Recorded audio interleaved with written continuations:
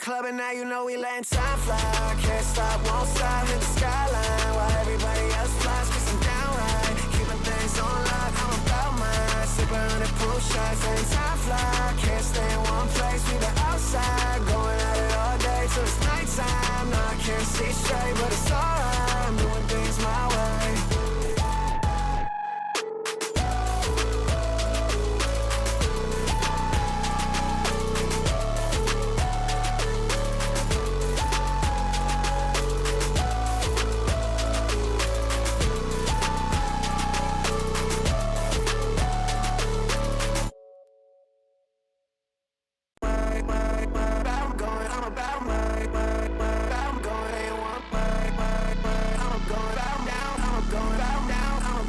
Letting time fly, can't stop, won't stop, hit the skyline while everybody else flies, cause I'm downright keeping things on lock, I'm about mine. Sipping 100 proof shots, letting time fly. Can't stay in one place, we the outside, going at it all day till it's nighttime. No, I can't see straight, but it's alright, I'm doing things my way.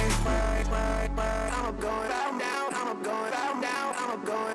Stay out of my business, attitude switching, no speed limit, chrome heart dripping, righting my wrongs, brighten that picture, future so blurry, couldn't frame it with a filter. So I don't know why I think, need some money in the city where the bags are. Took her out of work and now she never going back to it. Said it feels better when you come and put your hands on it. Oh yeah, don't got no money so you spending mine. Back to LA and now we going up. Came from the back and now we in the fun. Still in the club and now you know we letting time fly. Can't stop, won't stop, hit the skyline while everybody else flies, cause I'm downright keeping things on lock, I'm about mine. Sipping 100 proof shots, letting time fly. Can't stay in one place, we been outside, going at it all day till it's nighttime. No, I can't see straight, but it's alright, I'm doing things my way. I'm going, I'm about mine. I'm going in one way. I'm going down, I'm going down, I'm going. Vibing, driving, four-wheel driving, smoking at the house, I can feel the heat rising. Time spent, wilding, need a psychiatrist. Your lies ain't a purse, baby, I am not buying it. Can't stop now, got too much motion. You hide your emotion. I'm fully loaded. Don't ever I am just a drop in the ocean. You sort of don't know where I think. Need some money in the city where the bags are. Took her out of work and now she never going back to it. Said it feels better when you come and put your hands on it. Oh yeah, don't got no money so you spending mine. Back to LA and now we going up. Came from the back and now we in the fun. Still in the club and now you know we letting time fly. Can't stop, won't stop, hit the skyline while everybody else flies, cause I'm downright keeping things on lock, I'm about mine. Sipping 100 proof shots, letting time fly. Can't stay in one place, we the outside, going at it all day till it's nighttime. No, I can't see straight, but it's alright, I'm doing things my way.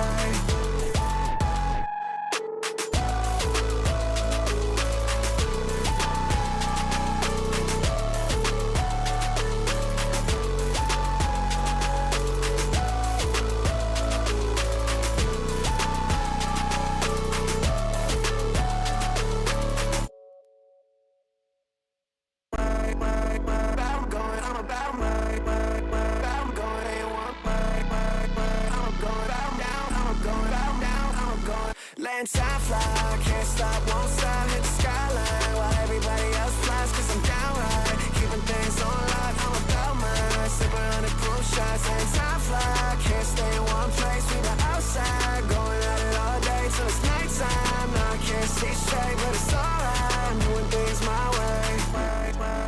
I'm going down, I'm going down, I'm going.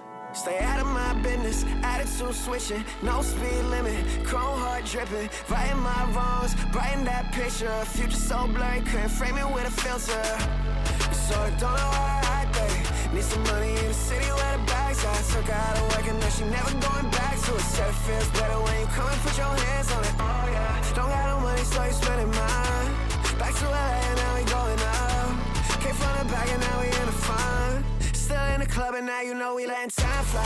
Can't stop, won't stop, hit the skyline while everybody else flies, cause I'm downright keeping things on lock, I'm about mine. Sipping 100 proof shots, letting time fly. Can't can't stay in one place. We been outside, going at it all day till it's nighttime. Now I can't see straight, but it's alright. I'm doing things my way. I'm going all about my way. I'm going in one way. I'm going down. I'm going down. I'm going. Driving, four-wheel driving, smoking at the house, I can feel the heat rising. Time spent wilding, need a psychiatrist. Your lies ain't a purse, baby, I am not buying it. Can't stop now, got too much motion. You hide your emotion. I'm fully loaded. Don't ever I am just a drop in the ocean.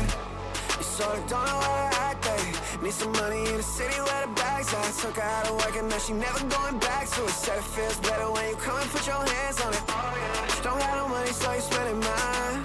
Back to LA and now we going up. Came from the back and now we in the front. Still in the club and now you know we letting time fly. Can't stop, won't stop, hit the skyline. While everybody else flies, cause I'm down right. Keeping things on lock, I'm about mine. Sipping on the proof shots and time fly. Can't stay in one place, we been outside. Going at it all day till it's nighttime. Now I can't see straight, but it's alright. I'm doing things my way.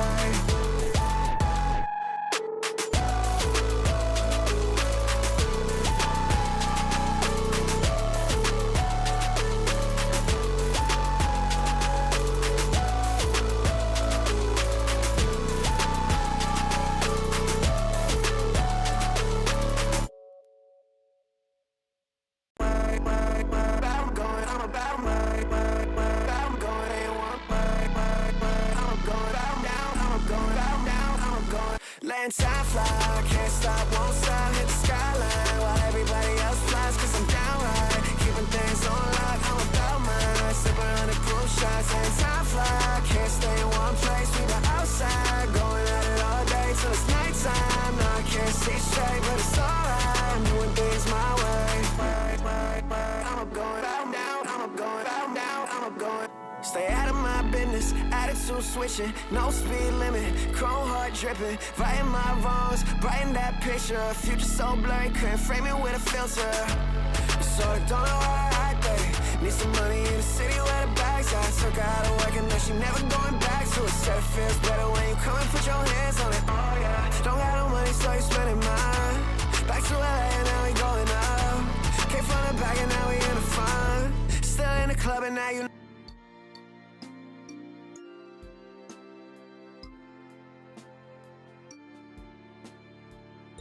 Sorry guys, give me 1 second. Just trying to get everything on screen. Where is the game? I'm live currently on YouTube, Twitch, and TikTok. And right now I'm trying to set my Twitch and Twitch and YouTube stream. TikTok can see me just fine. See my game just fine. See, can I get? There it is. Now everyone can see what I'm doing. Hi everyone, how are you guys doing? Make sure my fan. Oh no, my fan's already as low as it can go. I'm not turning it off though. So I'm sorry, TikTok stream. I know you don't have any filters, so you can honestly hear it, but my Twitch and YouTube chat cannot. I hope everyone is having a great day. I'm gonna open a quick soda real quick because I know my throat is gonna hurt after this. I hope everyone's doing great though.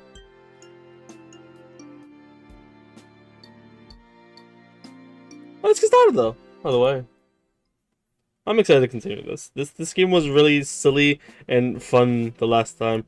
Oh wait, wait, load. not start a new game, please.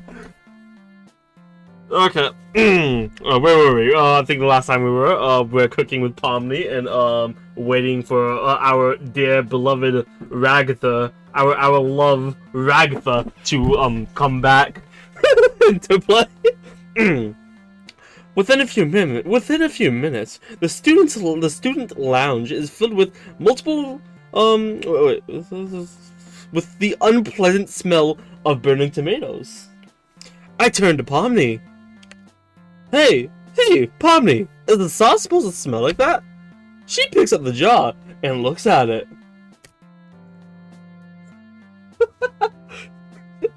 It's smoky Ramusco sauce. Yeah, that makes sense. It's smoky sauce. I mean, it's supposed to smell like fire. She reads directly off the label. Maybe it's supposed to smell like that.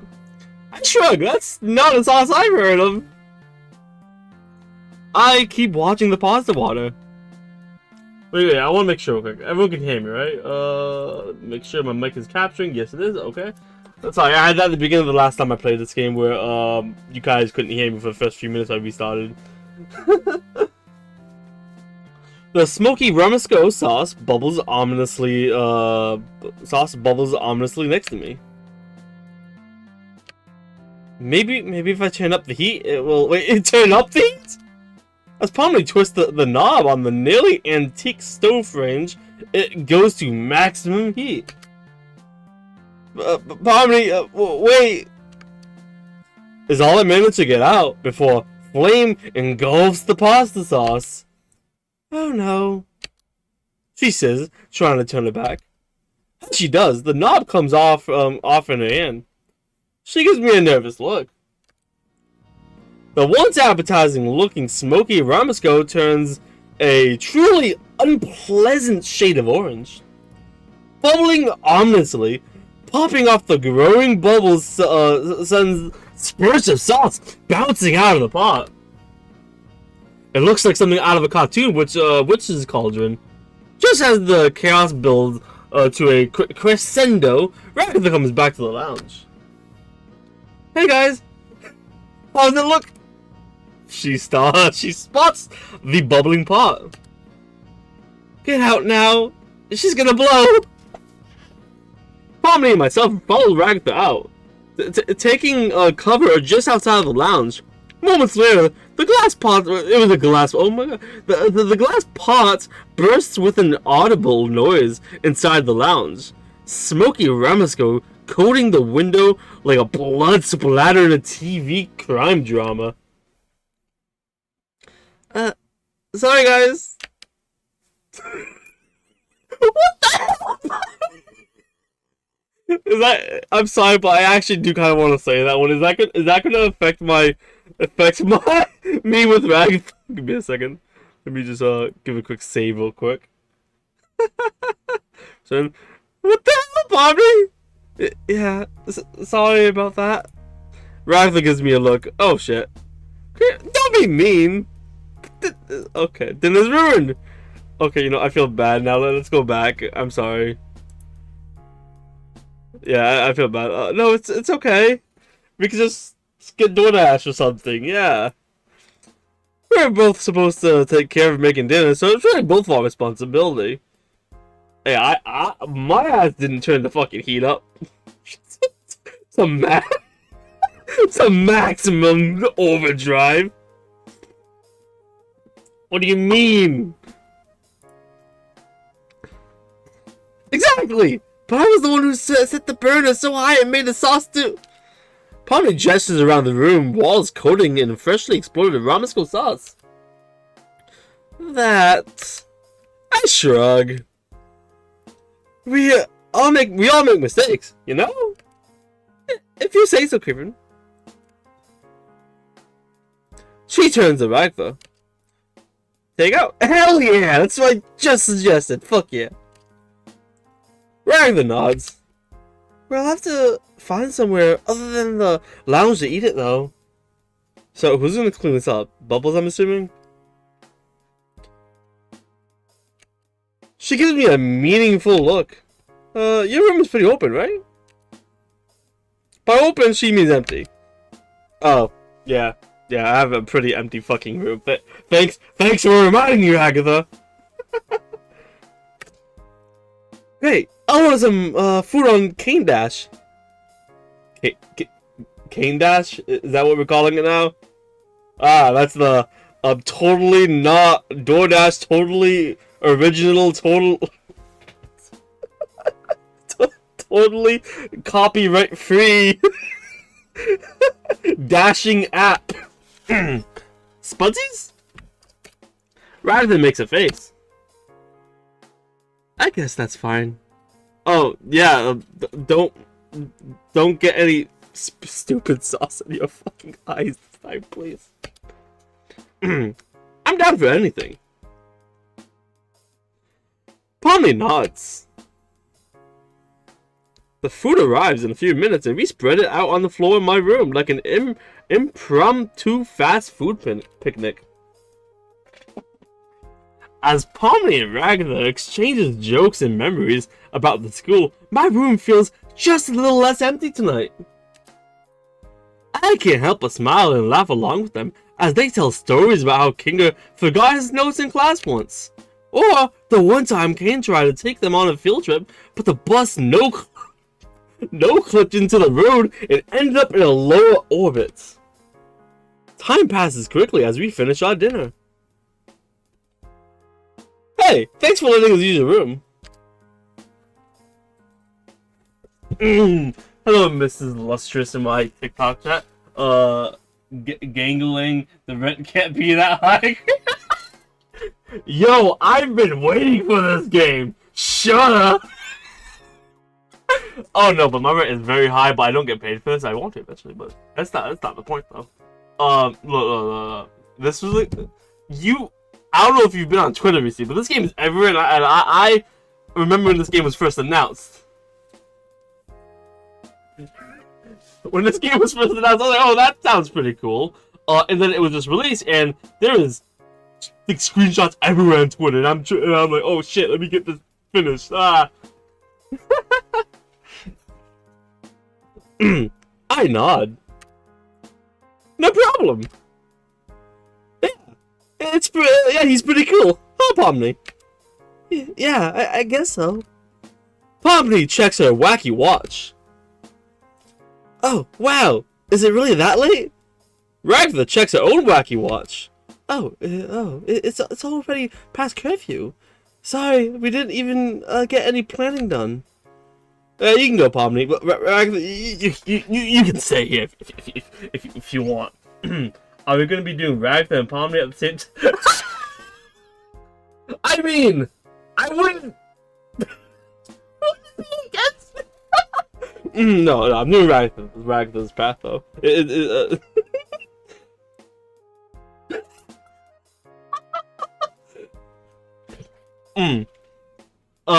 Pomni heads out, but Ragatha lingers for a few moments.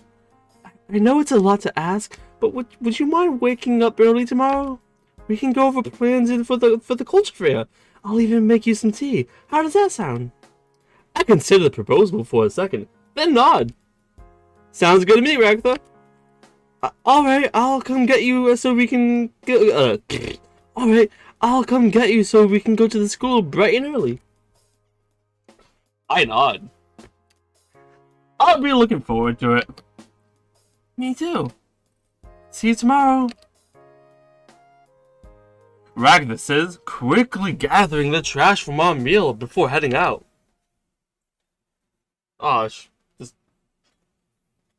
Ragatha, don't make me your knitting. Don't make me your knitting getting loose. Don't make me make your knitting getting loose. That's terrible. Day 2 complete. I awake earlier than normal to a knocking on my door. That must be Ragatha. Hey, Creepin'. Ready for our morning meeting? Coming. I grumble, making my way over to the light switch and flicking it on before pulling on a uniform. I don't even bother to fix the wrinkles in it before pulling it over my shoulders and opening the door. Morning. I mumble. I look down. Ragatha already has her tea set already, all packed up in a carrying basket, ready for the trek to school. The entire tea set is made from white porcelain and has a cute floral design. Hell yeah. It seems to suit Ragatha. You know, a cup of early grey can have just as much caffeine as a cup of coffee, and is less likely to give you the jitters. Oh, didn't realize I was reading Ragatha's line, sorry. Even against the morning cold and how early she woke us up, Ragatha's relentless optimism shines through. Okay, well, let's head out then. I wonder if her NAT IPs are also buttons. Oh, I just realized what you was confused for a second. I know what you. Okay. I say, trying to match her enthusiasm, but unable to mask the tiredness in my own voice. She at least seems to appreciate the gesture.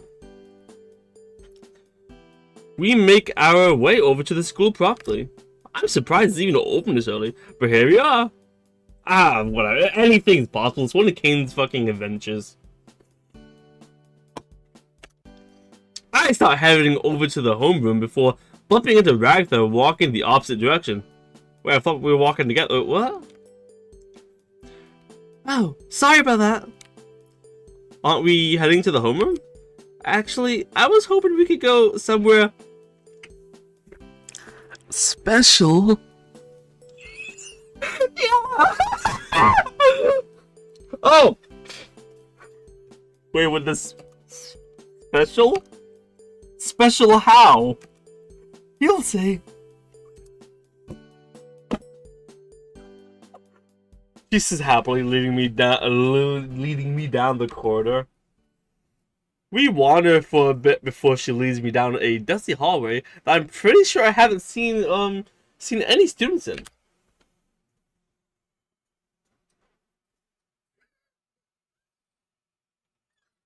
Never do that shit again, game. This lost just sent in my TikTok chat. I can't promise. No promises. I remember Ragatha showed me this part of the school during our tour. The fluorescent lights above us flicker ominously. After a few minutes, she walks up to the door, twists the handle, and with a creak, it opens.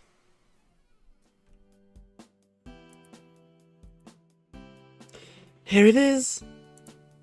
This is the place. Doesn't look all that special. So what is it? This is the place I go to when I feel overwhelmed. You? Overwhelmed? I say, half sarcastically. I know, I may seem like I have it all together, but sometimes I just really need to get away. I mean, I'm the class rep and the resident assistant. She laughs nervously. If anything goes wrong, it's basically my fault. Even class reps need time off, you know? I nod. Absolutely. Well, if you ever need to share your burdens, I'm here for you too. I really appreciate that, but I'm the one who volunteered to be class rep. As long as everyone else can be happy, maybe I can be happy too. Ragatha. I can't help but feel bad for her. Don't worry about me. I'm tougher than I look.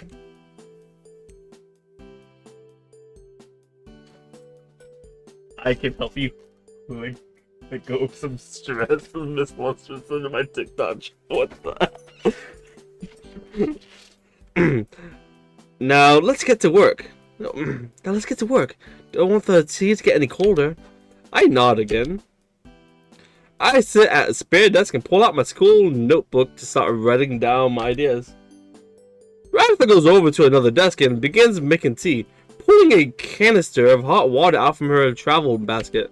At this point in the idea process, no idea is a bad idea, so I just let any idea that strikes me flow out into the page. Maybe we could have live music. What kind of foods do other students like? Maybe we could ask them, see if Caine can provide them. If Gangle and Zubla are doing art, maybe we could do it in art exhibition, or have them do art to help advertise stalls.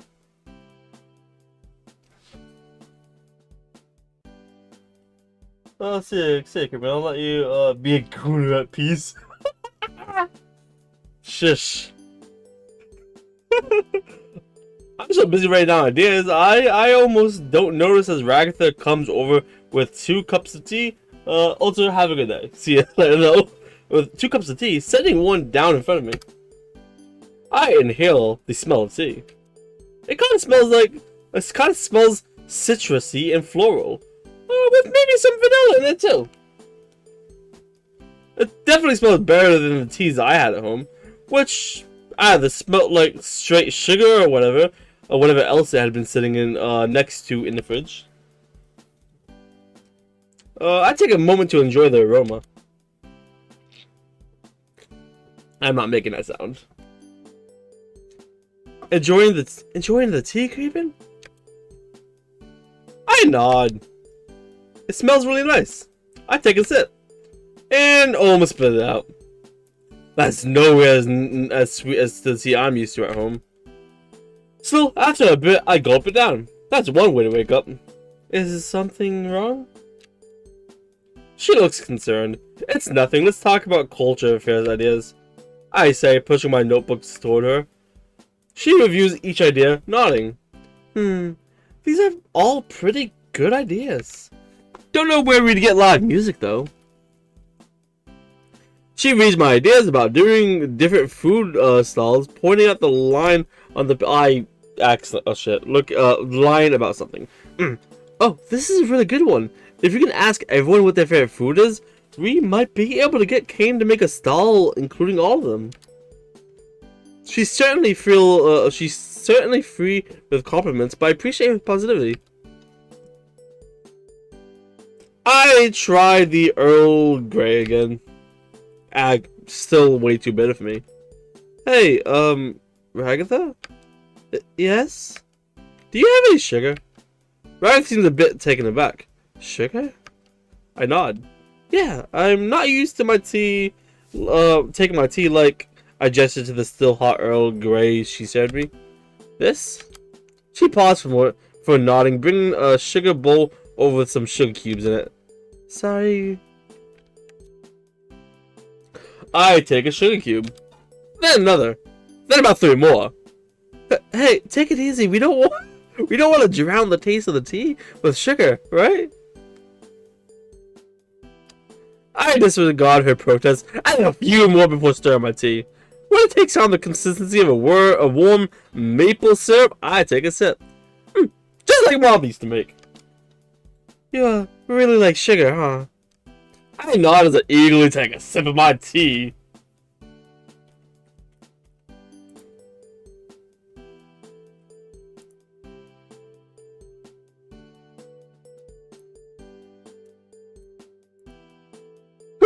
Give me 1 second, guys.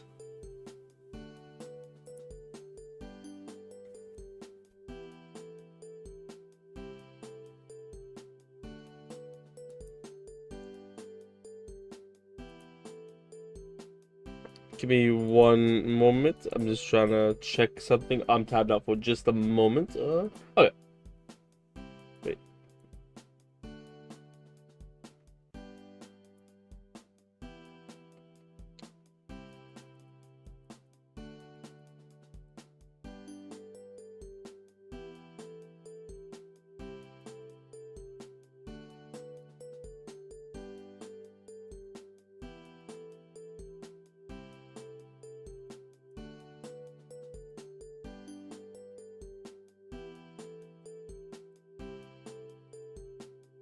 Okay.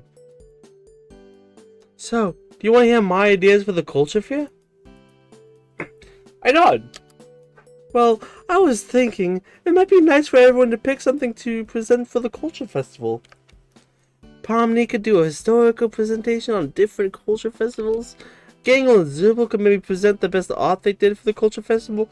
Oh, I would really like to see that drawing she was drawing earlier of Pomni with those very, very generous proportions. That would be present that, please.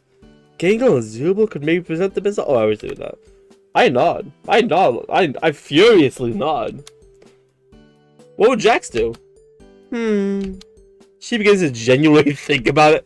Wasn't he supposed to help Pomni? I do seem to remember something about that.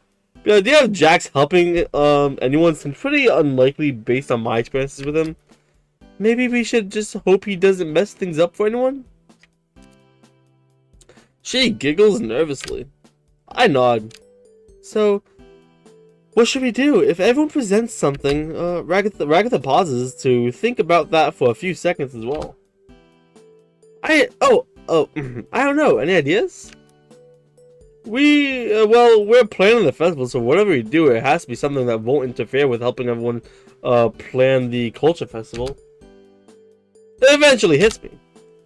What if we MC the presentation? MC? Yeah, I actually don't know what he's on either. I nod. You know, we can tell people about everyone's presentations, cue them to come on stage, and everyone talk about how we brought people together. I take another sip of my thoroughly sweetened tea. That's a great idea, Creepin. More tea? I nod. Ragatha pours me another tea, and I empty the rest of the sugar bowl into it. Ragatha just gives me a smile and I shovel cube after cube into the tea. I'll need to get some more sugar before I make tea for you again. You're all the sweet things I need, sugar. Oh, I am terrible. I nod and we both laugh as I drink the syrupy sweet tea. As we sip tea in Ragatha's special hideaway, I can understand why she finds the room so peaceful. Because Jax isn't in it. I'm assuming that's why. No signs of chaos from the rest of the school. No chance of someone walking in and interrupting the moment. I don't blame Ragatha for keeping this place to herself. Aw, making me feel all special. As the hour creeps on, we both reluctantly go to class. Still, we eventually have to. Ragatha checks her wacky watch. Whoa, time really flies when you're having fun, huh? Do we have to head to class already? Ragatha nods. We could just skip it. Oh yeah, you're a straight A student, of course. Yeah, no. We really should. I'd be pretty bad, class prep if I encouraged you to be late to class. You know. One wants to make Caine angry, right? Ragatha begins cleaning up the tea set. I help her, bringing the now empty sugar bowl over to her basket. I had a lot of fun planning with you today, though. Me too. Can we do this tonight too? Ragatha taps her wacky watch, checking her planner before clenching her teeth and sucking a bit of air in. Sorry, I have softball practice tonight. It's kind of the one thing I never let myself skip, you know? I nod. Oh, hey, I could join you do that too. I'm really good with softballs.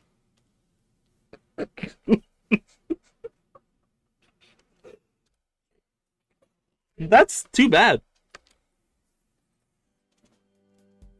An idea occurs to me as we finish cleaning up and heading for the homeroom. Wait, Ragatha, what's up? Can I come to your practice? Fuck yeah! Oh, I don't know. I'm not that good. You don't want to waste your whole afternoon doing that, right? No, I mean, I could just bring my notebook and keep brainstorming ideas, and then we can still walk back together, you know? Oh, I mean, if you want to. That would be okay with me. Cool, it's a deal. I'm looking forward to seeing you in action. That's really nice of you to say. I guess it'll be the first time I'll have a real audience.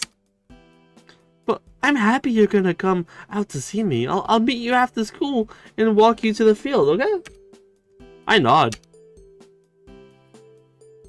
I dozed off a few times in the homeroom, still groggy from waking up so early to meet Ragatha and plan the culture festival.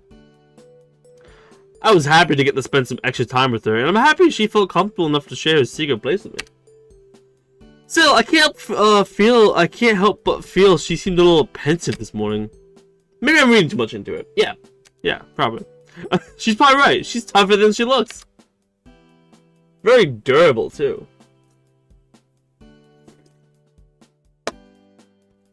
Right? Hey, are you sleeping? I feel Ragatha's hand gently shake me. Hey, sorry, I guess I'm not used to waking... Sorry, I guess I'm not used to waking up so early. Ragatha gives me a half smile before shaking her head. Right, sorry, I guess that's my fault. Before I can reassure her, the bell for lunch rings. Wow, I got nothing from that lecture. The thought of immediately disappearing from my mind as Ragatha excitedly tugs on me to get up from my desk. Come on, we got a lot of work to do. Right. I sluggishly rubbed my eyes before getting to my feet and following Ragatha out into the hallway. Wait, I'm sorry, but I thought we couldn't feel tired in this. Isn't sleep not even something we actually have to do? So how the hell does my character feel tired? Oh, am I an NPC? That's kind of what I thought at first until my character almost abstracted.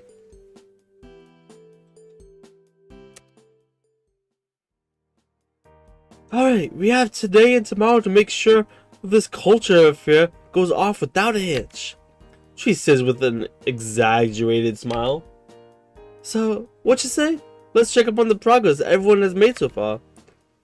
And then we can share some of the ideas we came up with this morning. She punctures her sentence with a jovial swing of her arm. I'm too tired to take the lead in this, but I would be lying if I said her enthusiasm wasn't at least a little infectious. First, we check out Pomni and Jax in the library. Oh, hell yeah. Pomni mutters to herself as she sits at the library table sorting through a few books. Hey there, Pomni.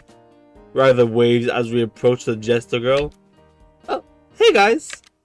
Pomni's voice is filled with a false enthusiasm that doesn't reach her eyes as we approach.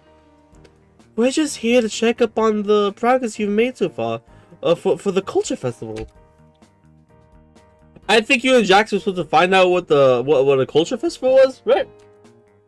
Definitely one of the weirder tasks Caine gave out, but I won't question his methods. Don't question Caine. That shouldn't have been too difficult, right? I said, giving her an encouraging grin. Yeah, well, you'd think so, she says, returning my enthusiasm. The way her voice trails off at the end of that sentence makes me think this won't be as easy as I thought. I can't find any books about anything I need. This library isn't organized in any way that makes sense. I spent all yesterday just taking shelves down to find anything relevant. Ragatha paused for a moment before responding. Oh, wait, I thought Jax was supposed to be helping you. Where is he? Pomni shrugs. Your guess is as good as mine. He ditched me on a Monday, said it was a waste of time.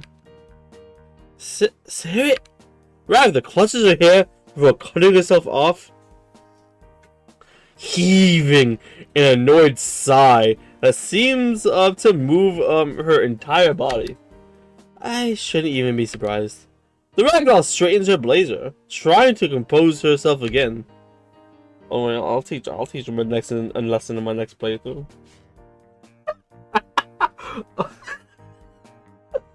Well, Pomni. Pomni, me and him was thinking of having everyone present what they've been working on this week.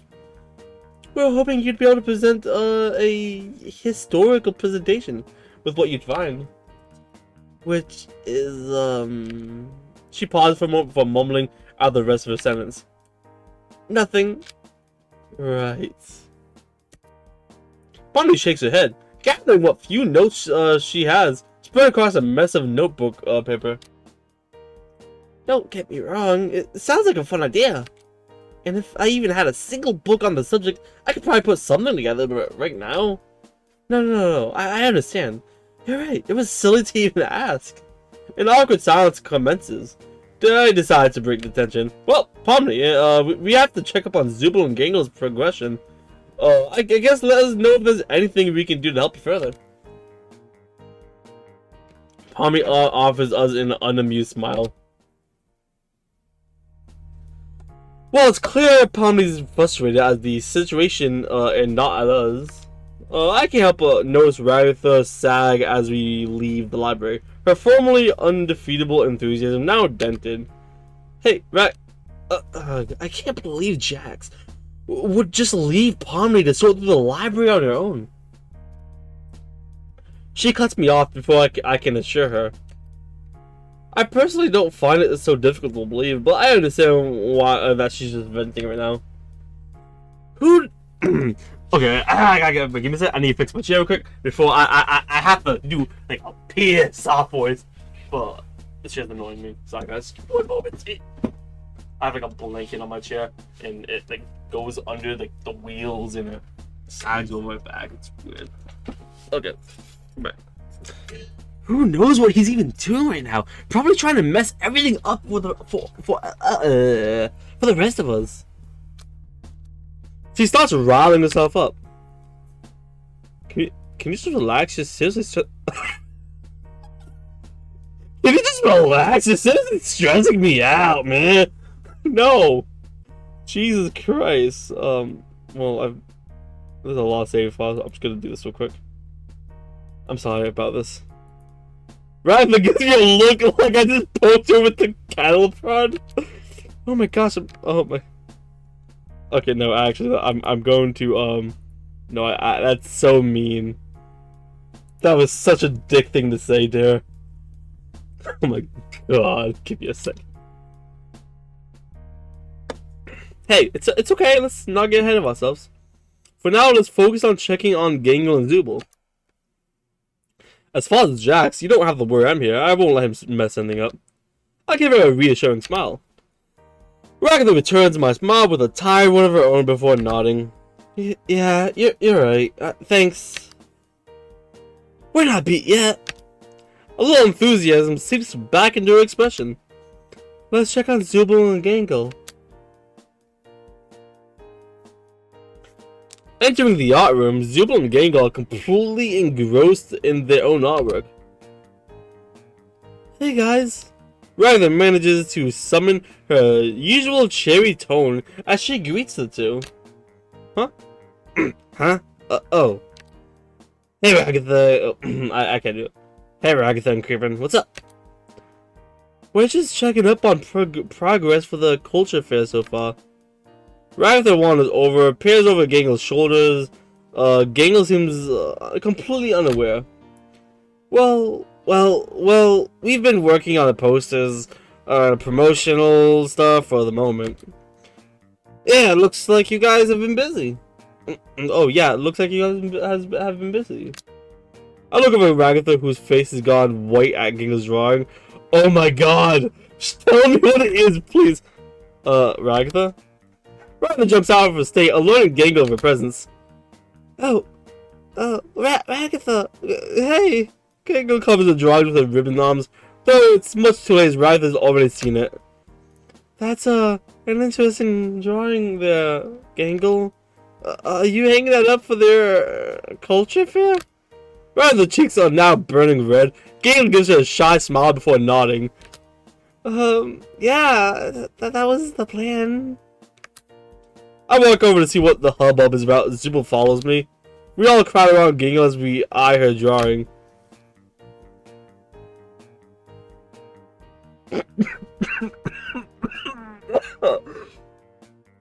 God. I approve of this. I approve. I don't know what Ragatha's talking about.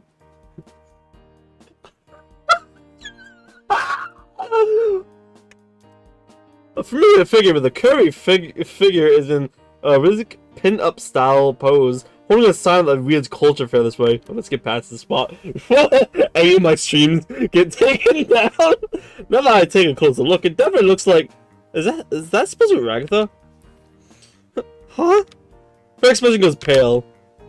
No way. Gangle clutches the drawings protectively. It's okay if you don't want me to put it up.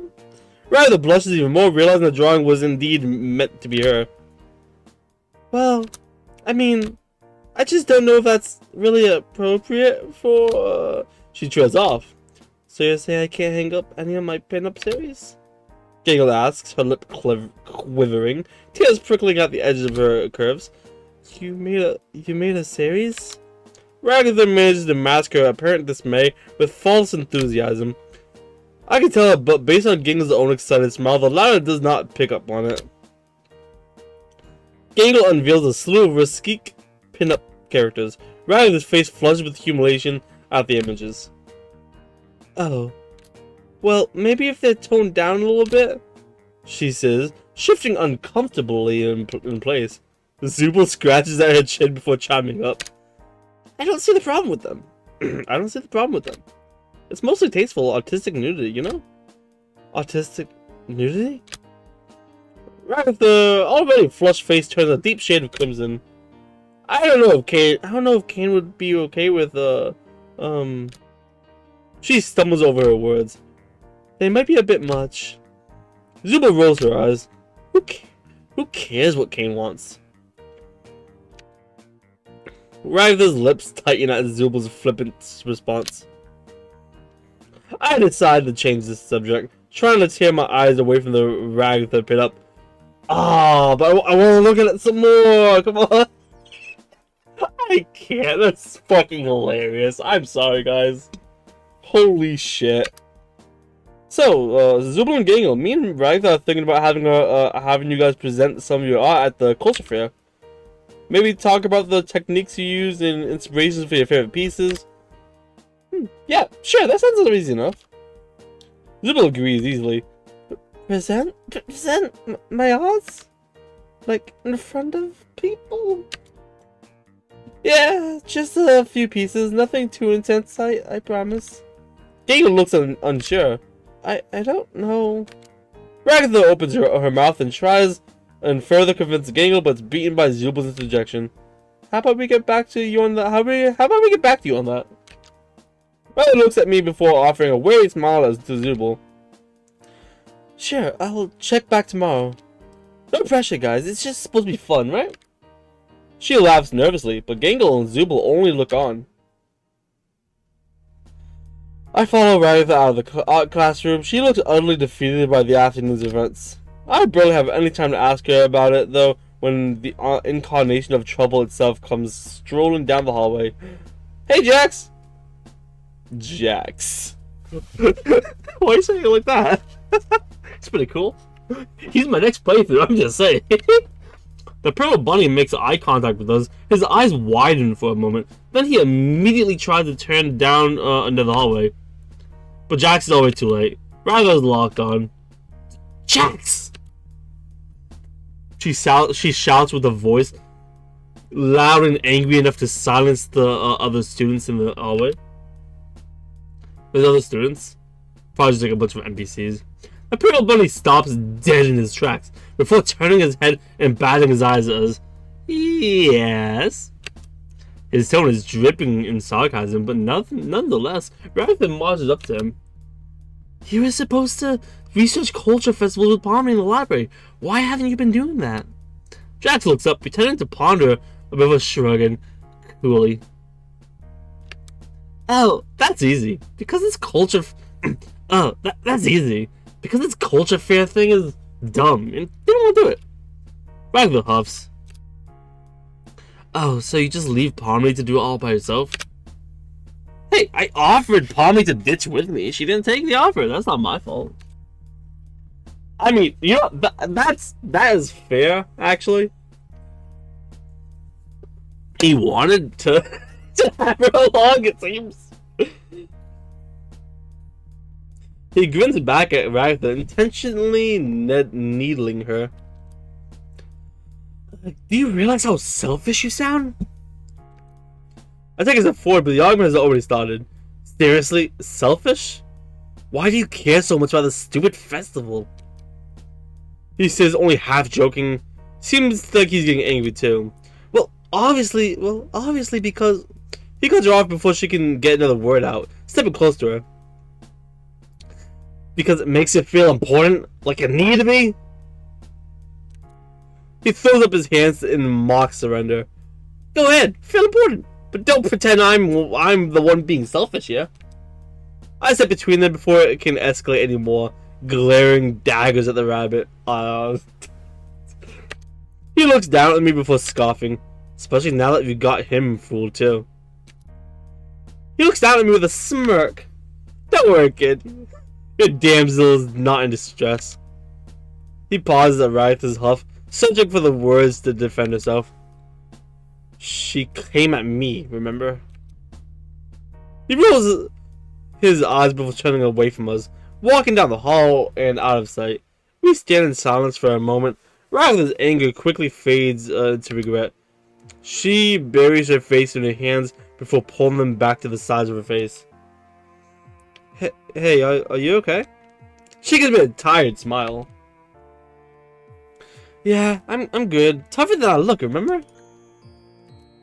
She gives me her best happy face, but I'm not convinced. Yeah, I know, but I still have softball practice, remember? She says, changing the subject quickly. I had almost forgot about her softball practice.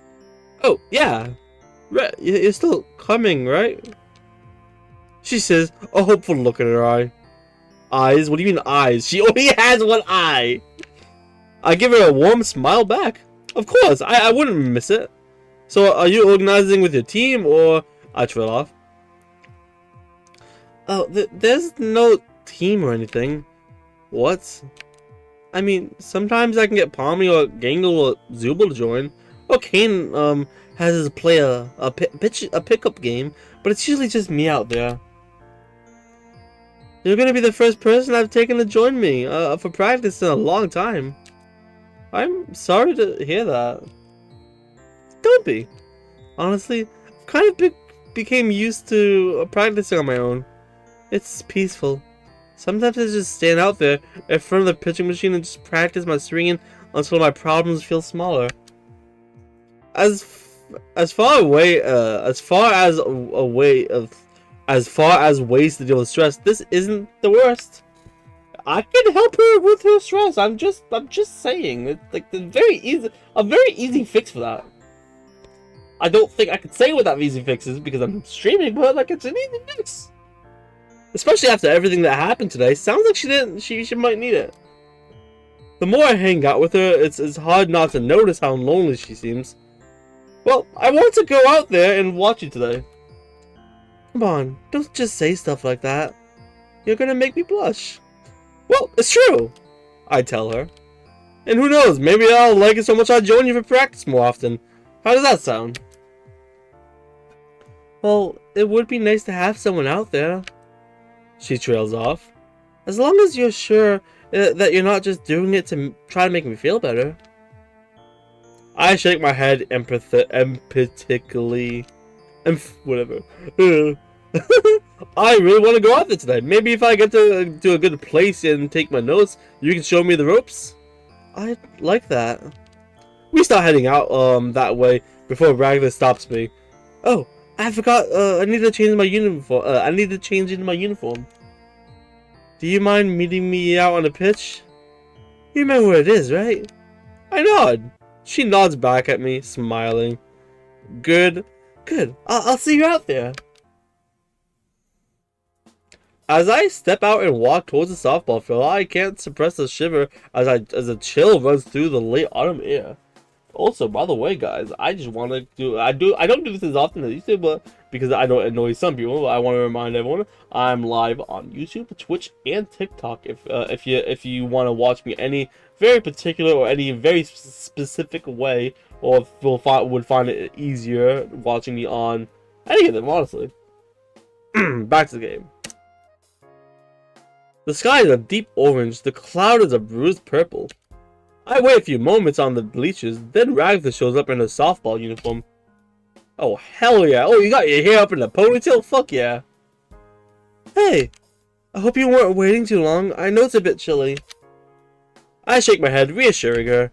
She makes her way out into the field, setting up a pitching machine as she makes conversation. So, how have your classes been going so far? I've only been here for like 2 days. I have no idea. I've only been in like 2 classes. Oh, you know, boring. Ragatha laughs nervously. Well, you should try to pay attention to them. As your class rep, I'm supposed to be in charge of your academic classes or successes.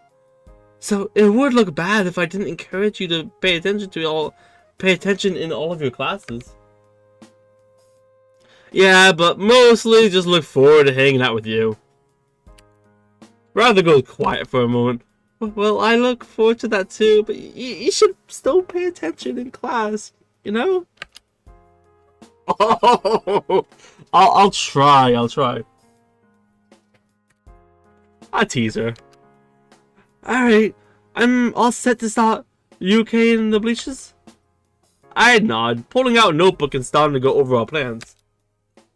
We forgot to ask the other students about which foods they want for the culture festival earlier.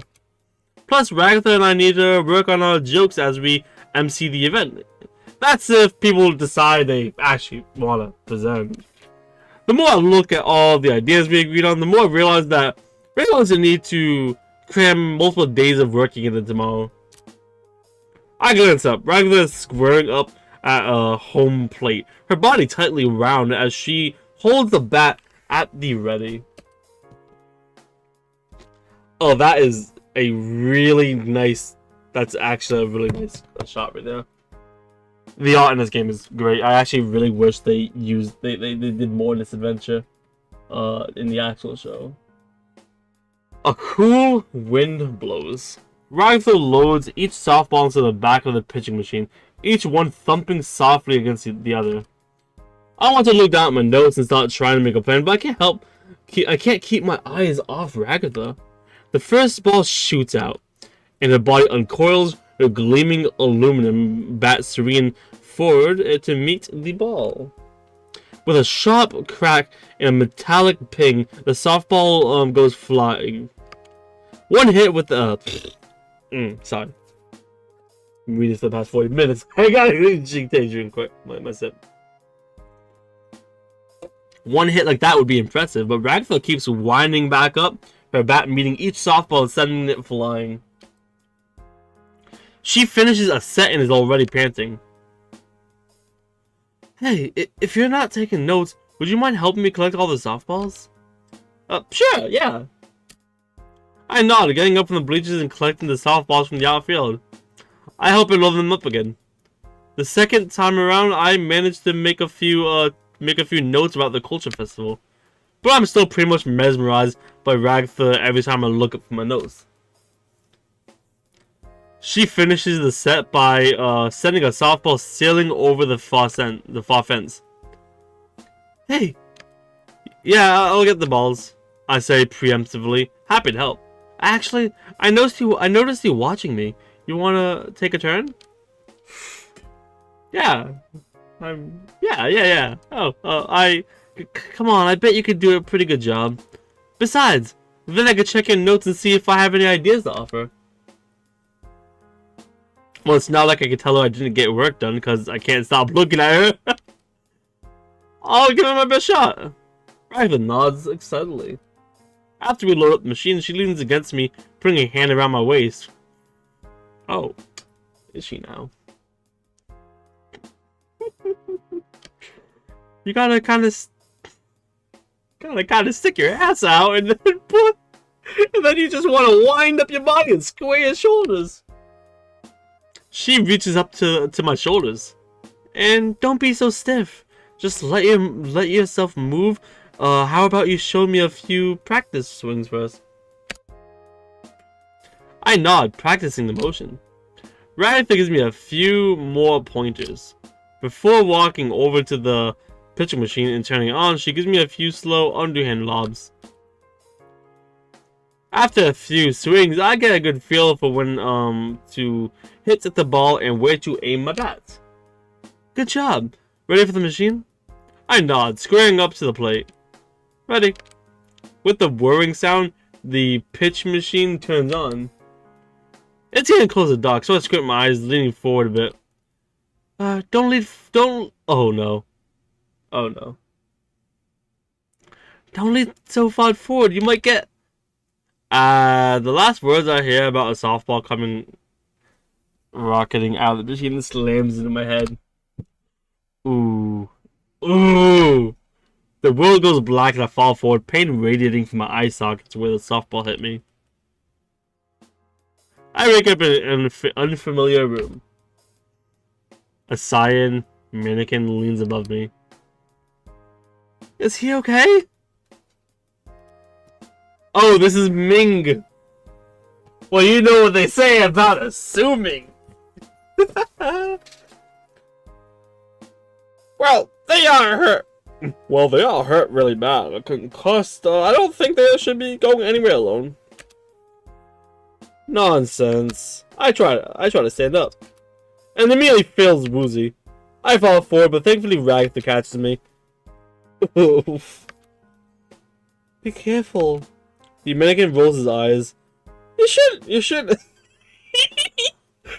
You shouldn't have assumed you were in good conditions to walk just because you felt okay lying on the bed. I mean, do you know what they say about assuming? It makes an ass out of you and me.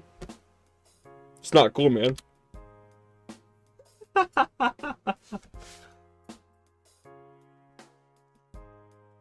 But the school is closing soon. Ragatha, can you take her back to his dorms? Of course. She says, lift me up and propping one of my arms across her shoulders. Let's get going, okay? Okay, Ragatha, let's go. I make my way out of the clinic on unsteady legs, leaning heavily on Ragatha the entire time. As we make our way out of the school entrance, I'm really grateful to be so close to her. She's so warm. I bet she is. Oh, hi ZZ41, welcome to my YouTube chat. What part did you come in on? I'm just curious for a friend.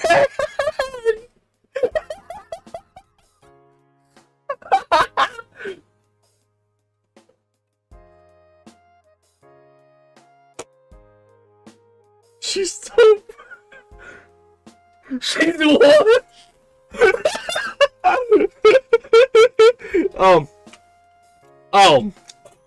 Let's continue. Thanks, Ragatha. Don't mention it. The nurse's office? Oh, okay. Oh, you mean Ming? I mean... Don't us. I came in during the nurse's office. ZZ41 says. Yeah, I mean, there's nothing wrong about what happened in there. Not yet, at least. Probably. It's just Ming. I mean, you know who Ming is, right? Guess this means I won't be seeing you at softball practice in the future? I wouldn't say that. Really? Yeah, gotta get back up if you get knocked down, right? I say, putting on a brave face, but I can't help but suck in air as we keep limping toward the dorms. The softball hit me pretty hard, and I still have a pretty bad headache. Take it easy, okay? Yo, I think I'm gonna have a really hard time,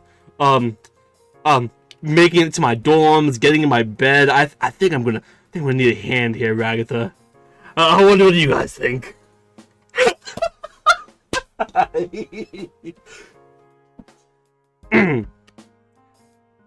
She says, help me up the stairs as we arrive to the dorm building.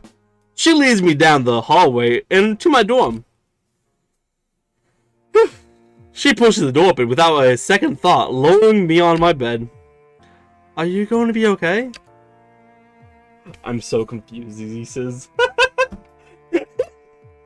I don't know if you've seen the show, The Amazing Little Circus, but there was this adventure that was in like an anime art style, and it never got went through, and it never got too much screen time. So someone made a dating sim based off of it, and it's really fun. It's really silly. It's really funny. Probably. Hey, you need to take this seriously. Even if I'm not okay, it's not like you can stay here with me. I say, remembering how insistent Ragatha has been up to now until about the curfew. Okay. Well, I mean, this is a special case. Is it? Oh. If you need me to stick around, I think Caine would understand. Well, I guess I wouldn't mind somewhat. It is. I'm very excited for the movie. Let me change the subject for just a second. Oh, in my YouTube chat, someone says, I have seen T80C. It's a beautiful show. And you are so completely correct. I love the show so much. I have like a Jax, I have like a big Pomni plushie and a made Jax plushie right behind me. It's awesome. I'm excited to see the movie. Well, I guess I wouldn't mind some more tea. Without another word, Ragatha gets up and fetches her tea set. She returns swiftly, bringing me up a steaming cup. Do we have sugar still? The cup of tea she pours me this time smells herbally and kind of sweet. So kind of reminds me of a smell of apples as I inhale the aroma. This smells nice. What is it? I can't pronounce it right. I'm sorry. It's good for relaxation. I take a sip. Bletch. Sorry, I haven't had time to restock on sugar. It's okay, I'll manage. I say, smiling back at her as I sip the tea. My eyelids feel really heavy. Ragatha puts a hand on my shoulder. Thanks for everything today. I'll be here tomorrow morning to check up on you and take you to. Oh, you're not gonna spend the night here? Oh, I was kind of excited for that.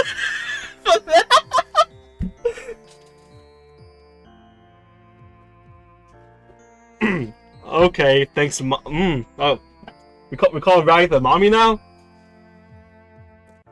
I'm terrible, and also by the way, I'm probably gonna make a compilation of every time I sing for someone. My second playthrough. This is Goodnight Jax. I look forward to that. Okay, thanks, Mom. I say the words slipping out of my mouth before I know what I'm saying. For a moment, Ragatha's expression shifts, but it's too fast for me to get a read on how she reacted. Ah, well. Sorry, I meant thanks, Ragatha. Don't mention it. Sweet dreams, Craven. Well, not sure what her reaction was about, but that's okay. Oh no, I understood now. You're calling Ragatha what? Hey, shush. She would be. Oh, I can't. I can't. I just now, all jokes aside, I just realized why she reacted the way she did because of her own parents' issues. I feel bad for making that joke.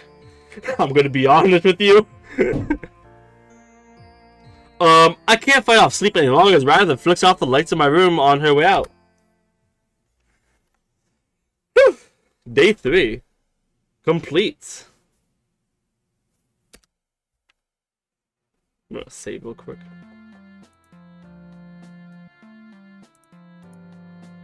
There you go, return. I wake to the next day to the knocking on my door. Hey, are you ready to go to school today? I get up and immediately lie back down, searing pain coursing through my head. Yeah, give me a. I try again. Before I can protest, the door flies open and Ragatha bursts in. Hey, are you still hurt? Oh no, this is my fault. No, Ragatha, I'm fine. I say, trying to get up, but the pain is still a bit too much. You're clearly not fine. She says, lowering my head back into the pillow. Oh, this is all my fault. If I hadn't asked you to join me for my stupid softball practice. Ragatha, I wanted to join you for. Evan in my YouTube chat is asking how the game is downloadable. It is currently on itch.io. The person who made it is uploaded it to there.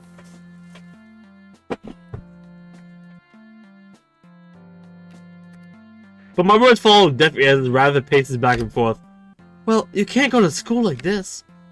Ragatha, come on, I can make it in. I can't, I say, gritting my teeth as I manage to push myself up into a sitting position.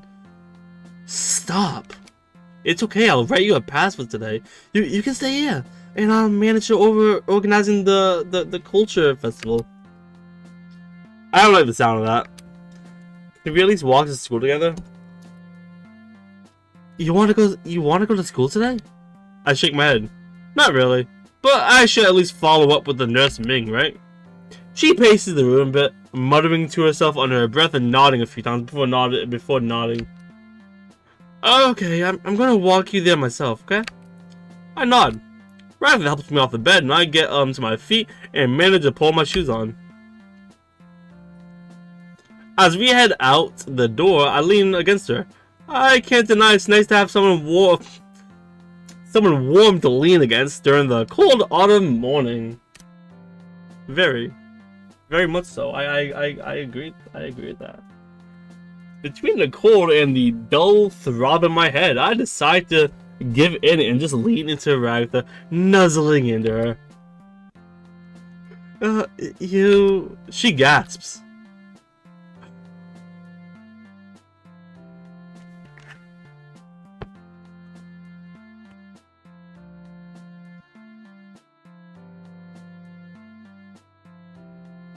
I might need a second.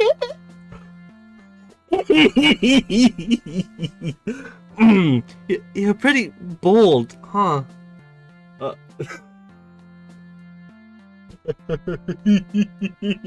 I'll be right back. I'm gonna go grab myself another soda real quick. I'll be like 10 seconds. I promise. I'm so sorry.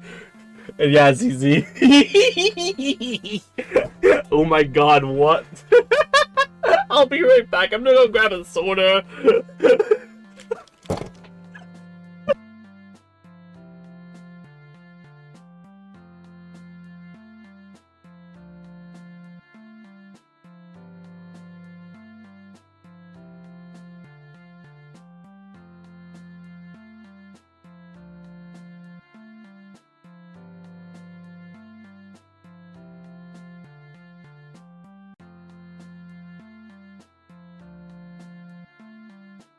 I'm back.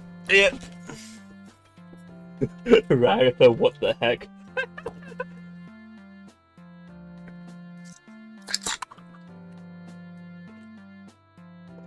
Well, let's get move on this.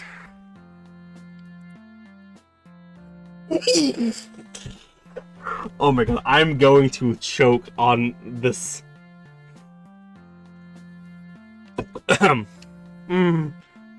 Warm.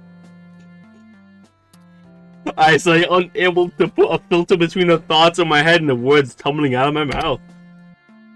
She pulled me a little closer. Nah, this is crazy. I promise it's good.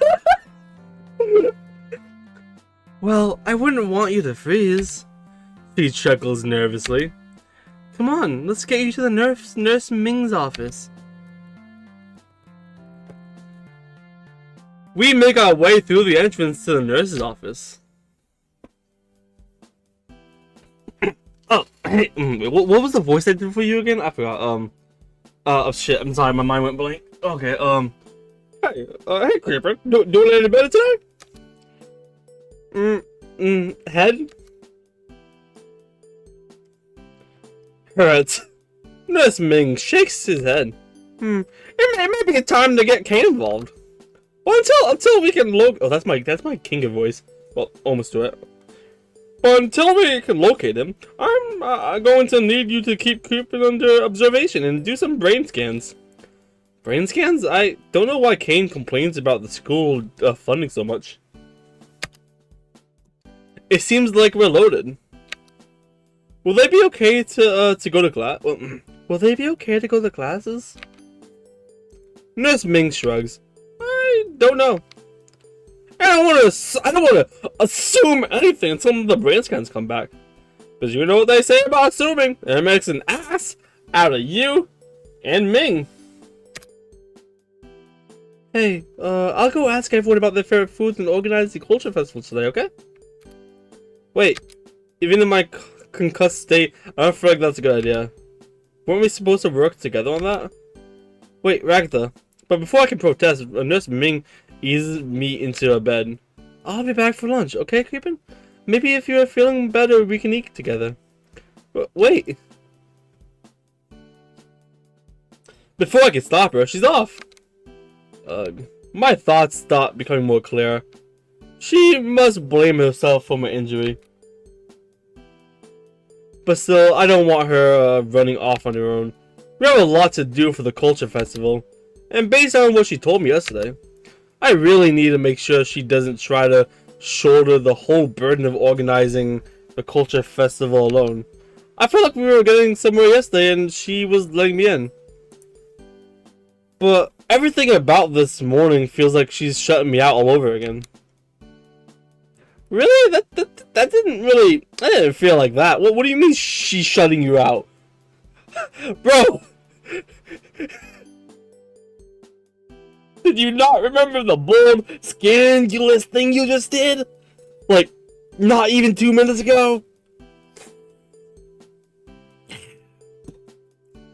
Okay. I let out a frustrated sigh as Nurse Ming puts an EEG cap on my head.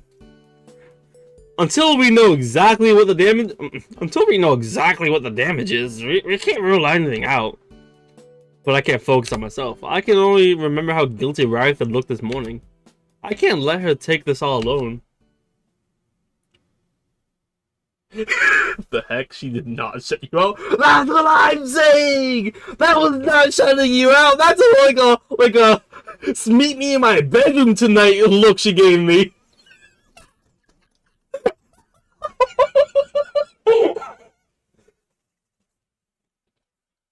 I have to help Ragatha. My eyes flutter close. Culture fair. I come to in Nurse Ming's office. As my vision unblurs, I can see our strange principal. Oh, hey, Caine. That suit looks really good on you. Agads, a student in peril? He looks down at me. Principal Caine? Me! He does a little flourish in the air and freezes this, smiling toward me at indeterminate point for a few seconds. I break an awkward silence. What are you doing here? Why, I'm fixing you up! He smiles down at me with his terrible teeth. He produces a heavy-looking blue plastic mallet. And a 1, and a 2... No, wait! The hammer slams on my head before I can stop him. And yet, just as the hammer connects with my aching head, suddenly everything goes right. I mean, I've seen what Caine can do. He could just... Ow! Why did I hurt so much? Ow! Fuck! I just snapped my fingers and my wrist hurts now. Ow! Okay, my joke is gonna be he could just snap his fingers. He didn't have to slam a hammer to my head. And yes, Caine. He's awesome.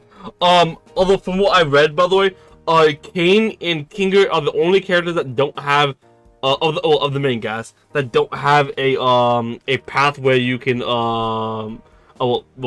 do the dating sim shenanigans.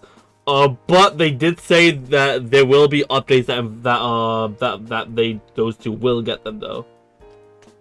They're just writing those pathways to tuition. Just the hammer. Oh, wait, I already saw this. Huh? That worked? Well, mostly right. My thoughts still swim around my head in a disconnected mess. But I'm at least able to get my bearings to stand up. Thanks, Caine. I'm feeling a lot better. You really should stay just for observations. You shouldn't just assume you're alright without being absolutely sure. I agree, but there's no time for that. I need to find Ragatha and help her with the culture festival. I wander through the halls. She could be anywhere. Eventually, I make my way to the library.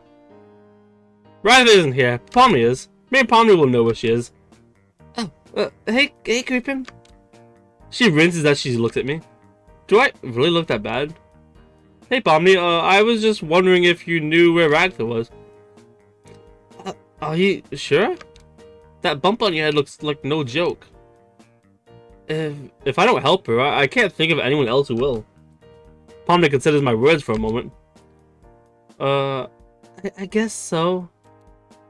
But to be honest, I haven't seen her all day. Huh? What? Not even... Wait, what? What do you mean you haven't seen her all day? Did she literally just go out to look for you guys? She's not about to distract, is she? Bro, we were doing so good this morning. Pomni shakes her head. That's not like Ragatha. I feel like I might know where she is. Oh, yeah, she's probably in the room that she showed me earlier. No problem. She almost waves me off before stopping me. And if you do find Ragatha, can you let her know I found a book in culture festivals? So I'll be able to do a little presentation like you guys asked for before. She gives me a small smile. Sorry if I wasn't really helpful yesterday. I return a smile. No worries, I'll definitely let Ragatha know when I find her. I almost turned to leave again before I remember. Oh, Pomni, did you have any snack or food requests for the festival tomorrow? Pomni blinks at me before scratching her cheeks. Oh, maybe pretzels? Or something like that. Abstract because I can. And that's... I mean, that's like the biggest fuck you she can do. Like, you know what? Fuck all of you. I'm gonna go abstract now. Dicks. No, that's terrible, actually. I nod and take the mental note before heading back out to find Ragatha. I run into the hallway. Where was it again? I try to remember the way, realizing how truly massive this school is. After searching around for a bit, a familiar abandoned hallway appears before me. I walk right into the door of a disused classroom Ragatha showed me yesterday. She's inside. I can't imagine why she's in here.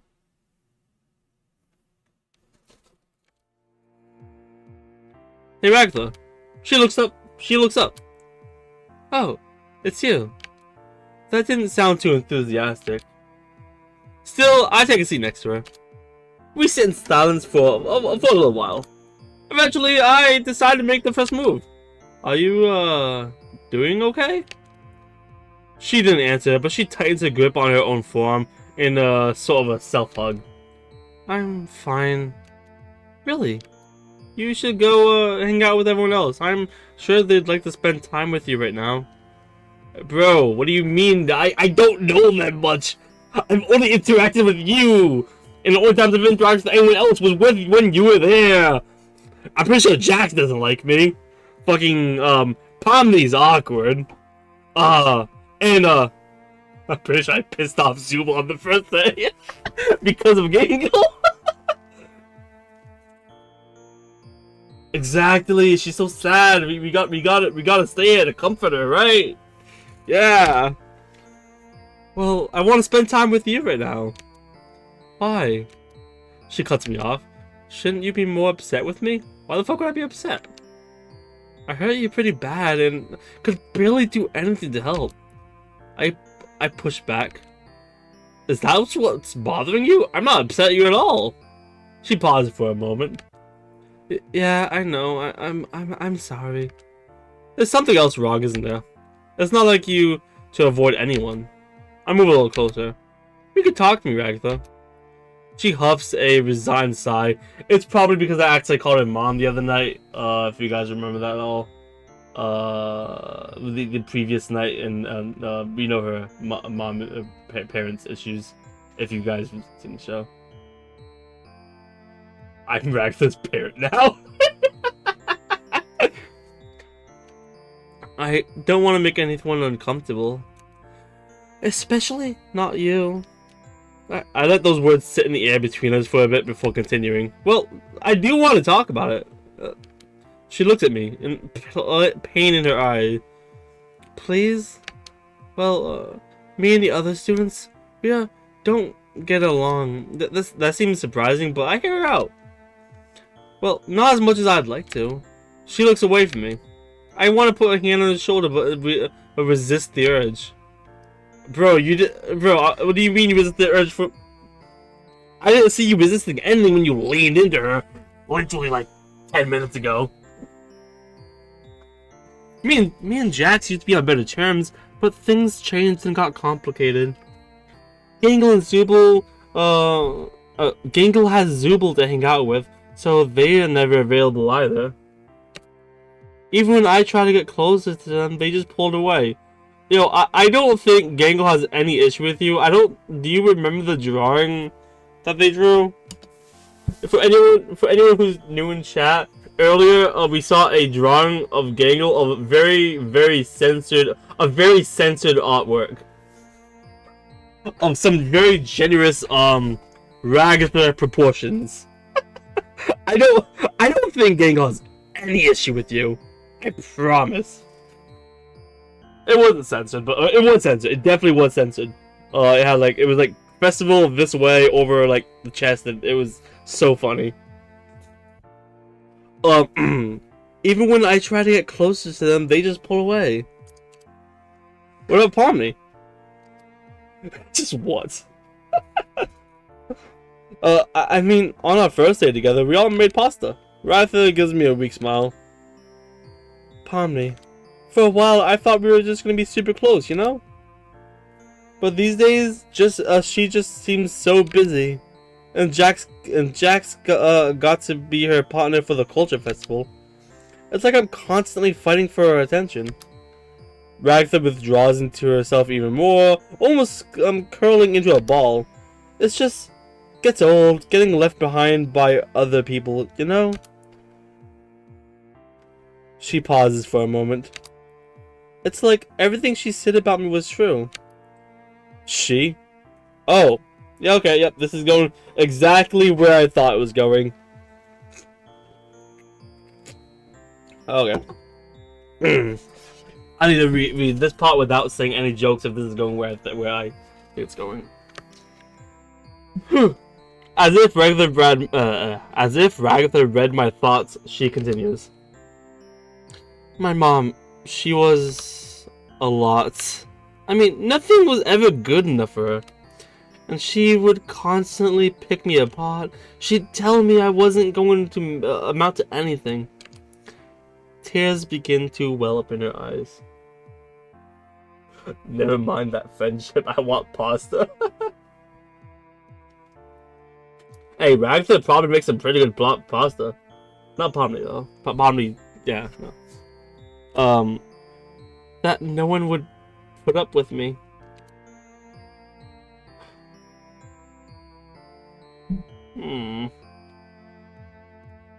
The tears flow freely, and I lean forward as she rests her head on my shoulder. Ragatha, I'm so sorry. It's just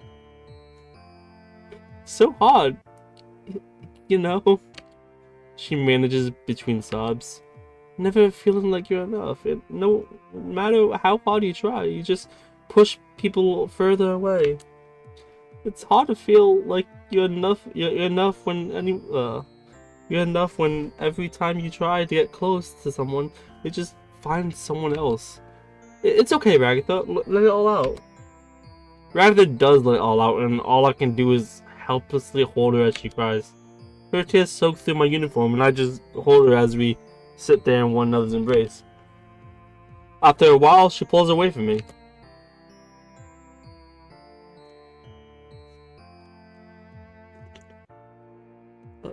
Thanks. I feel a lot better. She looks up at me. You're a really good listener, and a really good friend. Well, I care about you, Ragatha. A lot. And I think you mean a lot to a lot of people around here. I think if everyone knew how lonely you felt, they'd come together just to try to help you cheer up.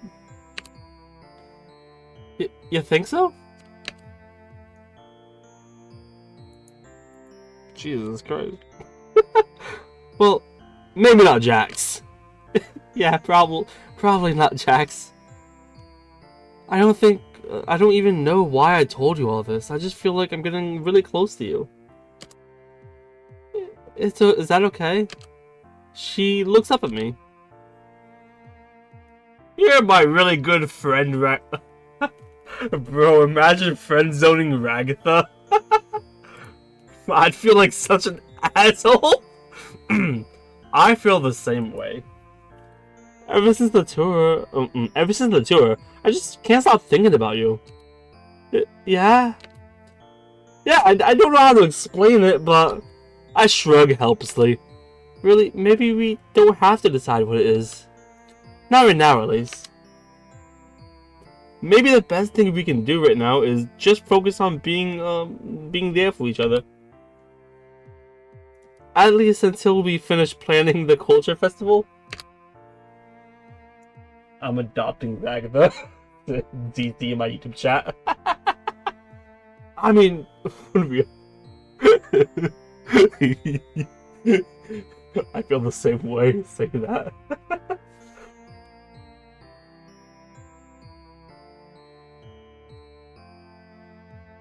Hello, it is I, Potato Joe 123456 from Twitch. Oh hey, I remember you. You were here on my first stream. Hell yeah. Hello. She looks up at me with hope in her eyes.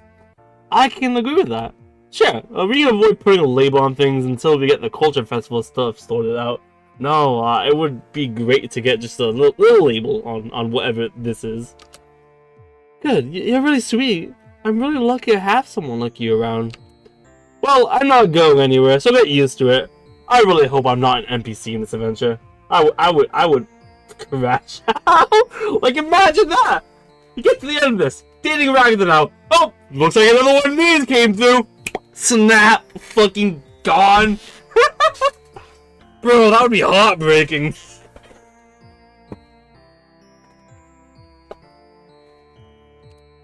And besides, you walked me home after I got a concussion. It would also make sense the fact he got a concussion, because I don't think I got to Liam Sweat on here, so you don't have to call me a potato. I go by Liam. Oh, I'll call you Liam Sweat. Liam, okay.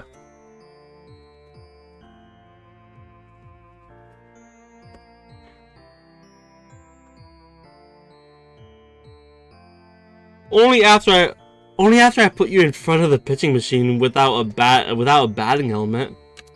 Oh yeah, you know what? You're right about that one. Maybe so, but still. What do you say? Let's finish organizing this festival. Raven nods in agreement. Oh, I talked to Pomni earlier. She said she found a book on culture fairs, and that she thinks she'll be able to do a little presentation for the fair. Really? Yeah. So now we just need to check back in with Gangle and Zubul. Ragatha wiped her eye. Thanks. I don't know how I'd do this without you. Let's just be grateful you don't have to. I smiled at her, picking myself up off the floor and reaching out a hand to help Ragatha up. She takes it and gets to her feet, smiling up at me. My heart skips a beat as our hands meet. It feels like electricity crawling up my arm. I try to hide my excitement. This is beautiful. Yes it is. ZZ in my YouTube chat.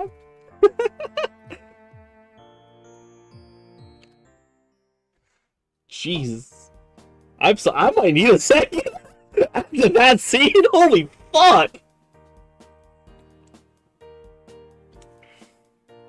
I'm glad I have some tissues on my desk already. Jeez, Christ.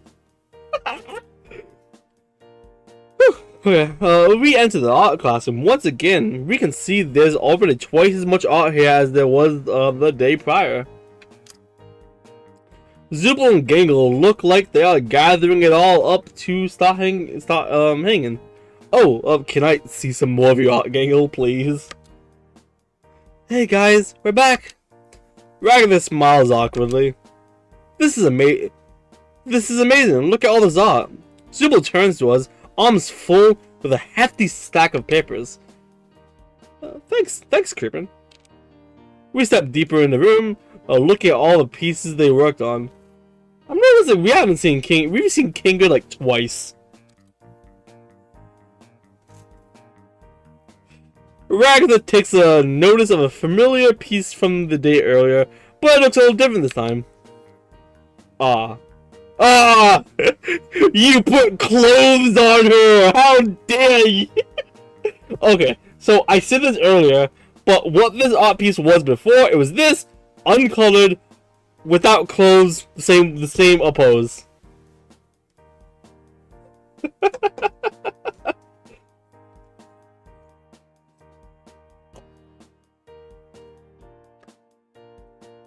Oh, is this the same one? Gangle approaches cautiously, a small smile on her mask. I took your advice and tried to make it a little more appropriate.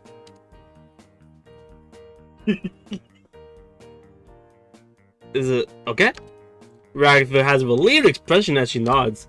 Yes, thank you for that, Gangle. Gangle smiles at the assurance.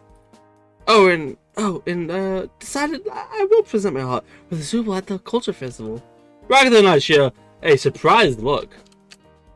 I'm sorry, I'm having a hard time doing a Gangle voice because of the fact that I'm kind of doing a slight, like, toned down whispered voice for Ragatha already. So I'm trying not to just mix voices by accident.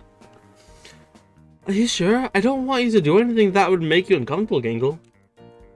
Gangle nodded. Public speaking isn't really something I like, but... She smiles up as shyly. I want to contribute just as much as everyone else. Even if it's a little scary. I can't help but let out a little sigh of relief. That's one less burden for Ragatha and I to deal with. Besides, I can present my print-up series. Jingle smiles up at us. What did the first drawing have? Okay, so it was basically that exact same drawing, but uncolored and without the dress. But she still had the signs there, so it didn't technically show something, but it had like a tiny bit of cleavage and like very visible thighs. And you're on my YouTube side that you probably rewind it, but I don't know. It was so funny.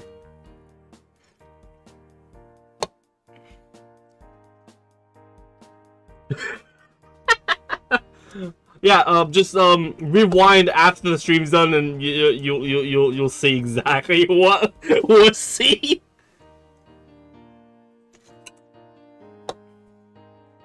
Gangle smiled up at us cheerily. Ragatha scratches her cheeks awkwardly, but returned to smile. Okay, looks like we both have you down to present tomorrow. Oh, did you guys have any requests for food?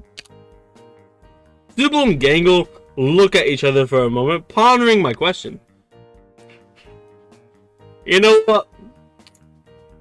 Fair. That's so fair. I would probably say the same fucking shit.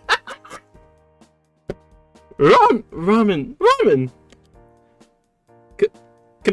Kebabs. I jotted down the request in my notebook before the turn. I have no idea what the hell Zubul just said. I'm so sorry. I have no idea what that thing is. Kebabs? What is a kebab? Because I'm genuinely gonna look this up real quick. Oh, is that what it is? Or are you just making the suggestion of yourself? Oh, kebabs are just like this, like kebab with like meat and like vegetables and stuff. Okay.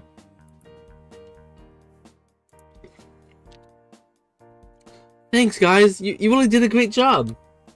Gangle and Zubul nod at us appreciatively. We both head out for the day. I look down at my notes. Oh, sorry. I can't get my hands on this keyboard. Hey, it looks like everything is going to plan. I'm gonna save real quick. Holy shit. That was a lot.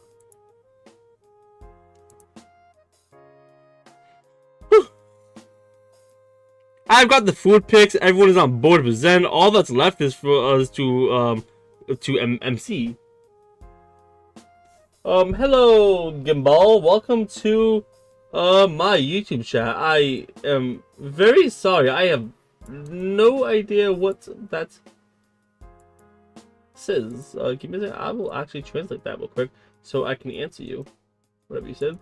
And I hope there is gonna be pasta. Like there better be.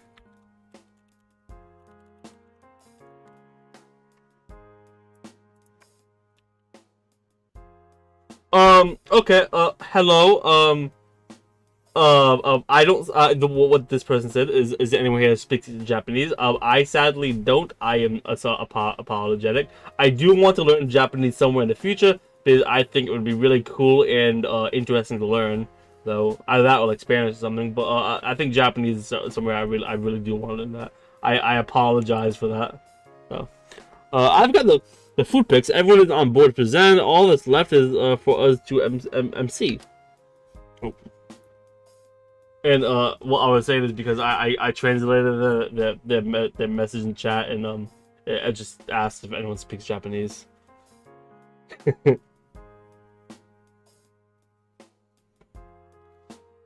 All that's left. Oh, yeah, I read that like 3 times. Ragatha huffs a relieved sigh. I just hope Caine is satisfied with it. He says wearily. And I am! Caine pops into existence in front of us, as if merely speaking his name summoned him to our location.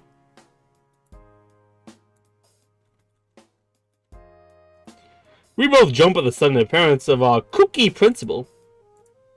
Congratulations, Captain Ragatha. You two have put your blood, sweat, and tears into making sure this culture fair goes off without a hitch. It's a pretty big responsibility to keep all your classmates in check and make sure they stay to task, but you two did it. He gives us a big, exaggerated thumbs up. And for that, you both got a super duper extra surprise. He flourishes in the air, confetti popping from seemingly nowhere. A special surprise? There's no part that I'm abstract. That's what I said! For one night only, you two get to choose a sparkly new location to spend some much needed time winding down for the week. Oh, so wait. Let me get this straight. We get to choose a new location to spend some time in, together, alone. And this includes nighttime. I'm assuming. I think I'm ready. Okay, so what was... As he finishes saying this, his mouth stretches wide open. With a sound like an old fax machine, a piece of paper with a gold emblem of Caine slowly extruded. It reads, Certificate of Accomplishment. Ragatha and I look at each other. I take the paper. It smells vaguely of cotton candy and is somehow completely dry. On it, along with some words of praise, is the offer for us to go to a location of our choice. That sounds nice. Any idea where you'd like to go on this fine evening? Caine pushes, returning to his normal state. Ragatha looks at me. Did you have anything in mind? Not really. You can choose. Ragatha seems surprised. Yo, Caine is... Yo, okay. ZZ says in the chat, on YouTube chat at least, Caine is not a printer. Yo, Caine is whatever the hell he wants to be.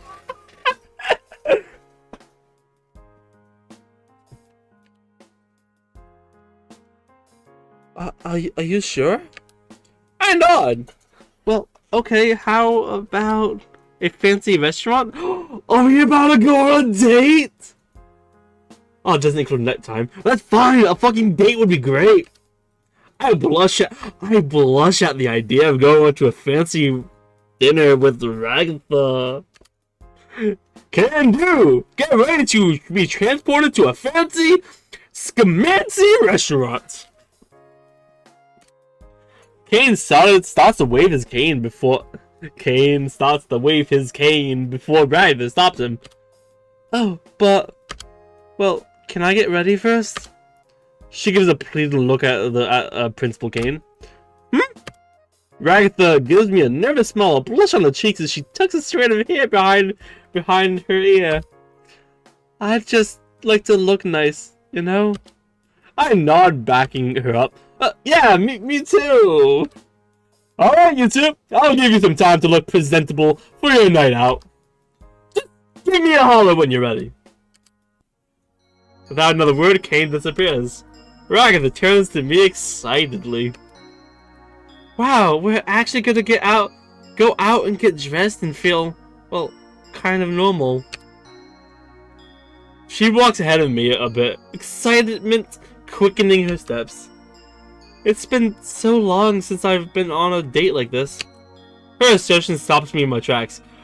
Oh, she called it a date! Yo! Date? Ragatha stops walking as well, realizing what she said. Her face heats up. Did I say date? It doesn't have to be a date. I just meant. She fumbles out of words. We're both standing there blushing before I stop her. No, that's okay. It could be a date if you want. I scratch the back of my neck awkwardly. Okay, then it's a date. She gives me a shy smile, making my heart skip again. But I don't think I have anything to wear. I only have a bunch of school uniforms Caine gave me. Ragatha perks up, grabbing my hand. I'm sure I could probably find something in my closet for you. Come on. She excitedly drags me off to the dorms. Ragatha immediately finds a beautiful dress for herself and changed in her bathroom before getting back to the closet.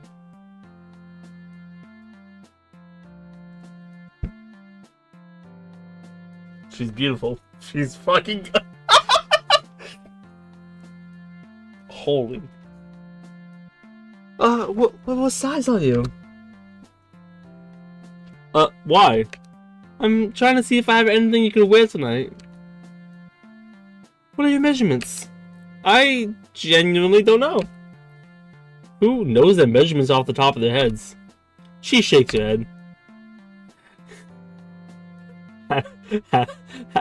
I can't. Haven't you ever gone to a formal event in your life? I think about it. Maybe my uncle's wedding when I was a kid.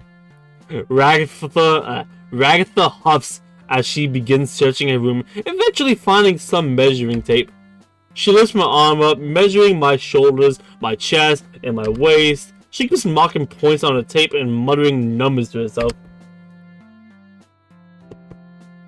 Before she dives back into her walk-in closet, she produces a red frilly dress shirt and matches black pinstrip pants. No.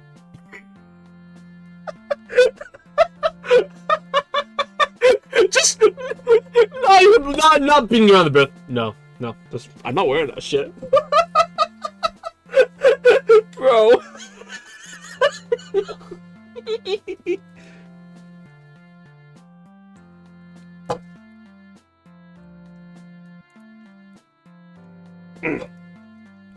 It's the only thing I have in your size.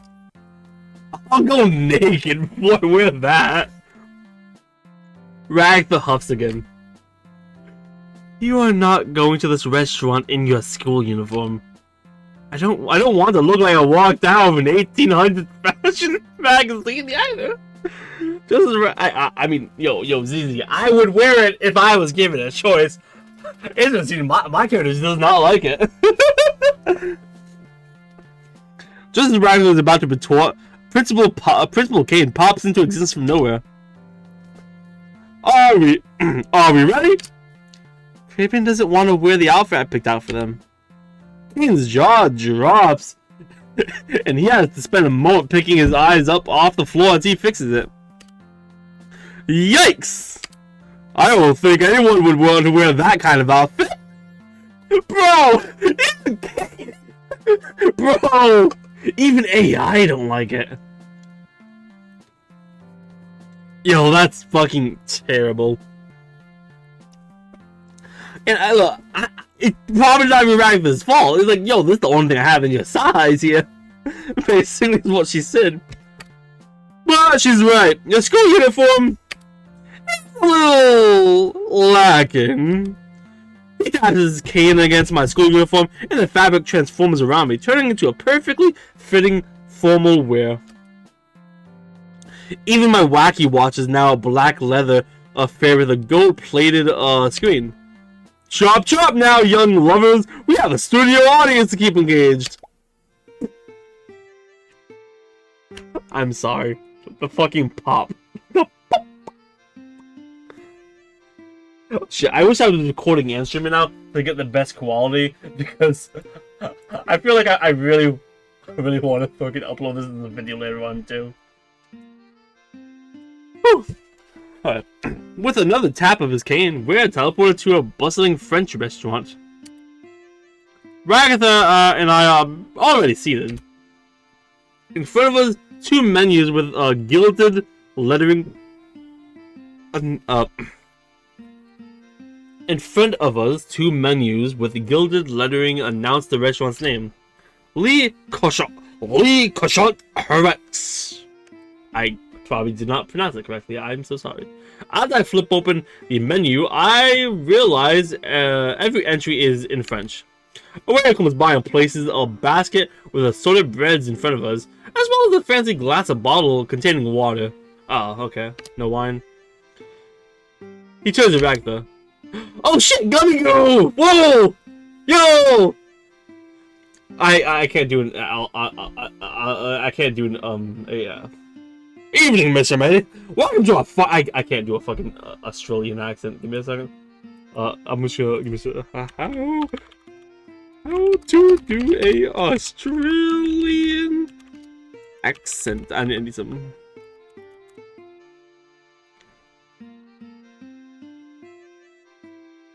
I will be just okay. Ads. That's sweeping the nation. It can't be cured by. It's Spuzzies now. I'm taking you both. It's Spuzzies now. I'm taking you both to knockoff McDonald's.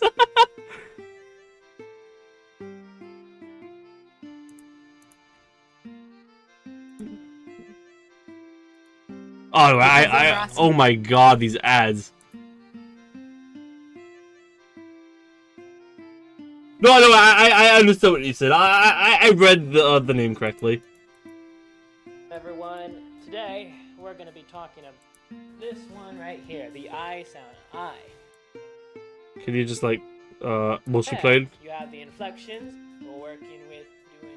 Okay, yeah, this is that happened. I need to learn an Australian accent within 10 seconds. Give me a second. This Australian accent. Let me just let me hear someone say talking in the accent. Y'all hear this for just a second. Central Queensland accent. Like for me. I remember I was in Melbourne. Okay, no, okay.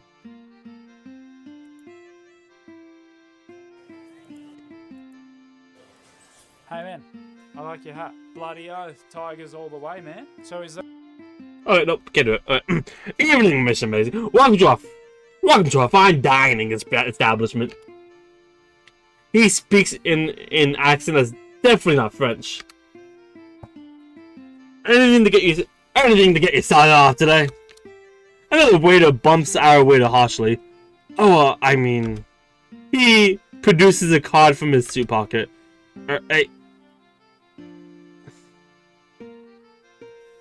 They have Gummy Goo trying to be French? Bro, what the f- Bro! What the heck?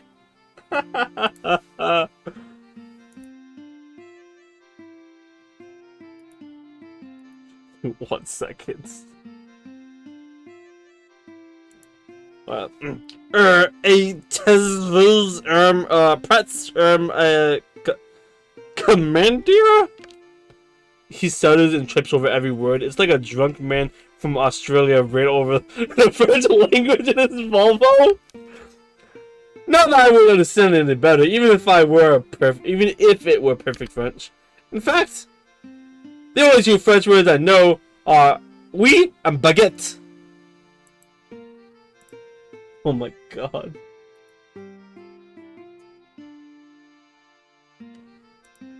Still, I try to impress Ragatha with the only French I know. Oui. Oui. You need the Lulu, mate. I blush. Ragatha stifles and chuckles, turn to our waiter Gator. We'll need a minute. He gives us an appreciative nod before leaving us. I give Ragatha an awkward laugh before admitting it. Oh, I didn't do the Ragatha voice. I'm sorry, guys. I was too impressed about... Why couldn't the game just make him French? Because that would take a lot of effort, and he had to pull this area out of his ass. Because, you know, he just plops them into existence. If I had to assume. He just didn't feel like it. And Caine is all about adding comedy to the adventures. He probably thought that'd be funny. And he probably expected it to be Jax here and not Ragatha, who would just laugh at Gummigo. I don't know, like any French? I don't know like any French. Rather give me a warm smile. It's okay. I can order for you if you aren't comfortable. Wait, does she know French? I'm not, but it seems kind of lame to ask Ride to explain the whole menu to me. So I start looking at what's on the menu. There's pictures, right? One of the first things that catch my eyes is a menu entry that actually has a word of English on it. Escort stupid. Oh. Escort stupid. Okay. It's under starters, so I offered to order it for us. I think I'll get us an appetizer. Okay, that's okay. That sounds nice. Our waiter comes back, seemingly completely forgetting the French thing again. Have you decided on something to order? Not just yet, but let's start with the escort got a stupid. I probably butchered that myself.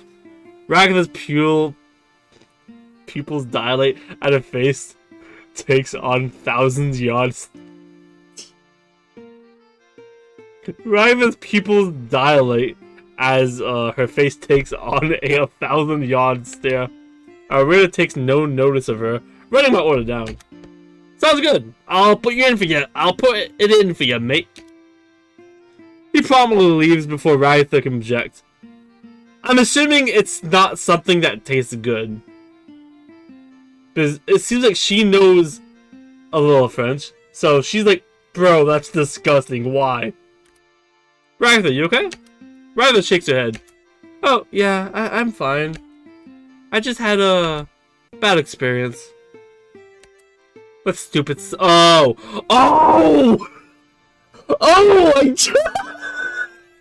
That's...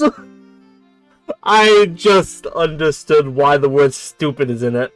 Oh no. This is not good. Bro, are we gonna get high together? Hello, yeah, I think so too. Hello, Had RK2VW. This game is on itch.io. It's very fun. It's been going popular. I've been waiting for this game to come out. It's really silly. It's really funny. Yeah, it's on itch.io. Just look up, even on Google, anywhere honestly, you can look up the words "the amazing digital dating sim." That's what it's called. I'm sure it was just I was in a bad headspace or something. She gives me a fake positive smile. I probably should have asked her before I ordered it, but I really wanted to impress her. I can send it back if we can get something else I didn't know.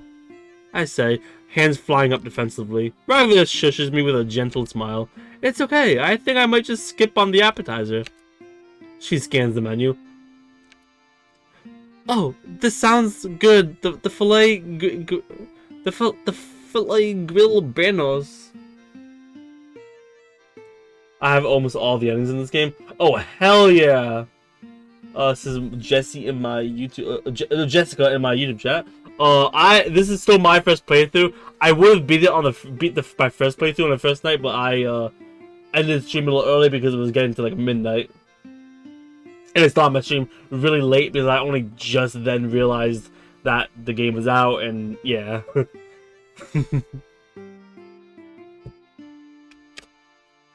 I nod, realizing I'll have to just turn to the radio and tell him to get me water or whatever, to get me whatever Ragatha orders. I have literally no idea what anything on this menu is. And I don't want to embarrass Ragatha further by admitting that to the waitstaff. Just as I begin to trying to decipher a menu item, a runner comes to deliver our appetizer. Yes! Fuck! It's disappearing guy! Enjoy your meat! He disappears mid-phrase, the platter in his hand tumbling forward. The next moment happens in a slow motion. The steamed snails fly high while the dipping sauce slides forward. Oh no. I see where this is going. You're about to experience greatness in like 3 minutes? Oh, hell yeah. Also, I see where this is going. The dipping sauce slides forward, and do you see... Wait, do you see this? Well, do you see where this is going right now? Yeah, there...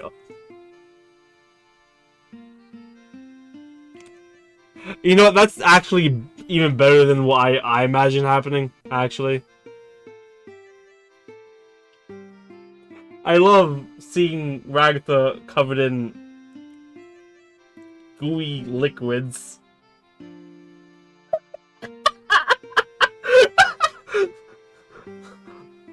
My stream is gonna be banned. One of my streams is gonna be banned by the end of this.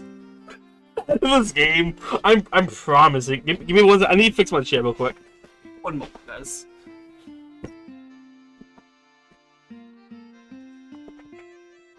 It connects with Ragatha's dress, the pink sauce flying across her chest and mouth. Oh, but a little bit is in her mouth, so... Stupid Ragatha, I hope so. She trails off as her pupils dilate to pinpricks, then expands to the size of dinner plates. When she seems to have recovered, she turns to me. Bro! She's so high now! Fuck yeah! Or drunk, I don't know. Which one? What do you guys think it would be? Would it be drunk or high? I still like to go with high, but I guess she does have drunk actions too when in the show. You're so okay. Let me try. You're so funny. She leans across the table toward me. I guess so. Ha ha ha. She cuts me off. Ragatha, are you okay? She rolls over, looking at me as she flops over, almost on the line of the table. I'm super fine. She sounds drunk. The greatness has arrived. Ah, you cutie. She grins at me. My thoughts race. This is not a good development. No, this is great development. I don't know what the hell you're talking about. Good. You remember when you said we?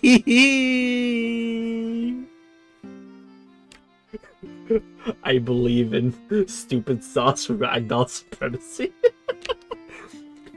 She bursts into laughter as she looks at me. And Gummiku asked if you needed the bathroom. What? Yeah.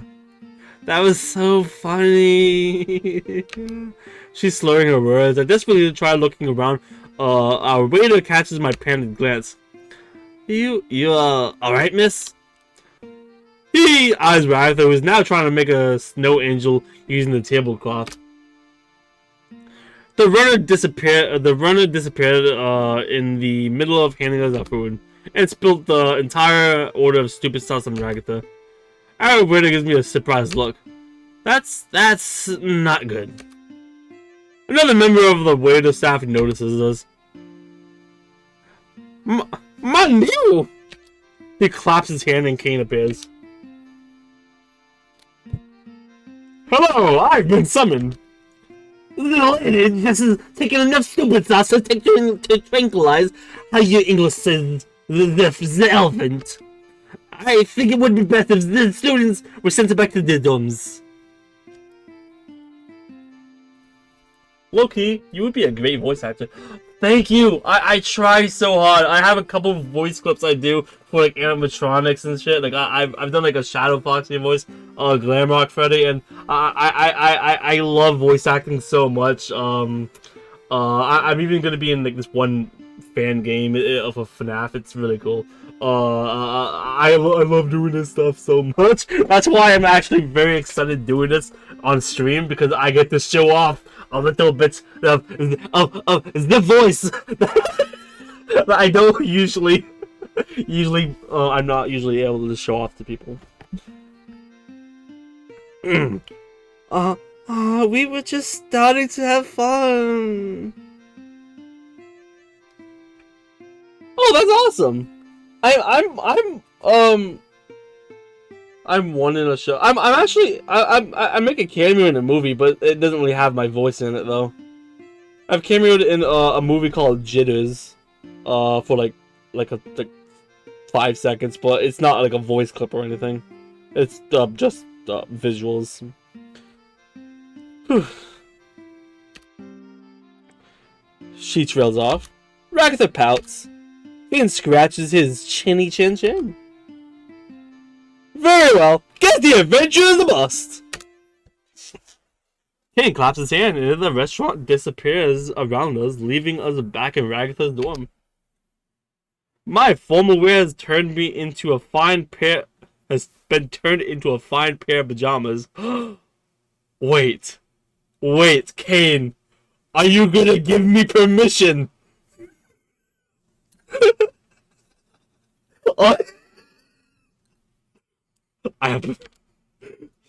Sorry about that, you two, but I just can't have any students making an embarrassment of themselves in public. It's purely on the school, don't you know? He winks at me. Why did he wink at me? Oh, I think I know. I think I know why he winked at me.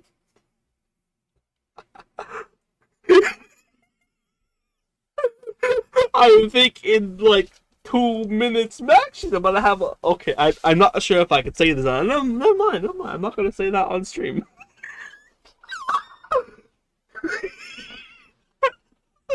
I think the pink goo is not the only goo she's about to have on her. Why did he wink? I don't know. He's like a father giving me permission. I promise you, by the end of this game, one of my streams are going to be banned.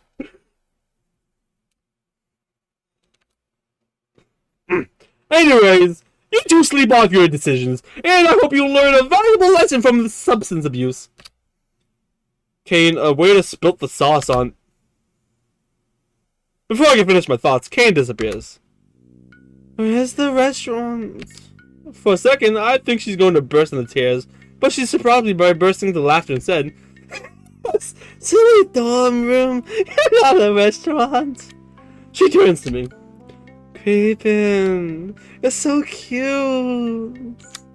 She comes over to me and wraps me in a sloppy hug. She trips on her way over to me. She trips on her way over to me, so I have to hook my arms under her shoulders just to stop her from face planting onto the ground. So warm. She buries her face into my stomach. Ragatha! I help her on her feet as she releases her embrace around me. We should get together and go on a date. Wasn't that what we were just trying to do? Yeah, I'd like that. She blushes. You like me? Now she seems a good time as any to admit it. She probably won't remember I said it tomorrow. She helped you, now help her. I'm trying to help her. I'll help her any way I could. Yeah, I do, Ragatha. I like you a lot. Even though she's slurring her words and barely able to stand, I still blush as I confess my feelings. I think... She leans forward, burying a finger into my chest. I think you're a cutie. She leans too forward and I catch her again. Ragatha, let's get you to bed. But... She looks at me. Her eyes begin to water. If I go to bed, you have to go away. She wraps her arms around me. I don't want you to go away yet. I know. But I don't think you're in really any stable headspace right now. What if we have a pajama party? Why is my YouTube chat telling me to get the huzz? Her mind flits from one subject to the next like a honeybee attending flowers. Before I can respond, she grabs a frilly polka dot negligee from her bedside and steps into the bathroom, slamming the door and changing into it. Pajama party! She throws her hands up in the air before walking past me, pulling out the mattress from underneath her bed. You can sleep here! I step back. This feels kind of weird. Rather puts pout as my I can't pronounce the word, I'm sorry. Come on, don't you want to stay for the pajama party? Should I even do that? If I stay, I can keep an eye on Ragatha. If I leave, I don't have to deal with whatever this is.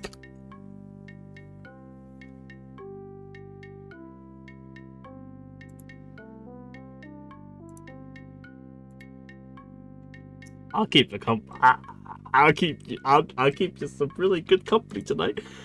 Ragatha eagerly pats my mattress. Let's stay up late and talk about whatever else.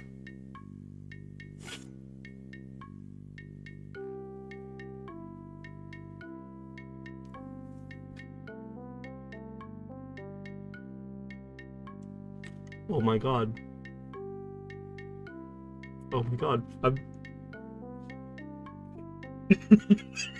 I think I'm about to give her some unfiltered company, if you know what I mean.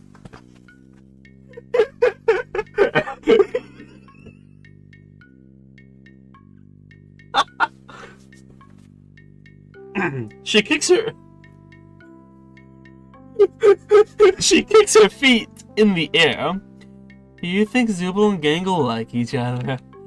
Well, they sit together, so... I mean, do you think they like each other? What kind of question is that?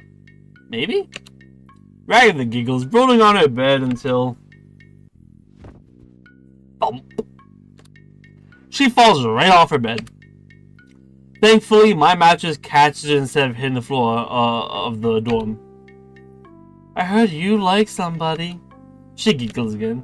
Well, yeah, I just told you what I like. Still, I give her a smile. Yeah, Ragatha, I like you. She smiles, kicking her feet in the air again. I heard someone likes you too. And her name is... God, I'm such a mess right now. She's so close to me. And she smells so nice. She puts an arm over me. And then... Aw. Fuck! Come on! That's not fair!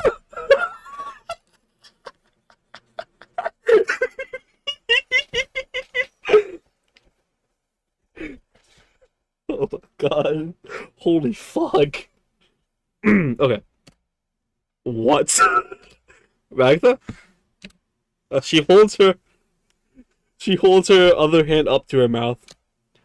Shh. Sleepy time. Negative 1,000 or negative 1,000,000 aura. But you're about to tell me? She shushes me again. Sleepy time. We'll talk tomorrow. I guess it's sleep time. Even though I'm anxious to hear what she was about to say, I the comforting weight of her behind me, her arm across me. It's all. Oh, are we cuddling? I fall asleep only a few moments later. Day 4. Complete. Oh my god. Holy shit. I wake up in Ragatha's embrace the next day. I'm still dressed in the clothes she gave me yesterday. Well, she didn't give those clothes, Caine did. She smells like fabric softener. Look, I'm just saying, I'm not trying to be weird here, but I feel like Ragatha would be an amazing cuddle partner. She's so soft. I could probably sleep here a little longer. I feel like Caine is gonna come in and be like, yo, what the fuck are y'all doing? Oh wait, no, he winked at me! Wait! Wasn't there like this whole rule at the first day she told me, oh yeah, we're not allowed to visit each other's rooms at night, because Caine wants it to be a family-friendly adventure. Ragatha starts awakes with a start.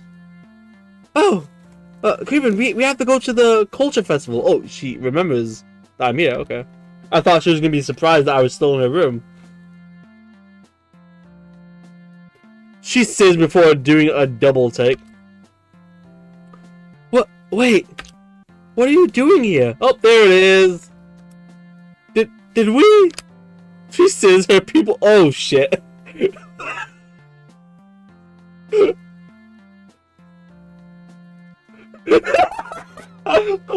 Actually, I want to voice this real quick in my chat. ZZ41 says Caine walks in. Hello. Oh. Wait, what? Oh my. What are you two doing? Wait. Oh shit, my TikTok chat's about to go down. Wait, I need to fix this. You guys probably hear this. There you go. Okay. She says her people going squiggly. Uh-oh, I need to defuse the situation fast. No, don't worry, Ragatha. You just got some weird pink sauce spilled on you last night, and you wanted me to keep you company. She begins to calm down. You just fell asleep, and I didn't want to leave you alone while you were acting weird. Well, that was really nice of you. But, can you give me some privacy to get changed? Oh, you didn't want any of that privacy last night, though. We still go to the culture festival together? Definitely. I slowly get up, preparing to leave so Ragatha can change. But she grabs my wrist before I can leave. And, creeping? Feelings in. Thanks. You're really sweet, and I'm glad I hung out with you yesterday. Even if the stupid sauce messed things up. What I want to say is I'm secretly happy that even though she got stupid sauce all over her, I liked everything she said to me. And I wouldn't change anything about last night. Well, besides giving her a little bit more stupid sauce. But I mean, it's fine. But instead I nod and give her a smile before leaving her to change. I return to my dorm, find a uniform with a few enough wrinkles it won't stand out, and meet Ragatha outside the dorms.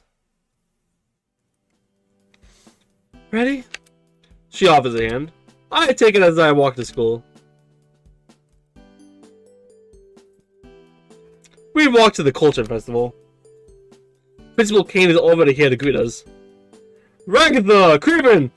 The stars of the show! Come on, we've been waiting for you two. You have? How can we start the show without our lovely MCs?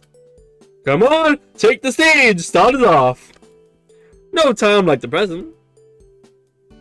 Oh gosh, are we ready for this? I take her hand and give it a reassuring squeeze. We're ready, I know it. And if we aren't, I'm sure they'll love it anyways. Are you sure? I am. I lie, but it seems to cheer her up. Well, if you say so. I nod. Besides, if we do mess it up, it's not like they have the scripts. Whatever happens up there, I'm here for you. Ragatha nods. That's right, we can do this. She squeezes my hand back. Together. We ascend the stage. At first, our performance is a bit stiff. I try to set up a joke by asking Ragatha a question, but she takes the question literally and ends up ruining the punchline. But the audience laugh anyways. Now, introducing our two resident artists, Gangle and Zubul. Jessica, I am gonna, because I am definitely gonna play more after Ragatha. But my next one is honestly probably gonna be Jax, because Jax is really cool.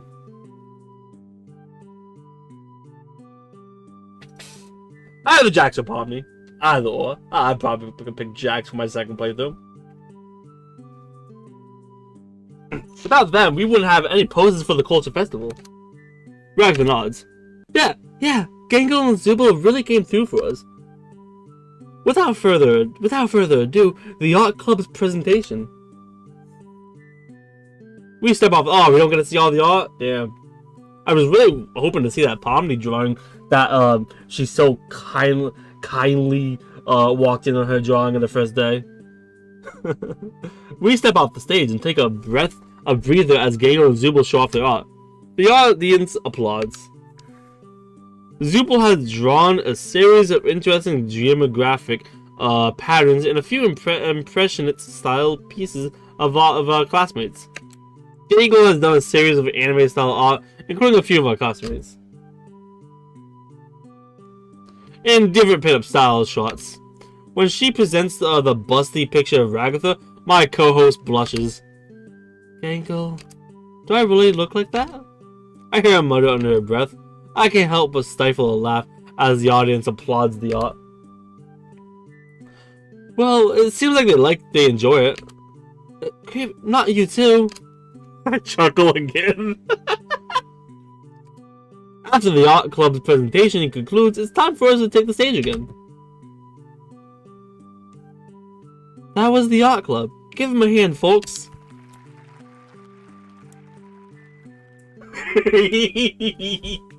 Gangle shows the original picture of Ragatha. Yes. Oh yeah, oh no, it got mixed up. I'm so sorry, Ragatha. Whoops. Hey everyone, titties. I'm so sorry. I can't.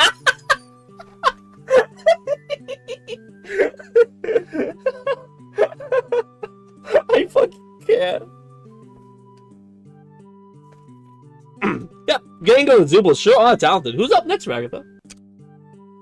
That would be Pomni, who is here to present on what the Culture Festival is. No Jax? Honestly, that's more of a relief than anything else. Jax regrets not being able to help, but sends his regards. We step off the stage as Pomni begins to explain to the gathered crowd the history of culture festivals, and why our school specifically chose to do one. Ragatha turns to me. While I was organizing things yesterday, I asked Caine to make sure Jax wouldn't disrupt the culture festival. I didn't want to just make Jax sit the whole thing out for nothing. So what did he do then? Ragatha scratches her cheek. I don't know. Caine just said he'd take care of it. Whatever he did, at least lets us roam the festival worry free after this. More time with Ragatha is always good with me. Sorry if I stuttered a little bit, guys. Pomni finishes her presentation, fields a few questions, and eventually walks off the stage. Everyone seemed to enjoy that. Once again, if there isn't any pasta, I will abstract.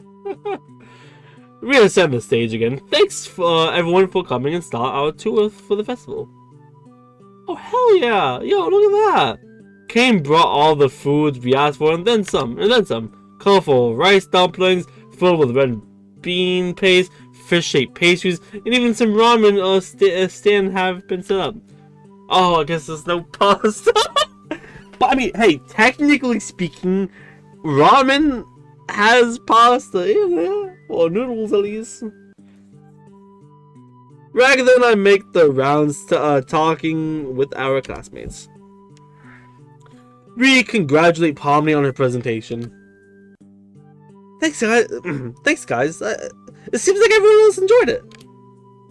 We told Zubul how good the art was. Thanks. People seem to like it too. So that's nice. We even find Gangle, who is surrounded by students asking her if she does commissions. No. Abstracts. Abstract. That's so funny. Oh, I don't know. I haven't done commissions in a long time. Gangle sees us and rushes over. Even Ragatha, you guys can tell them I don't normally draw this kind of thing. I doubt that.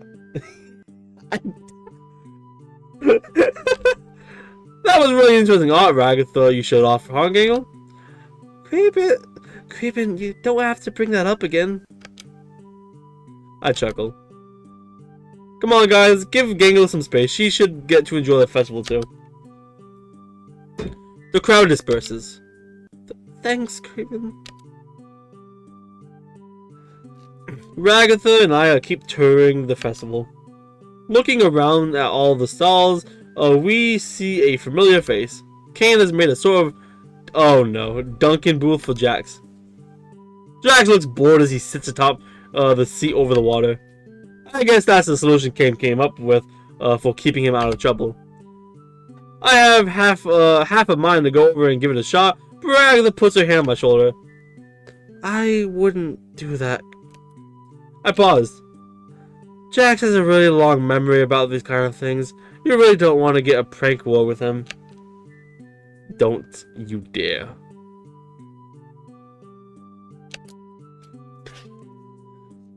The mannequin student at the dunk tank sinks a shot. The platform Jax is on flips over and he is drenched. He climbs back on the platform and every movement suffuses with the hate of 1,000 suns. When I get out of here, you're gonna wish you were never born! I shudder, deferring to Ragatha's wisdom as I leave Jax and the dunk tank alone. She has been here longer than me. I take her word for it. We keep touring the festival until eventually I find a quiet corner for us to talk alone. So, Ragatha, this is bad. I'm already sweating. What's up? What's up, Creepin'? About last night. What about last night? Well, I know you were on stupid sauce, and it was kind of late. Ragatha shifts, but doesn't look away. But I told you that I liked you, and I trail off. Well, you never told me if you feel the same way. Creepin', she says, stuttering. That is, oh gosh, maybe I should just... Wait!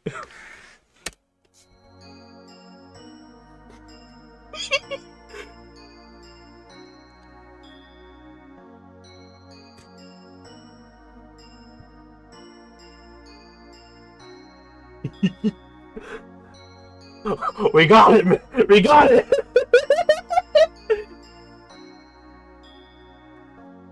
She pulls me into a kiss before I can prepare.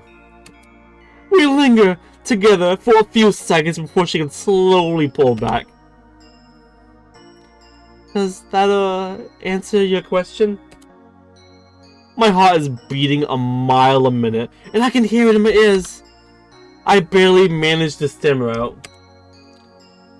Yes, yeah, it does. She leans in and kisses me again. Good. When you first came here, I didn't know what to think of you. I tried to build a good relationship with everyone else, but I don't know. There's just something special about you, you know? You got the huzz. I got the huzz.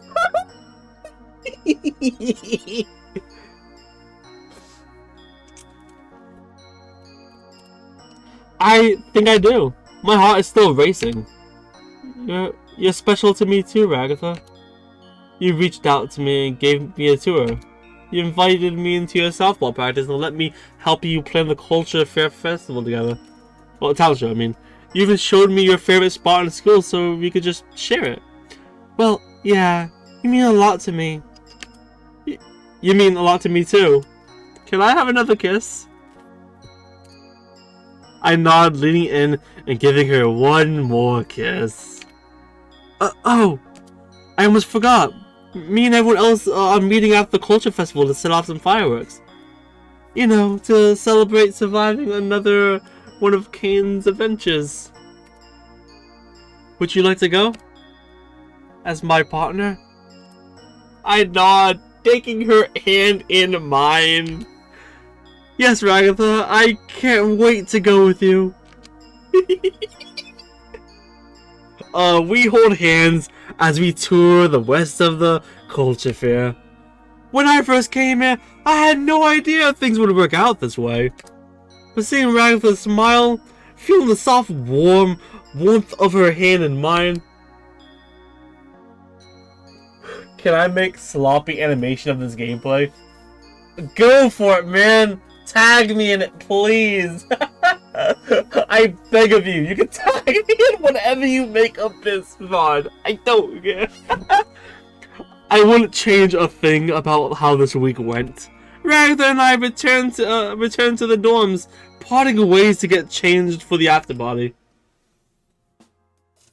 Upon getting to my dorm, I'm surprised to see a yukata has been folded and neatly draped on my bed.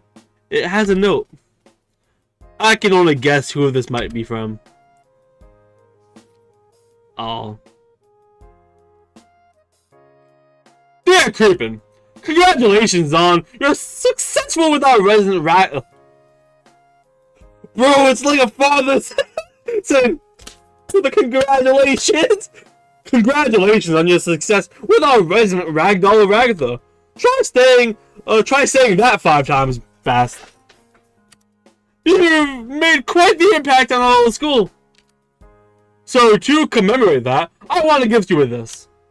The fireworks yukata. 3+ to your defense stat.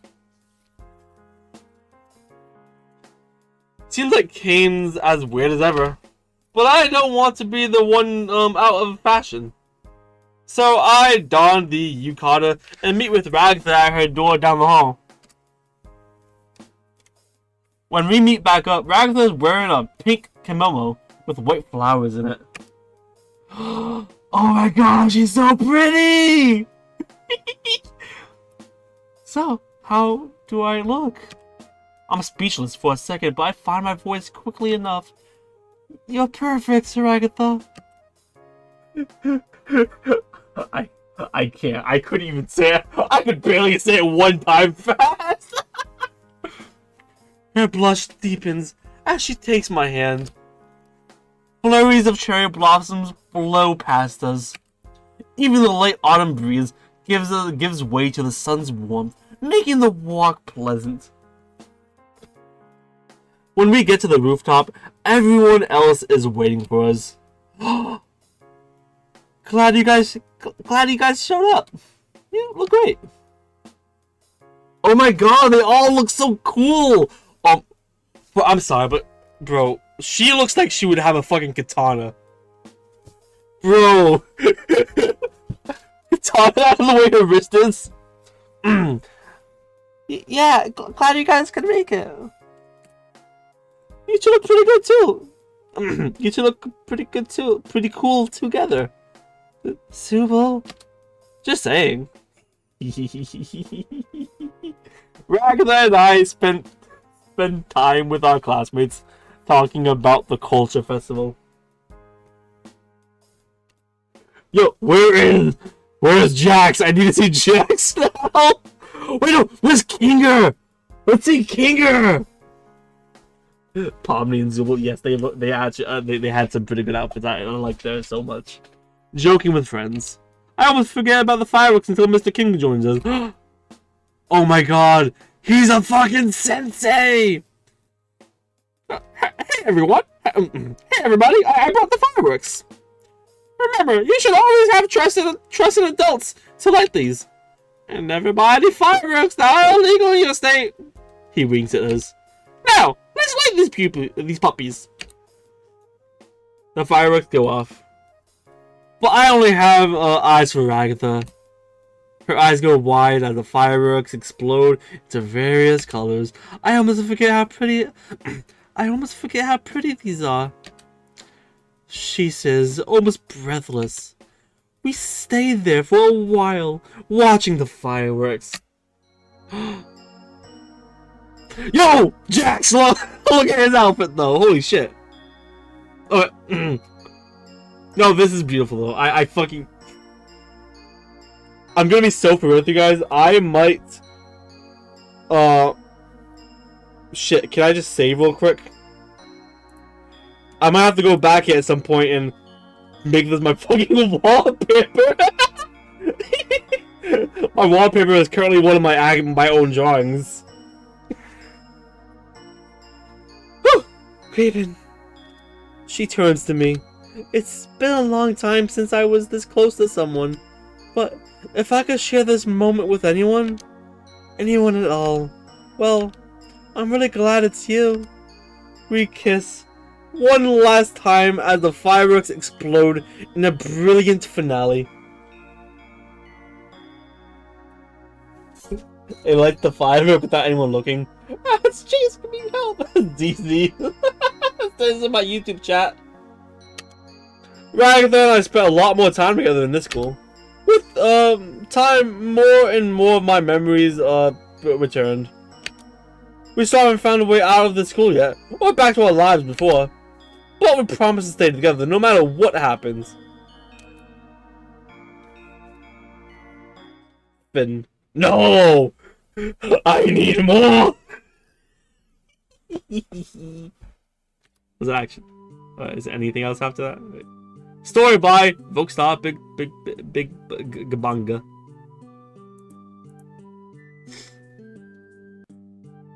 Holy shit, that was actually really nice. Oh, I just realized the little shapes on the sides. These are the little thingies, the little badunks. That's not what they're called, I know. I just forgot what they're called. If I make the animation, you better react to it. DC says in my YouTube chat. Oh my god, fuck yeah. Bro, any fan work people make of me, I will most likely react to it. If I don't, I will comment on it. But no, you specifically asked me to react to it, so yeah, I'll react to it.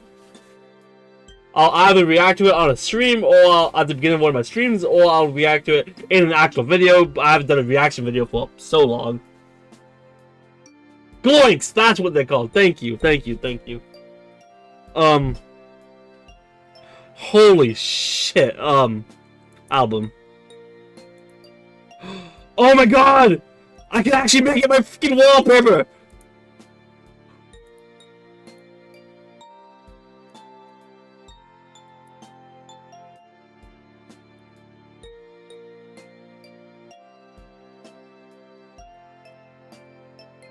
Jax, Ragatha, Giggle, Zubul. Oh my god, we're gonna go again. Don't worry, guys. I'm not done with streaming yet. How long have I been streaming though? So I'm just trying to check that. Oh, 2.5 hours. Jeez. But no, yeah, we're continuing this. Right now actually, I'm not done yet. Next I'm probably gonna go for Jax because, God, why not? Jesus Christ. I'll be right back, guys. I need a catnipity. Welcome to the chat. Is this an actual game? On my YouTube chat, at least. Yes, this absolutely is an actual game. It's not official. It's definitely not official. But it's a game that I've been playing for the past 2.5 hours. We just finished Ragatha, my first playthrough. Next, I'm gonna go for Jax. I'll be right back, guys. I promise I'll be right back. I'm not gonna end stream or anything. I just need to step with my chair for a second and like, grab like a water, maybe another soda real quick, and maybe a snack or something because I haven't really eaten today. Well, I have eaten, but like it's like 7 p.m. I haven't eaten much. So I'll be right back, and if I don't do that, I'll just do a DoorDash and eat during stream. But no, yeah. I'll be back in like a minute. No, maybe less, honestly. I was just gonna go grab a drink and maybe a snack or something.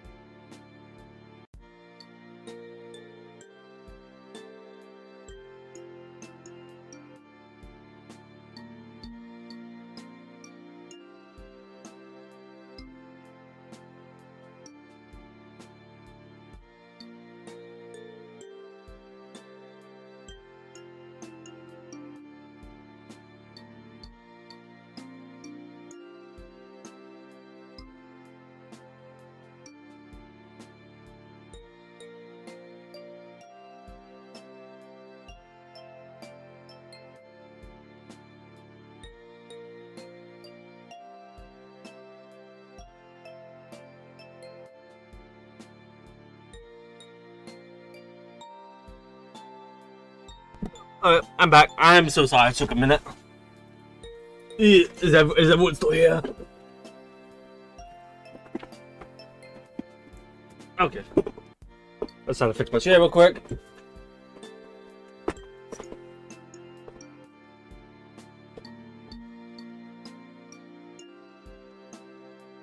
Let me check something quick.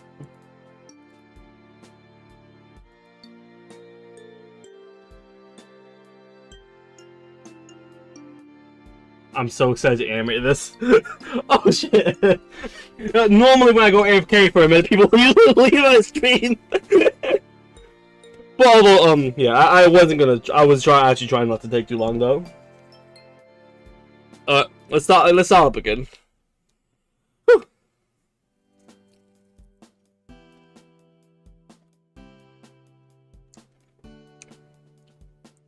Give me one second. I'm just gonna devour something real quick.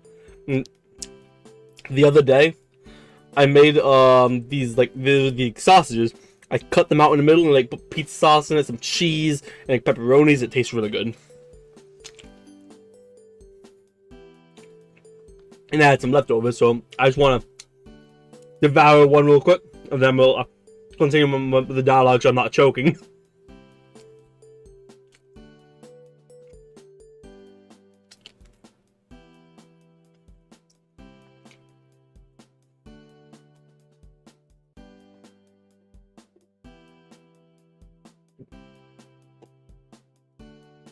Okay. ZZ in my YouTube chat says this is the first stream I've been staying for a long amount of time. Congrats! Hell yeah! I'm happy. I'm happy. Thanks for staying to watch me unfold my silly self.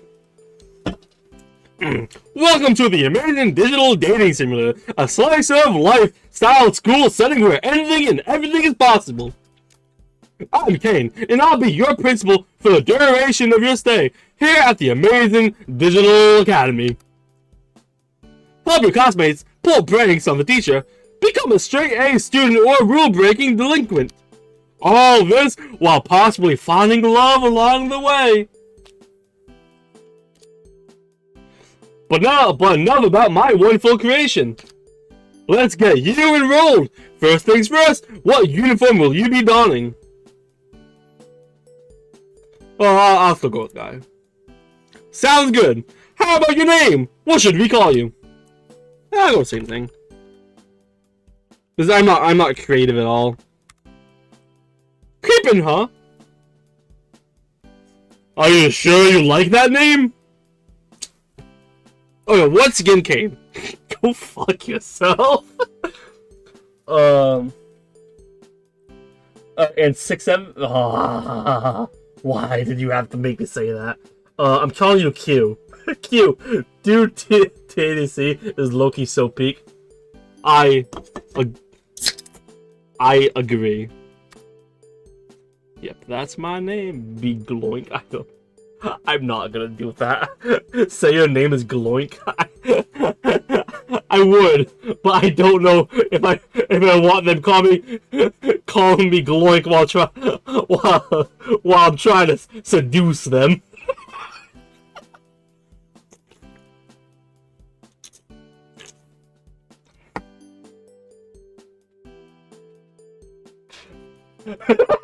I'm sorry. I made this user before the 6'7" meme. It's so fine. You know what? Fuck it. I'm not sure if anyone's noticed, but whenever I've been reading dialogue, I've been avoiding, to the best of my ability, saying creepin'. And just referring to as him and stuff like that. But sure, I'll do glowing. How about that? When you say it that way, I'm not sure. You know, maybe I'll pick another name. There you go. Gloink. Gloink, huh? Are you sure you like that name? Yep, that's a me. Alright then, Gloink. Then let's head inside.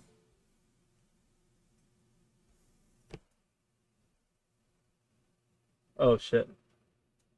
Oh wait a minute. My TikTok stream just got live restricted for some audiences. Your live contains themes that some may find uncomfortable and been restricted. Reason: harassment and bullying. Well, I mean that's like the okay. Q. This route we're going for Jax. We just did Ragatha's though. And it was amazing.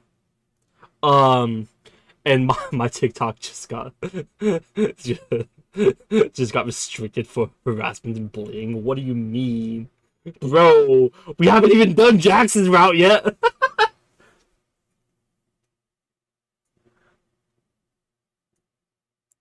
Okay.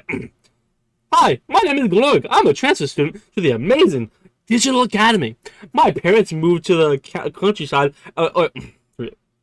Real quick, I actually gotta ask this because if anything needs to change about it, just let me know. Imagine if you go after Zubul. That would be really funny. I will do that route at some point.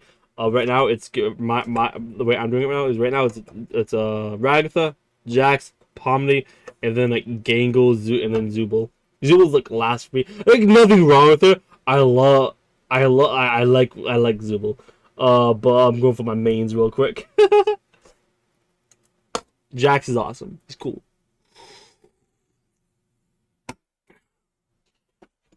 Also, oh yeah, like what I was about to say. Do you think my voicing for the characters are good? Anyone, any opinions on that? Like, do you want me to change the voices for the characters, or I just want to make positively sure?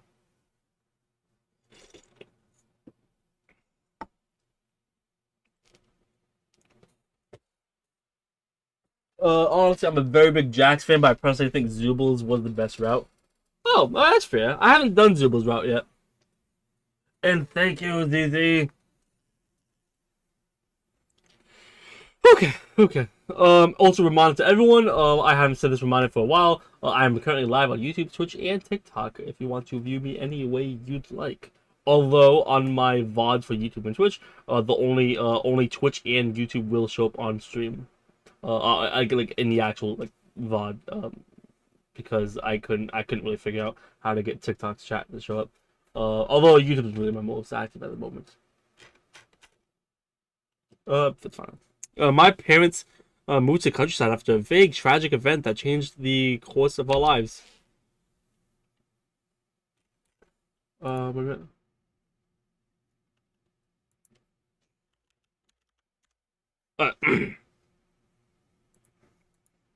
After I said goodbye to all my old friends, my parents got my transcripts and packed up the car. Today's my first day at this new school.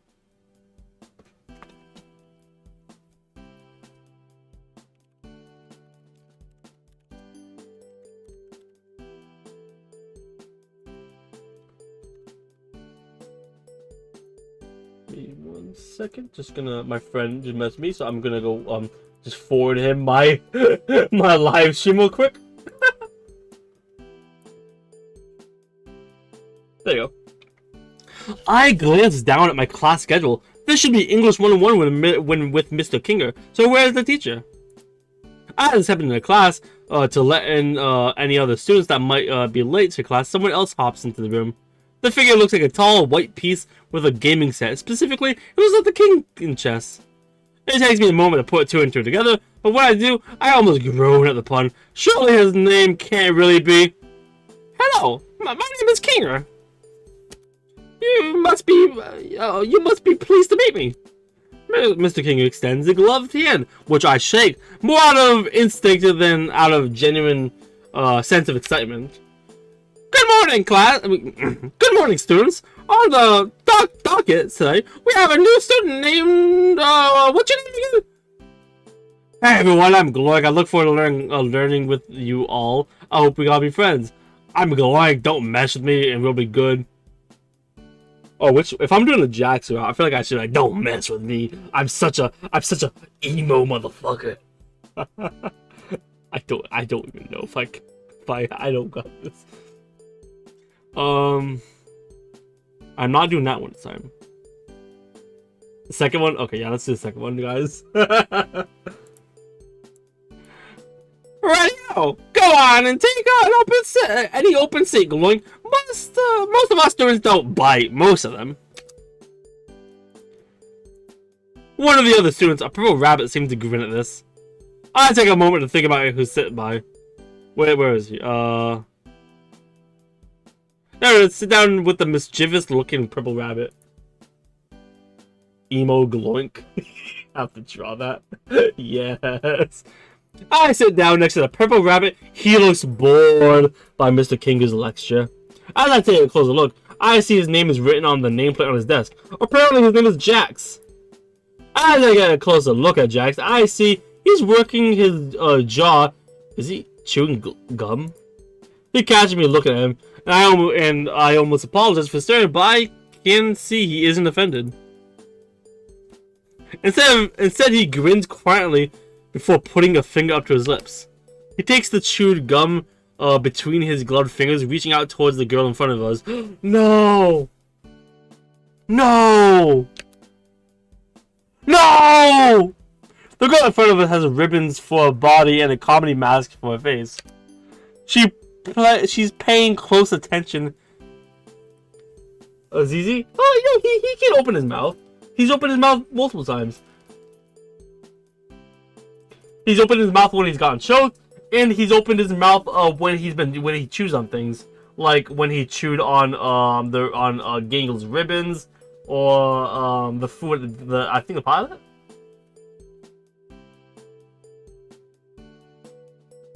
He's blaming Gangle, and Gangle didn't do anything that poor ribbon. She's paying close attention to Mr. Kinger's lecture, and Jack is reaching out with the gum on his hand. Is he going to stick it on her mask? Warner. Oh, okay.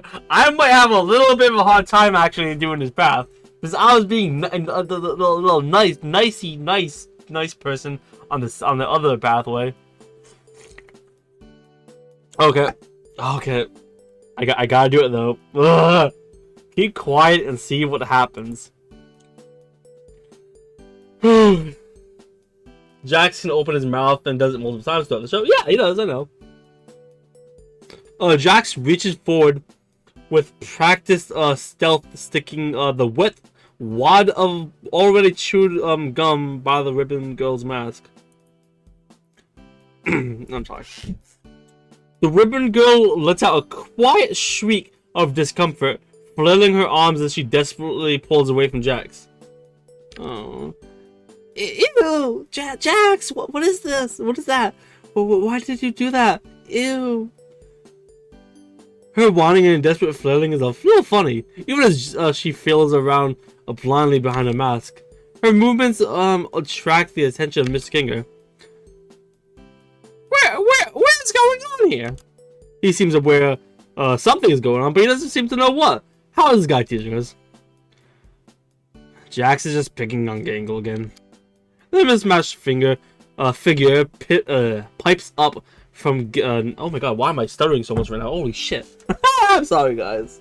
The mismatched figure pipes up from next to Gangle, who is evidently the ribbon girl that Jax just stuck his gum to. Here, Gangle, let me go to the bathroom so we can wash this off. Oh, yes! Carry on then, Zubul! Nothing phases this teacher. Zubul glares daggers into the rabbit as they leave. What? It was a little funny, right? Back me up here. Jax turns to face me. Oh my god. I love Jax so much. Holy shit. I feel like I'm doing the bad route. The evil route. Yeah, that was hilarious. Jax smirks as I take his side. It was a pretty good prank. You're not so bad, new kid. Maybe you can teach us losers how to grow a sense of humor. I smirked back. Maybe things in the school won't be so bad. I was just settling to my desk and getting used to this place when something burst into my room. Principal Caine, how excited to have you in our class today! The new figure turned to address us. At his side was a bubble with razor-sharp teeth. I don't think I'll ever get used to school.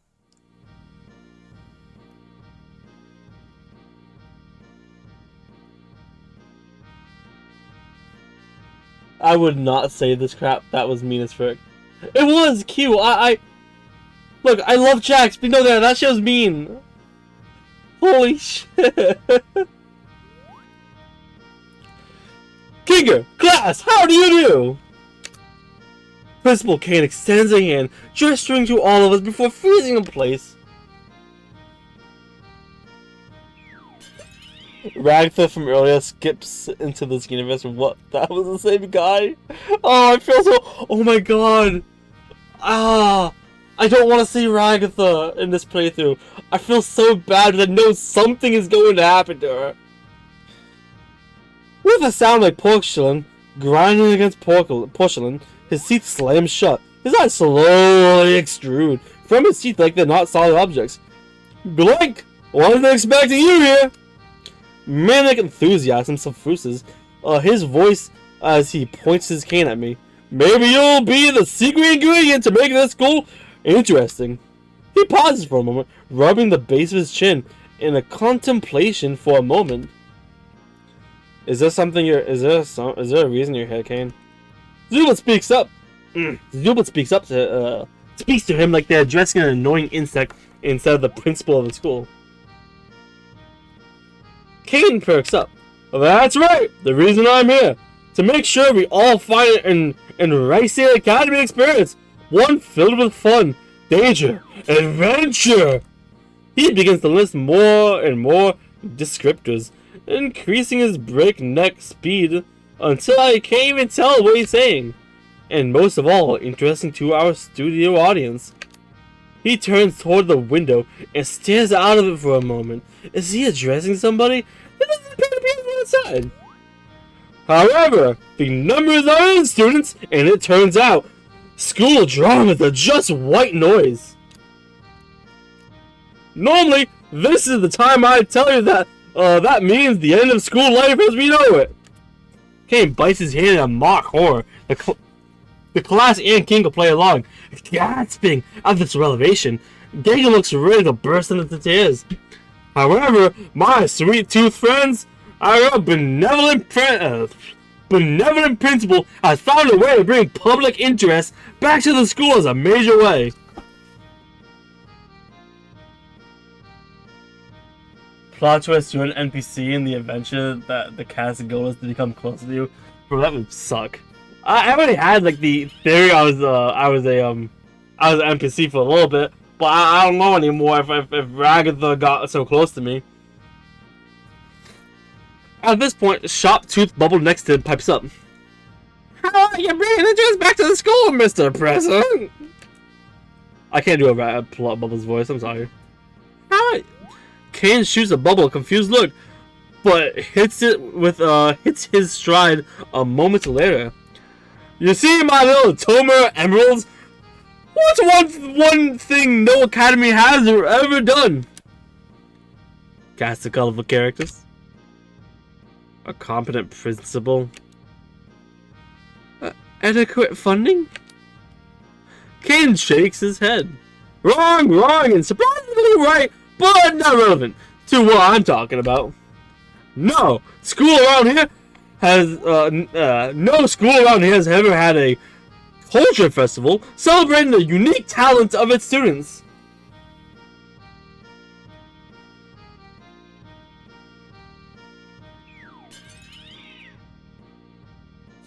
I think you actually are an NPC because something Caine says. Oh, that would make sense.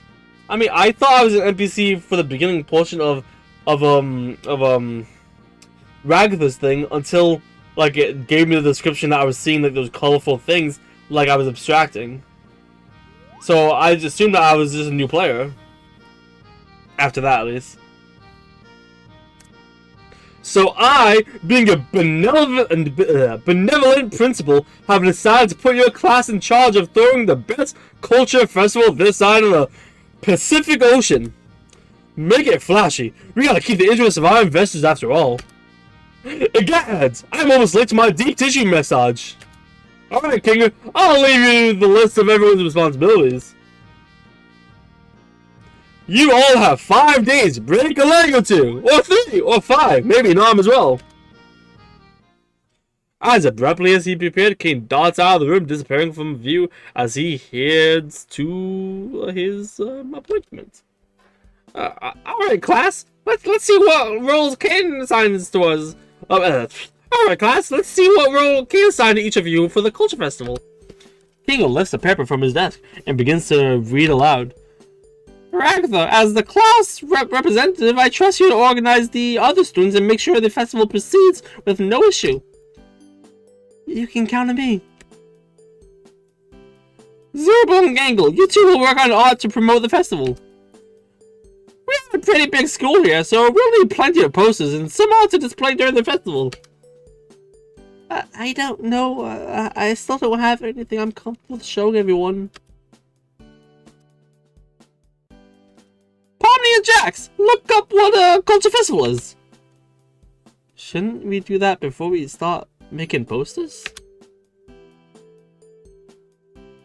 I feel so bad for Ragatha now. ZZ says in my YouTube chat. Yeah, I do too, because now she has to do it all alone. So, like, honestly, I feel like Ragatha is probably the best one to do. I feel like do first, but now it makes her feel really, really bad for her. I feel like I'm gonna also feel bad for Pomni afterwards as well. You will feel even worse for Ragatha while doing the Jax. Well, I know. Jax is gonna do something. It's inevitable. No, I like this idea. Plus, we gotta see what Gangle comes up with for her posters. If it's anything like what she comes up with when she draws Ragatha. Jax! Gangle interrupts Jax before he can finish his thought, pleading with him to stay quiet. The class erupts into chaos as Zubul and Gangle argues with Jax. Pomni tries to find out what a culture festival is, and Ragatha tries to salvage what remains of class and gets her classmates to pay attention. For this part, Mr. Kinga seems content to let the students bicker amongst themselves. Maybe he didn't have the rest of his lesson plan and is just waiting out for the lunch bell. As if summoned by thinking of it, the lunch bell sounds. Everyone drops their argument and files out of the classroom. Time to find out what I'm doing for lunch.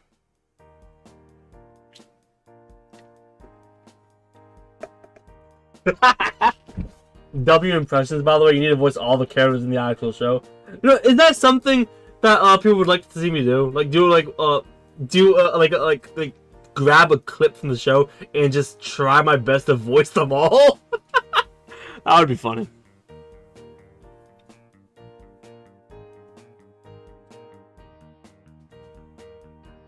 After my chaotic first half of the day, I had worked up quite the appetite.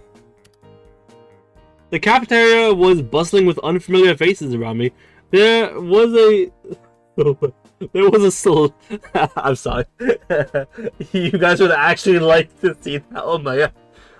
Fuck. Okay, fuck it. Yeah, I've done voice clips like that before. In the past. Well, I mean, kind of. I've done impressions before. I think my the main one I've done was Glamrock Freddy though. You can probably find that in one of my more popular videos if you look at my channel. Yeah. It's like third most popular. Glamrock Freddy saying things. I tried starting a saying things series, but it didn't really pick up, so I didn't really do any more. I was gonna do a Springtrap saying things as well, but no one commented on that post. It was fine. The cafeteria was bustling with unfamiliar faces around me. There was a selection of places to buy lunch, but none of them stood out from one another. Oh, it's not. There you go. Yep, there you go. I pick up something to eat at the nearest food place and set about deciding where to sit down. Still, as I scan the bustling lunchroom, I don't recognize anyone from class. I could check out the library. Maybe Pomni or Jax is there. I just take my lunch back to the classroom. I sat alone. There's nobody from.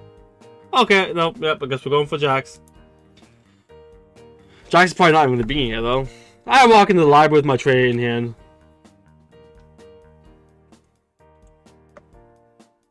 I peer through the rows of dusty, cluttered shelves, and I see Jax and Pomni by the tables and in the middle of the library. Oh yeah, although there is 2 voices that I don't know what I can do for them, which is honestly Jax and Zubul. So Zubul, I just do a slightly more raspy version of my own voice, and Jax is practically just my own voice a little bit, but I try to kind of hit it more harder. Even from here, I can tell Jax is up to trouble. He's tapping his foot impatiently, pacing back and forth. I can barely.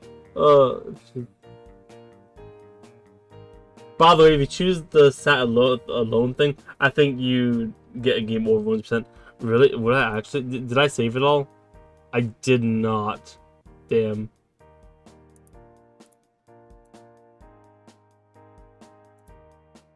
Give me a second. Is that like actually for real? Give me one moment. I'm just gonna there. Just gonna keep quiet. I'm gonna check it out quick. I'm curious about the game over screen. If it's a quick one. It's hilarious. Blah blah. Oh, so I can. It's fine. I just do that. I sat alone. There's nobody I felt close to. There you go. I found a seat at an empty table and set my food down there. Apparently today was pork cutlet day, but by the time I got to the front of the line, all of the pork cutlets had already been taken by the other students. I ended up just getting a slice of stale pizza and the chocolate milk. I sigh. This is just like my old school. I sit alone. Just like my old school. When the lunch bell finally rings, I step out of the lunchroom and head to the afternoon class. They're uneventful. Finally, the last bell rings and it's time to go home. What a boring day. I walk to my locker, entering the combination as I put my books away and get ready to head out for the day. My mind drifts to the day's events. I wonder if someone will ask me to walk back with them. I gather my things and wait a little bit, but alas, no one approaches me. Guess I didn't make a substantial enough impression on anyone today. Just like my old school. Well, there's always tomorrow. I head out of the school front doors and brave the chill of the evening on my own. I sit on the curb waiting for my parents to come pick me up. I wait and wait and wait. It's starting to get dark and cold. The cold breeze rushes by chilling me to the bone and filling my nose with a sense of stale cherry blossoms. And I could swear it smells like an old abandoned office. Must be my sinuses acting up or something.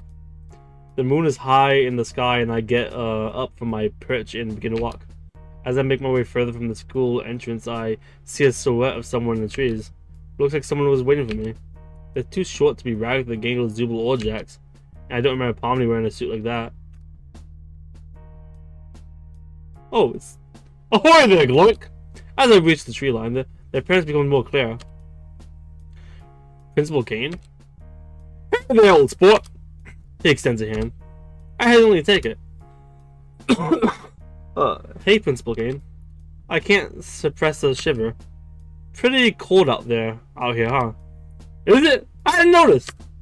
He shrugs as if the weather is no consequence. Looks like you had a rough first day, Gloink. It's a shame, too. When we talked earlier in the intro, I really thought you seemed excited to mingle. I give him a confused look.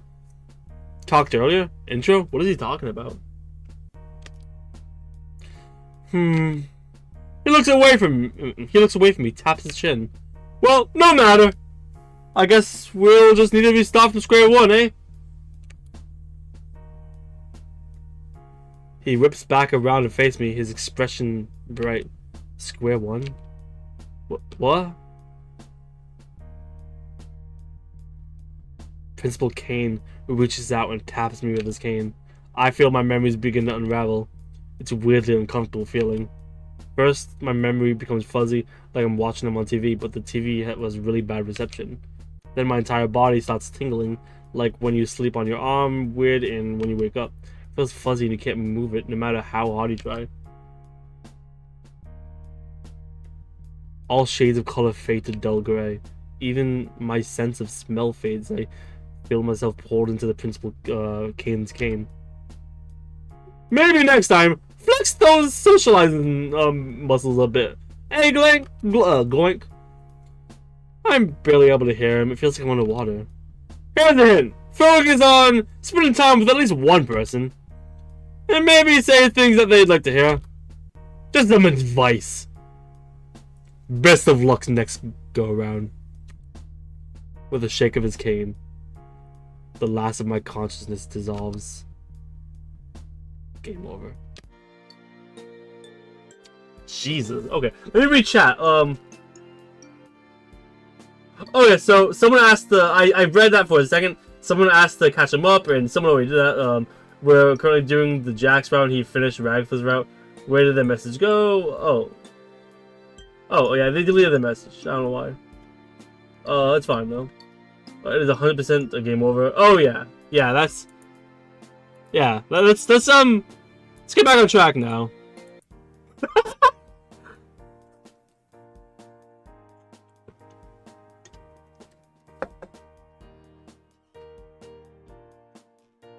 I can barely make out Pomni, craning her neck to peer up into the tall bunny's yellow eyes. As I gingerly maneuver between the shelves, trying to avoid spilling the cream corn casserole I brought from the cafeteria, I can make out some words. Going to with Kinker asked this to. I can hear Jax's response, but I don't have to, as he mimics Pomni's mannerisms, tilting his head from side to side. And howdy, Jessica. Glad you're still here.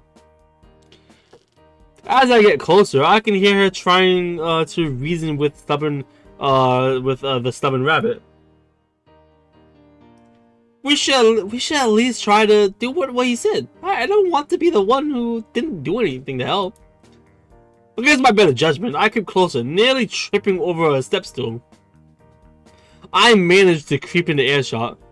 Why? This whole thing is pointless, and no one will even notice if we bail. Trust me. Jax crosses his arm, leaning back and letting out an annoyed sigh. As he leans back, he catches sight of me. Oh, hey, new kid. He calls out to me. What do you think? We should ditch this dumb culture fair thing, right? Their name is Goodnight, Jax. Second off, they were in. Oh yeah, I don't know how to do Pomni's voices. They were in class with the rest of us. I bet they want to stay on Caine's good side as much as possible as the rest of us. I bet they'd rather do something fun like pulling an epic prank. Pomni gives me a meaningful look. Jax shoots me a mischievous grin. I feel like I should choose my response carefully here. Pomni's right. We all have a part to play to make the culture fair success. That sounds fun, Jax. I don't care about this culture fair. Let's go pull a prank. Oh, but the way she's smiling, the way she's looking at me, though. Oh. You made a great decision by naming yourself Gloink. Yeah. Say thank you to ZZ. They were the one who suggested it.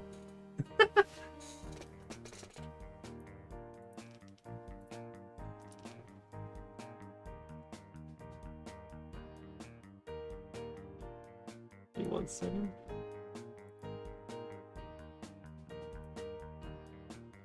Whew. Okay, let's go pull a prank.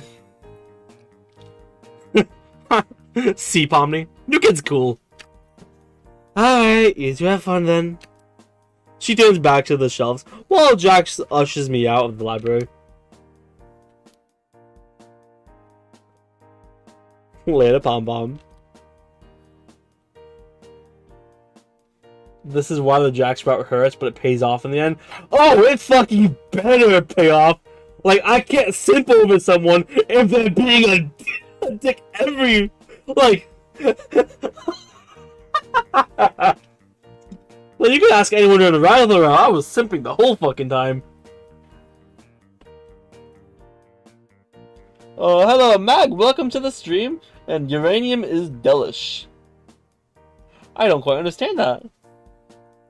That Pomni, huh? That Pomni, huh? She can be so needy. Jax smirks, rolling his eyes. Not like you, though. Not like you, huh, new kid?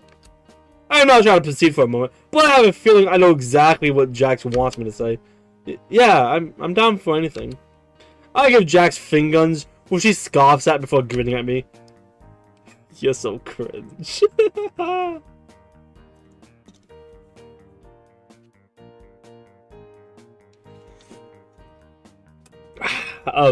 Okay, Jax.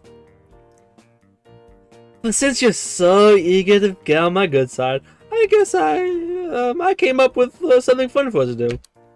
Let's go on a little field trip outside. Are we allowed to do that? Jax rolls his eyes.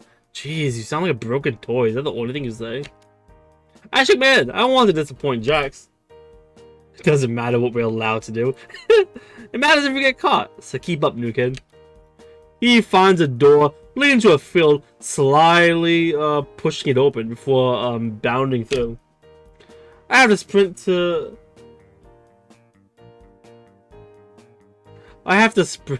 to make it through before the door locks. The door leads us outside onto the softball field. I didn't even know the school had a softball field. See, a team. Jax gets on all fours, putting his head almost even with the ground as he crawls around. Oh no, no! I know what's gonna happen. Is he looking for a centipede?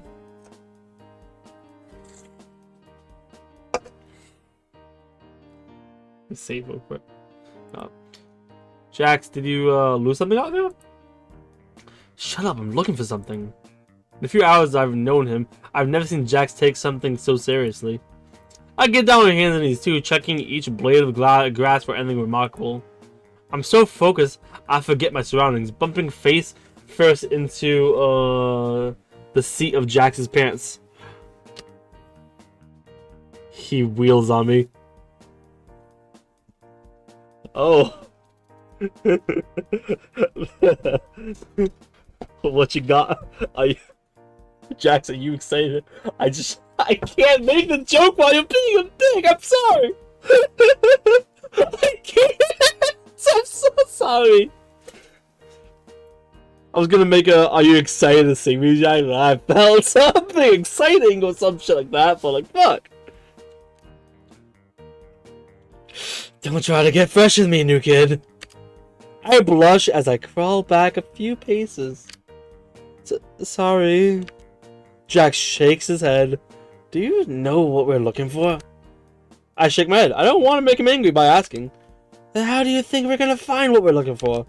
I blush again as I realize how he has a valid point. So, what are we looking for? Fucking a centipede. A centipede? Jax doesn't look amused that he has to repeat himself. A centipede.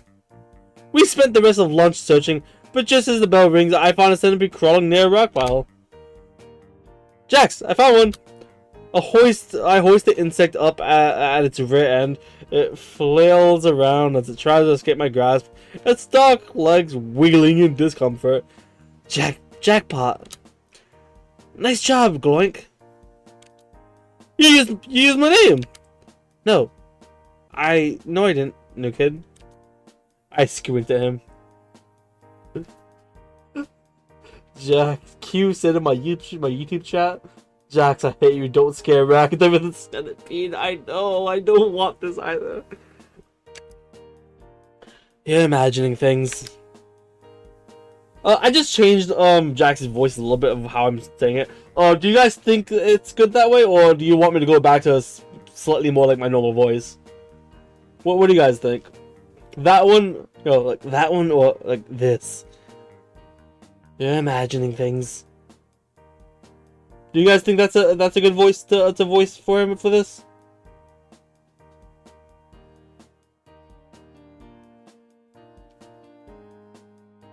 I'm still Ragatha's parents now.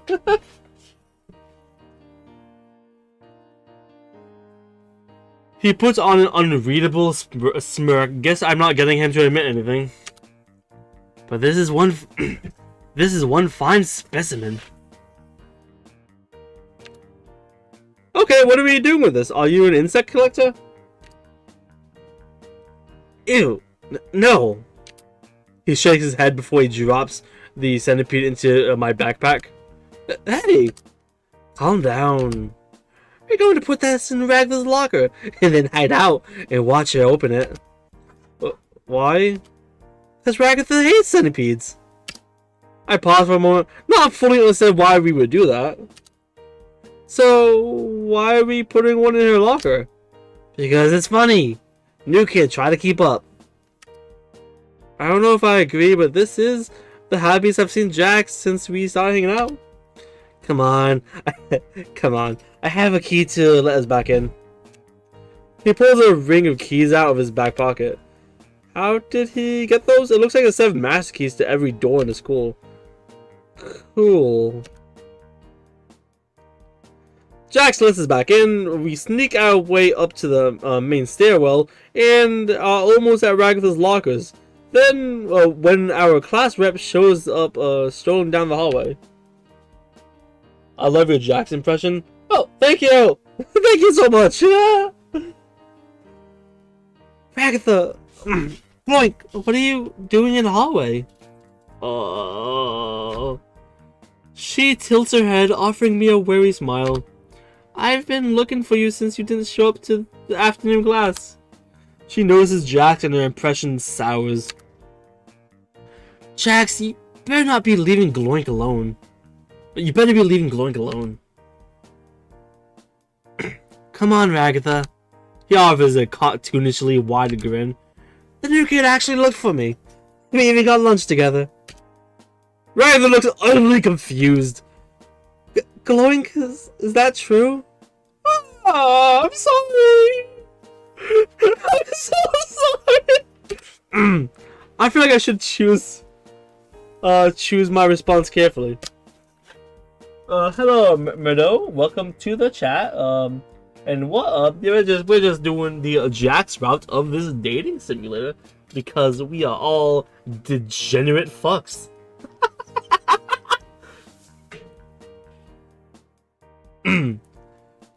But what to?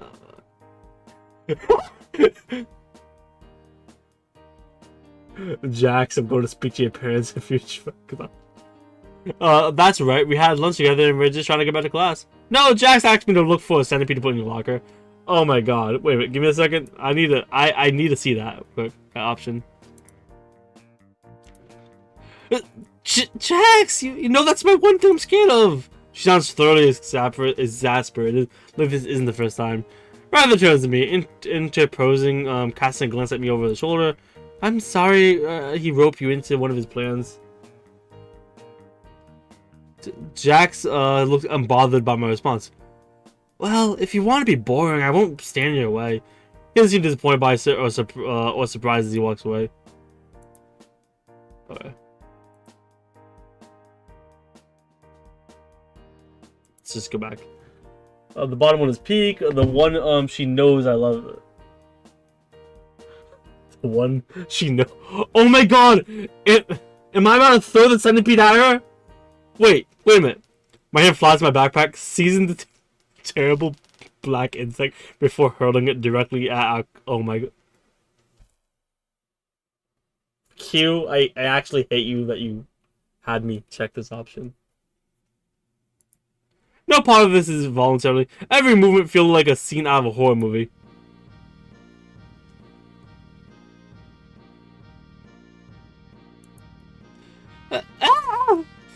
Her one eye bugs out of her head as the centipede lands on the center of her face. Jax is laughing like a madman next to me.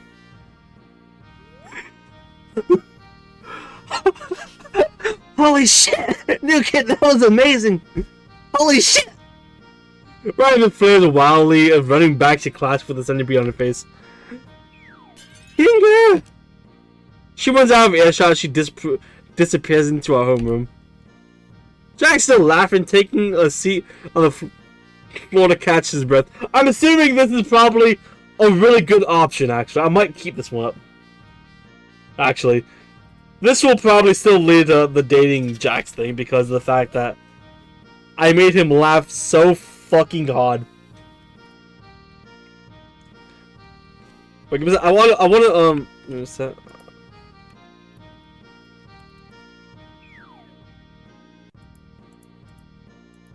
I wanna voice this one again.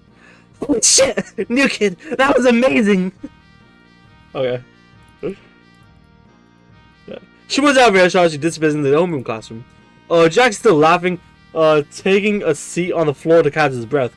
Jeez, new kid. Where did you learn that? I didn't learn it, I didn't learn it anywhere. Just panicked.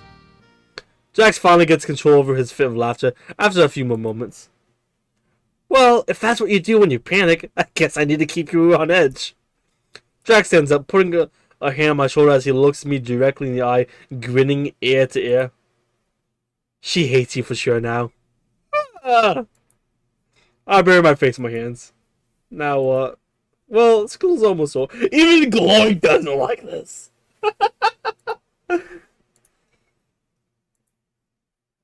Jesus Christ.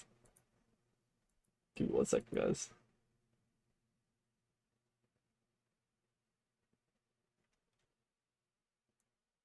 Okay. As ZZ says in my YouTube chat, has Jax's parents on the phone. You son is horrible.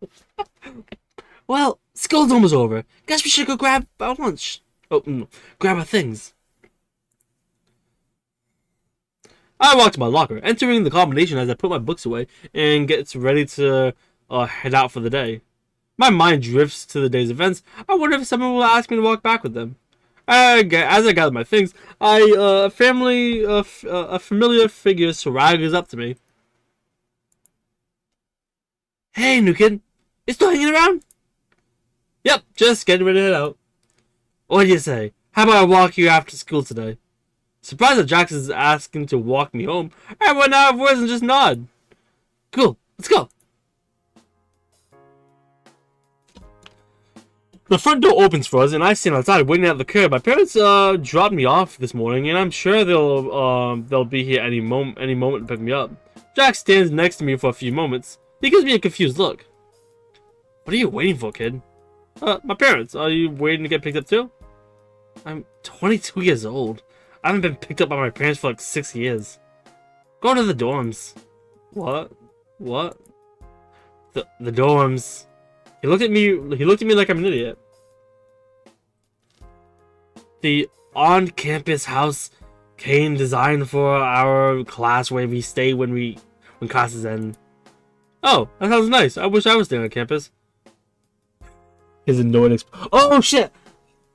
I think he's gonna guess. Wait, are you an NPC? That would be really fucking funny. Honestly, this is the for doing Ragatha's playthrough. This is the part where I thought I was where I kind of figured I was a NPC, but then the whole like abstraction thing happened. Oh, you poor little lamb. His voice drips with sarcasm. Caine really didn't tell you anything, did he? Look, Gloint, I'd love to watch you stand here until the sun goes down and you just shivering in your little school uniform. Jax smirks. Honestly, just imagining it's pretty funny. The smile drops from his face.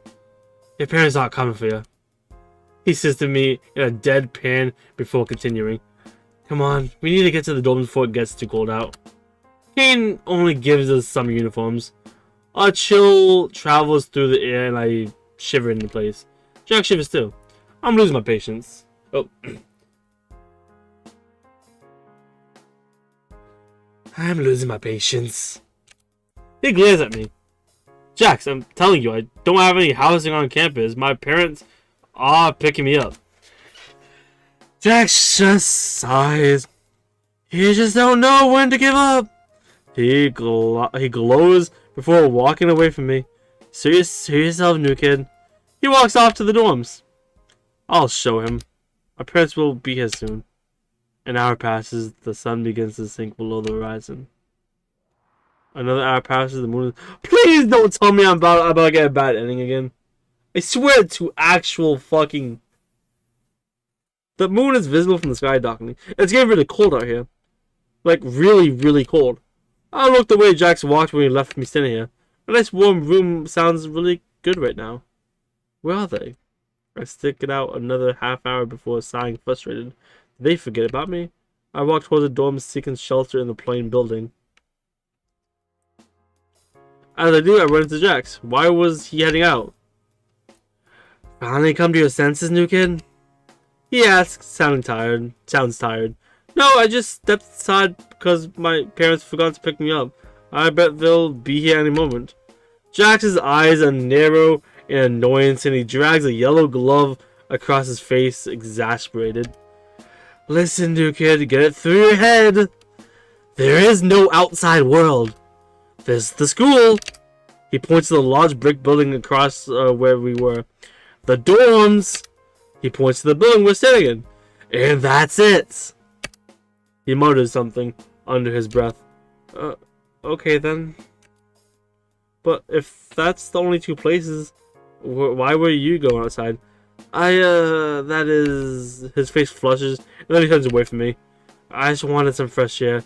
Now, he wanted to make sure I wasn't still standing the fuck out there, wasn't he? That's what I'm assuming. Like, bro, this guy cannot be still standing there. It's pretty cold outside, though. Okay, well, if everyone stays here, then I should have a room here. Show me my room, if I'm supposed to stay here. I grin comfortably in my undefeatable logic. Huh? Yeah, you're probably right. Let's go find your room so I can stop babysitting you. What? Jax grabs my hand as he hauls me through the halls, but I'm not complaining. Just another way for us to hang out together. See, now we're just look. This is cool now. When we're just hanging out together, but when there's other people involved, I don't like that very much. See, now I can simple just a little bit. Yo, Jax, do you want to head into my look? I know look, you don't like following rules. I don't like following rules. I know there's that rule about we're not allowed in each other's room after night. But you want to break a few rules tonight? I'm down. I can't.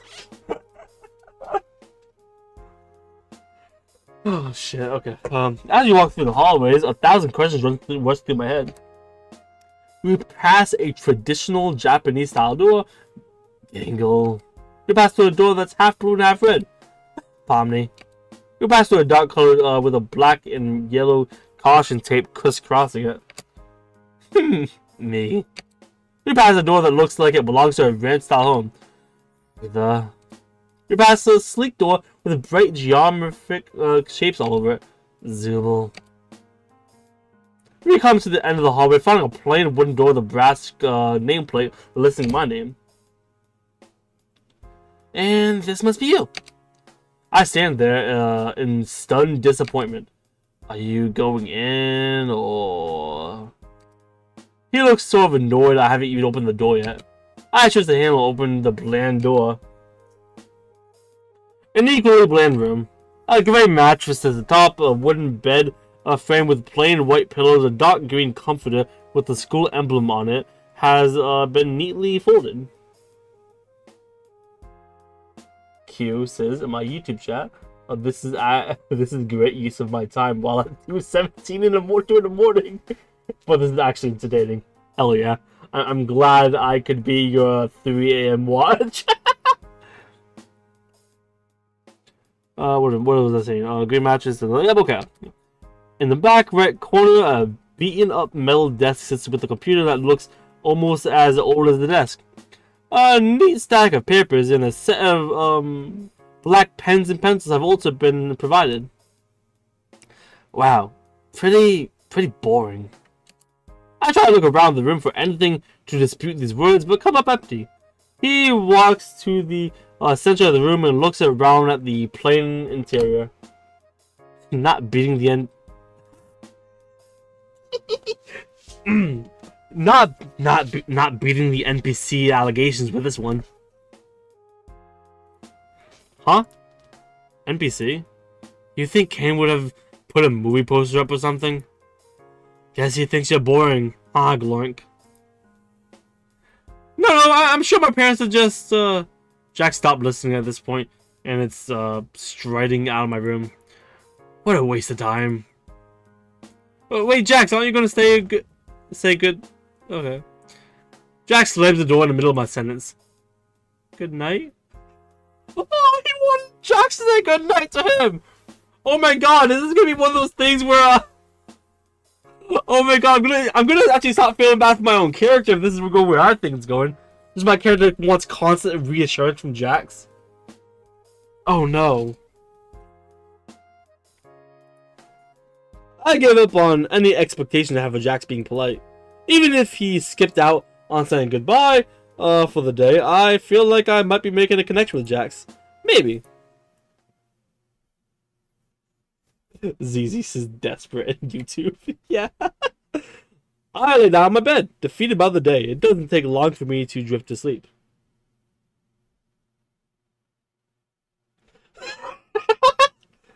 It doesn't feel like I was sleeping long when the lights in my room flash on, as if overridden by some remote console. The room in my dorm flies open as confetti sprays from the fire sprinkler. Doesn't that violate some sort of building safety code? Hello, my darling toy box characters! Principal Caine announces from what sounds like the hallway. Oh shit. No. Well, time to investigate.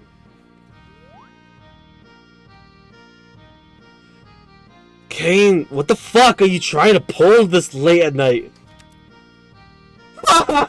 Zooble! His laugh is fast, forced, and manic, as if he's used to this treatment, but none too pleased by it. You're lucky I even let you get sleep. This, he blurts out, in a harsh monotone before recovering his cherry demeanor. I'm here because even the culture fair pulling in new viewers, we're still not hitting the numbers that the Academy needs us to. Which is why I've secured the sponsorship. He stretches out the last word, using some sort of effect to apply the ethereal adverb to his words. Without further ado, I introduce you all to... A drum roll starts playing somewhere in the background. Ragatha looks a little more awake, but the rest of us are still trying to shake off some sleep to understand what exactly Principal Caine is talking about. The Wacky Watch! You see, the vendors for Wacky Watch have been having trouble finding a good audience for their product, but now we have the perfect setting. Teen drama. But we're adults. I'm actually... Now, Gangle. I know this is a lot to take in, which is why I've already taken the liberty of fixing a Wacky Watch to each of your wrists.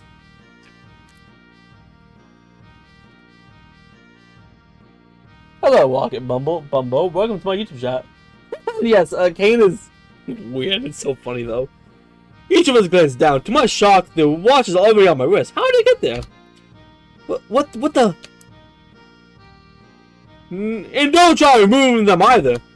They've been fixated to your wrist with a very, very special adhesive. If you do try to remove them, let's just say they'll probably be taking a piece of you with them. I can hear Gangle begin to whine as panic sets in. Pomni tugs at her wacky watch, but no matter how hard she tugs, the wrist watch stays fixated. Her glove stretching like a rubber band as she pulls at the watch. Ragatha just looks down with a redesigning sigh. Caine, I can't remove this. I can't remove the arm with the wacky watch. What the fuck? Principal Caine ignores her complaints, but as he continues his monologue, you see, my little turtle doves, in order to secure the funding we need to make it to day 5 during the culture fair, I need you wearing the wacky watch at all times. Luckily, I secured a deal where I won't need all of you to do ad reads, but it is of paramount importance that none of you insult or try to disable your wacky watches. Good luck with school life. Can't wait to see what you do with the culture fair. Bye! He stretches out the last syllable as he folds out in on himself an infinite number of times, disappearing from sight. Whew. Well, I know it isn't ideal, but at least we can all talk to each other now. We should make communicating the culture fair easier. With the sound of breaking glass, Gangle's comedy mask shatters and falls from her face, tears well up in her eyes. I don't want a wacky watch. Seeing the situation unfolding before, Pomni pipes up. Well, I think it could be useful. And look, Angle, there's even a picture of that function where you can send people things to draw. Pomni goes over to Gangle, lifting her wrist and points out the picture chat feature.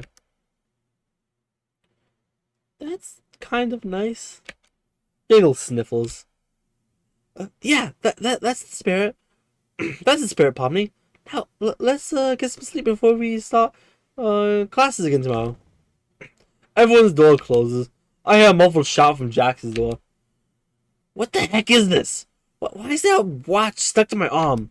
I decide to hide in my room while Jax looks for someone to take out his frustration on. What? No! Why am I hiding?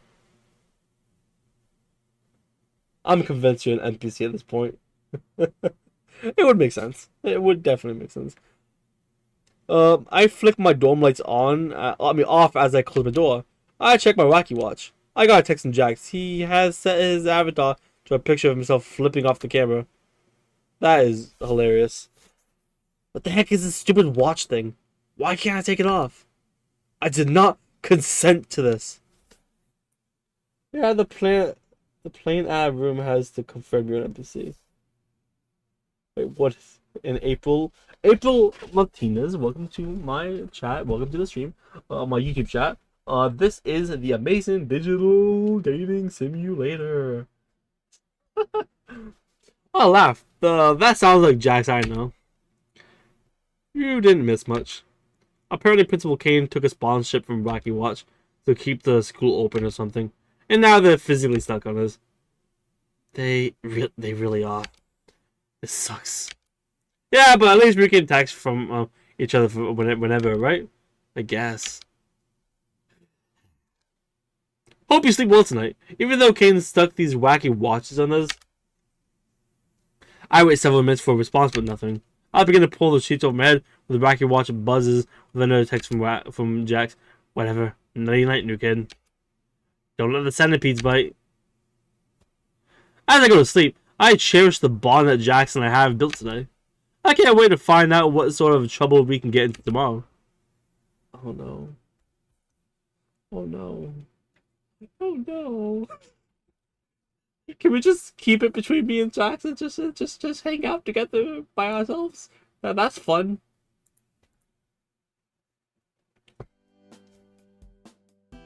I yawn as I awake in my room. The clock on my wacky watch says in the morning, but the only way I can tell is from the silver sunlight peeking from under my door. I slide my school-issued pajamas off and look in the closet. A series of perfectly pressed school uniforms are there with a little tag on the sleeves of the nearest one. I take a closer look. Looks like Caine left me a note. Hi everyone, this is Principal Caine. As part of your stay at our lovely academy, you have been provided us some uniforms free of charge. The price of your dorm is also included in your tuition payment. Looks like you and Jax have been spending some time together, and everyone's talking. That sort of drama-seeking, desperate mismatch of energy is exactly what we need to keep our studio audience engaged. Remember, if Jax pushes you away, it's because he wants you to try even harder. Oh, hell yeah. As I pull my uniform over my wacky watch, I glance down at it. I have a text from Jax. You headed to school yet? I spied Jax as I stumbled out of my room, still slipping my foot into my shoe. Jax, wait up! You wanted to walk to school together, right? Jax looks up from his watch, pausing for a moment. What? He notices me. Oh, it's you. Q says Caine is spitting facts in my YouTube chat. Absolutely. He did a great job, except how excited he must be walking to school with me. Yep, I'm ready to walk to school with you. Jax was confused for a moment before slowing down. Don't you remember what? Don't remember saying I was gonna walk to school with you, but whatever. He waits as I... give me a sec. Sorry guys. Every now and again my... I have my TikTok chat stream open as well every now and again, and it makes me do this little puzzle to keep it streaming. He waits as I catch up with him. What's on the agenda for today? Huh? Aren't we gonna pull another epic prank today? Jax shrugs. Hadn't thought that far yet. W time and jump scare. Yeah. But I'll come up with something. Yeah. We step out into the crisp early autumn air. What about you, new kid? Got any plans for today? Well, I was thinking about working on the culture fair project that Principal Caine asked us to do. I trail off as Jock shoots me a sharp look. That was the wrong thing to say. Well, that's stupid, so I was gonna help you with whatever you want to do today. Jack smirks his back and is as wide as ever. Z says, my character is so desperate. He is! Why is he so desperate for Jackson's attention?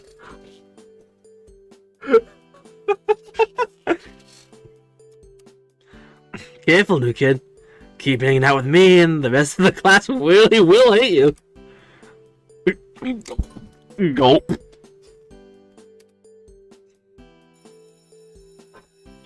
We get to the school entrance. Just as the last bell rings, Jax turns to me as I start to follow him up the main stairwell to class. If you're really cool, you'll go to the cafeteria and bring me something for breakfast. I don't want to be late to my homeroom. I think to complain how I'll be late if I get Jack's breakfast. Give me something like an omelet and a bottle of orange juice. Well, at this point, he told me his order. It would be rude not to go. Bro. I stepped into the cafeteria to see a crowd of students at the various breakfast places. Evidently, none of the other students care about being late. By the time I get to the front of the line, I'm already 30 minutes late to class. One omelet, please, and an orange juice. How much will I bet that they don't even have that here? Staff member behind the counter tells me the price. But that's my money for lunch.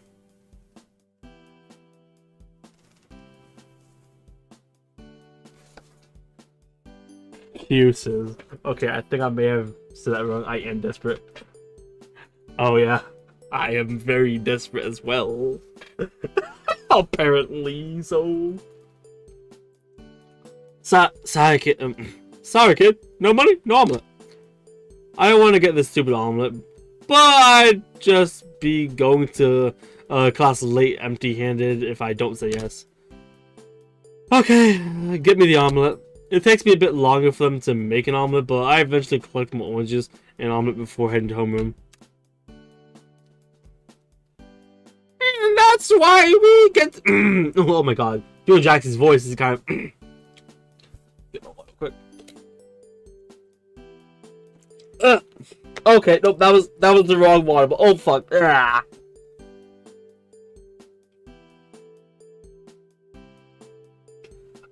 Okay. To give you guys a little context to what I just did, I had this like almost empty bottle of water on my desk, and like the other night or the night before, there was a shot I was gonna take.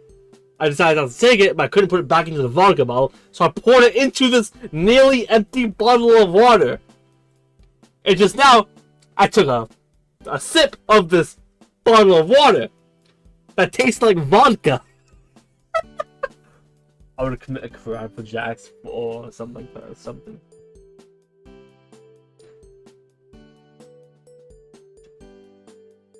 Yeah, me too. Me too.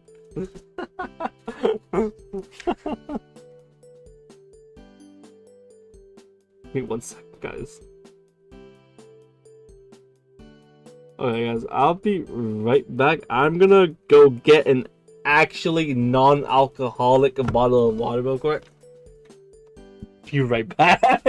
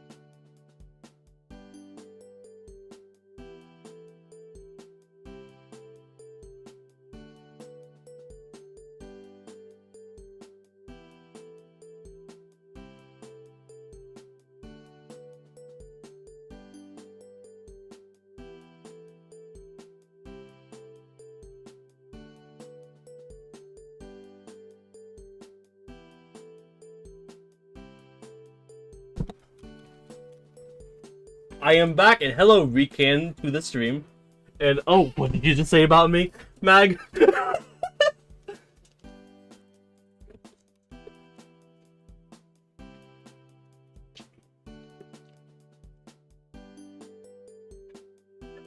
I agree. Fuck's sake, in the chat for my boy Gaming. F's in the chat. That's so funny.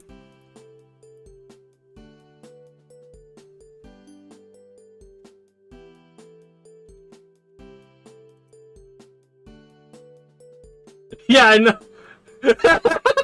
I know. I caught you like right as you sent the message too, which is hilarious.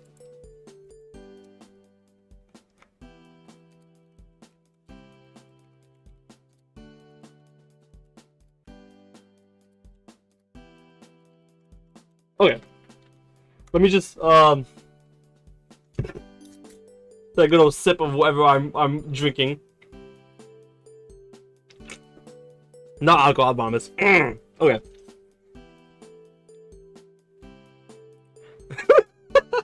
Let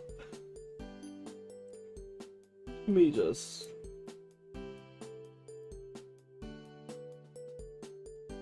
BRB, I'm making emo glunk. Hell yeah.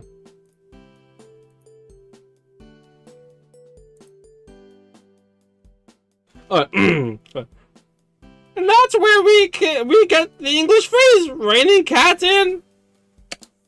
Mr. King turns to me. Gloink! Nice of you to join us. His enthusiasm seems actually genuine. Ragatha gives me a concerned look. Did Jax make you bring him the omelet? Oh, real nice, Raggy. Oh, real. Oh, why can't I? Okay, I have to pause this time switching. Oh, real nice, Raggy. Because the new kid wants to get on my good side, I made them do it. Time to clear things up.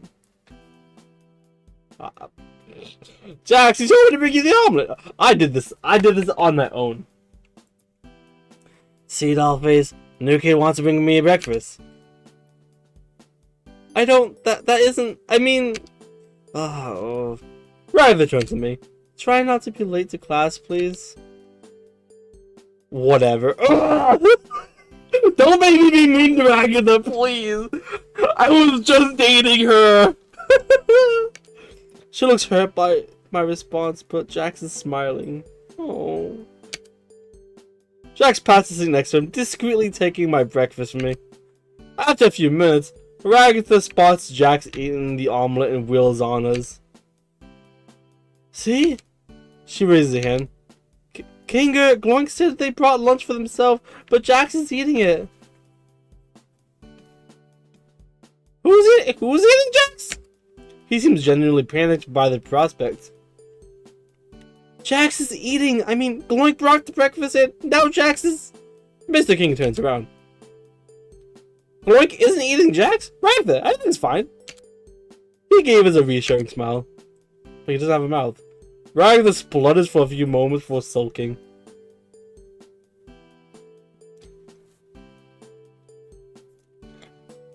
Oh, wait, no. Wait, yeah. No, I should have made the joke. Yes, I'm gonna make the joke right now, actually. Yo, I'm not eating Jax, but I could if you want me to be.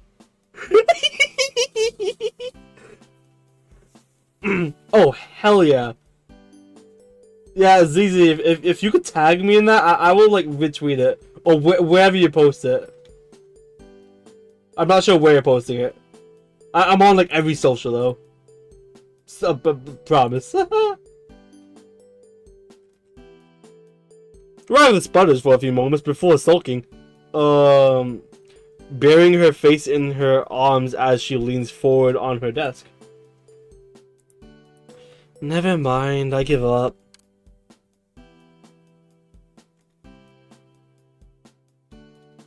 She groans into her arms. Jax and I share a conspirational grin. The lunch bell rings. Dismissing the class, I make my way to the lunchroom. As I'm exiting the lunchroom with my tray, I spot Jax. He's eyeing Gangle like a lion stalking his prey when I catch up to him. Or like a bunny stalking its... carrot? I spent a few moments racking my brain for something that might be hunted by a bunny before Jack notices me. Oh, new kid. Good, I think you can help me out. Can you keep Gangle busy for a little bit? I want to try something funny. I nod. Oh no. I walked up to Gangle. So, anime, huh? What? Oh no.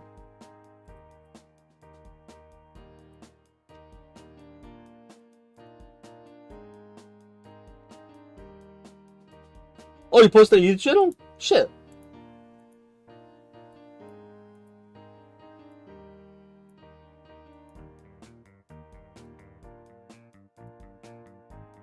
Oh, that's so funny. I'm looking at it right now. That's hilarious.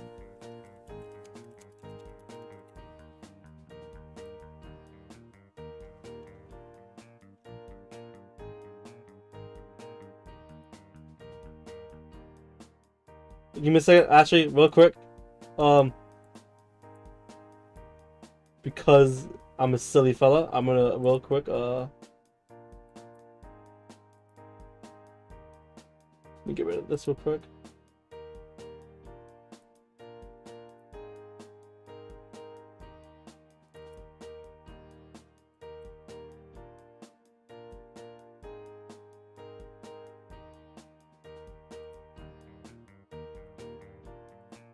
Just if everyone else wants to see exactly what was posted, here it is right here. This is hilarious. I'm showing stream.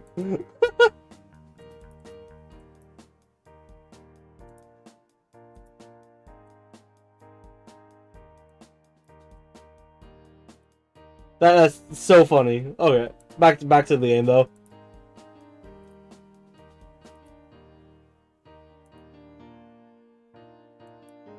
Oh, okay. I have definitely I have messed up my Give me 1 second. I've messed something up. Well, let me try fixing something. There you go. Oh yeah. What?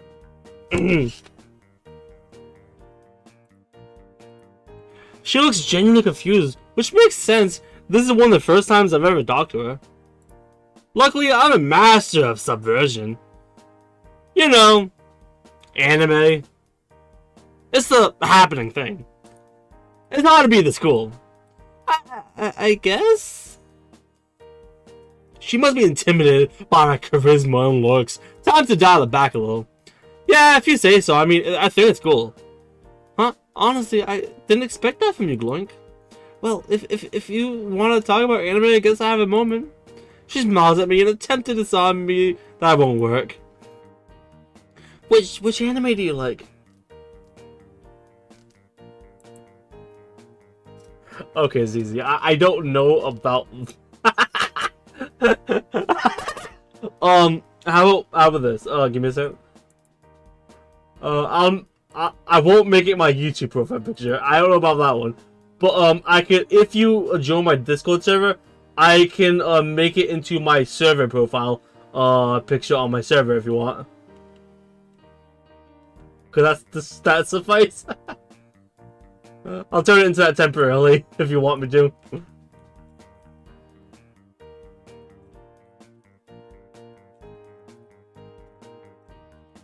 Hell yeah. You know, the cool... you know, the cool ones. She called my bluff, red alert, red alert. The cool ones? I stumbled over my words for a second. How about you tell me about the ones you like? Oh, don't get me started. I like Yo-Yo Hachako, Quad Gum, Uzumaki Ninja, and oh, you can't join? Wait, is something wrong with my link, or you just don't have Discord? Oh, hello, I like space. Welcome to the chat.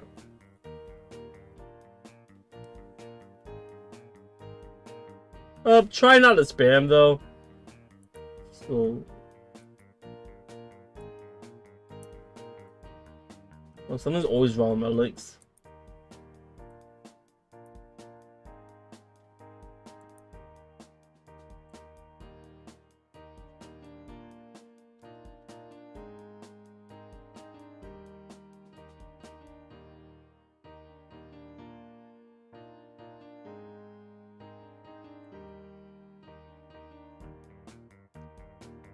Uzumaki ninja. Really funny.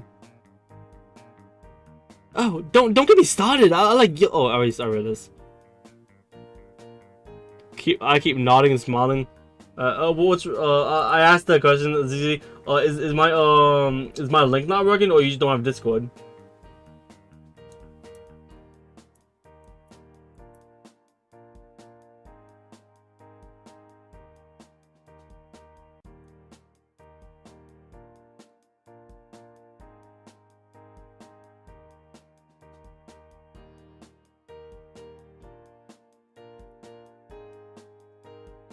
I could probably change it temporarily to my Twitter profile picture though, or Instagram.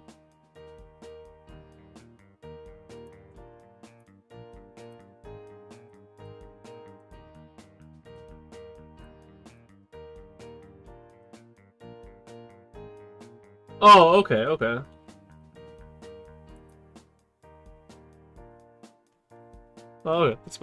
I keep nodding and smiling as Jax sneaks up behind Gangle, a shop vac in hand and a dark grin on his face.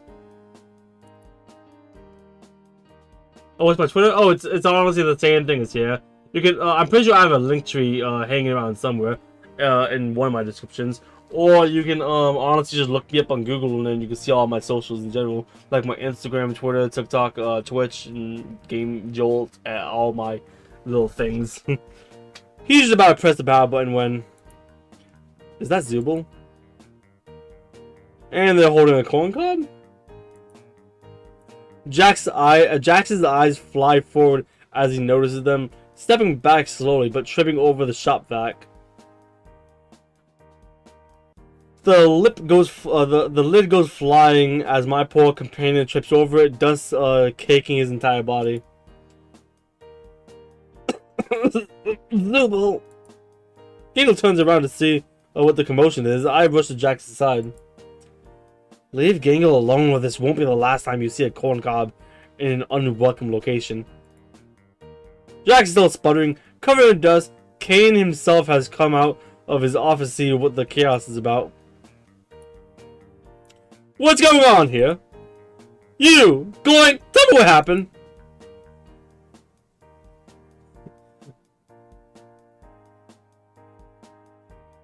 Jax was walking around when Zubul attacked him with the shop vac. Jax was trying to message Gangle. Okay, maybe I'm starting to like this patch just a little bit. Like, I don't like being mean to the characters because they're fucking awesome. But, you know what I have to do though. Jax was walking around when Zubul attacked him with the shop vac.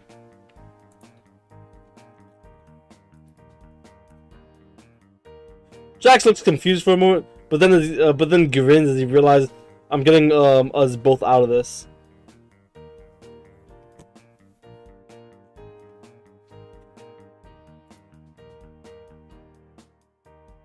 Being so... Yeah, that's right. I was just trying to clean, and Zubul over here attacked me. Are you seriously implying? No, Zubul. You really shouldn't be harassing the cleaning staff. Jax asked me earlier if he could use the shop vac to clean the tops of the lockers. I was surprised but impressed by his go-getter attitude. Shame on you for disrupting his cleaning activities. Caine, that's not what... Chop, Zubul! You're coming into my office while I decide what to do with you. In the meantime, Bubble! He claps his hands. Bubble manifests out of a seemingly nowhere. What's up? Clean this up. Bubble opens his mouth, extending his unnatural large tongue as it begins to lick up the dust from the shop vac. But bad time to say this. I hope they add a Bubbles dating line eventually, because that'd be really funny. He could definitely do a few things with his tongue.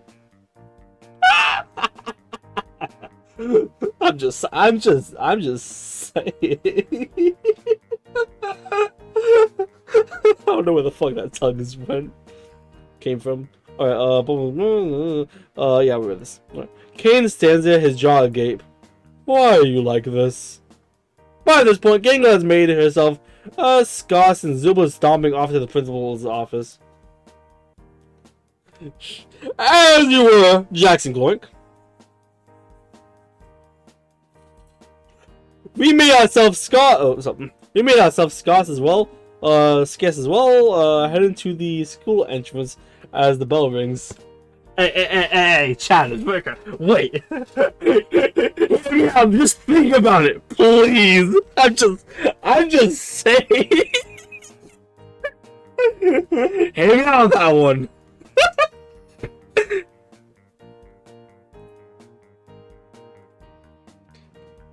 Well, that was a bust. But at least we got Zubul put away. Hey, Jax, what happened back there? What are you talking about? He gives me a confused look. The, corn thing? See? Kieran agrees with me. Kieran in my YouTube chat says, no, you're completely right. See?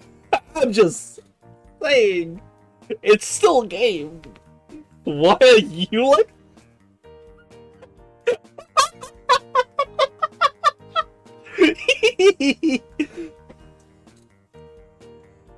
Don't know what you're talking about. He tries to keep walking. Oh no, Jax, you're not getting away with that easily. I grab the small corn cob off my tray and points at him. His eyes widen. Put that down. I smirk. So you are scared. He ducks his head, looking away, looking to see if anyone is in earshot around us before addressing me. Fine, yeah. I don't like corn. Oh, come on, you know that's not... Aw.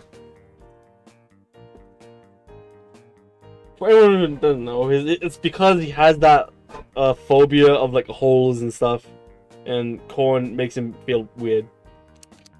The seemingly unflappable Jax has been flapped. Still, he's obviously uncomfortable, so I toss the corn into the nearest trash can. So, what is it with the corn? Do you not like the color yellow? I can't truly stifle my laughter as I thought of something like Jax being afraid of corn. He hears me, gives me an annoyed look. My gloves are yellow, new kid. Good point. What is it then? He waits until we are significantly... Yep, you spelled it right, I think. Away from the other students before answering me. All the little kernels are just... Ugh. He gives me a revolted expression before smirking. But don't think you have the upper hand just because you know that about me, you kid. I'm not letting that bubble talk go. Oh my god. Z, just imagine it. I'm just saying. That tongue can do many things. Like, I got the same exact... I'm just saying, I have the same exact argument when it comes to Caine. He's a mouth.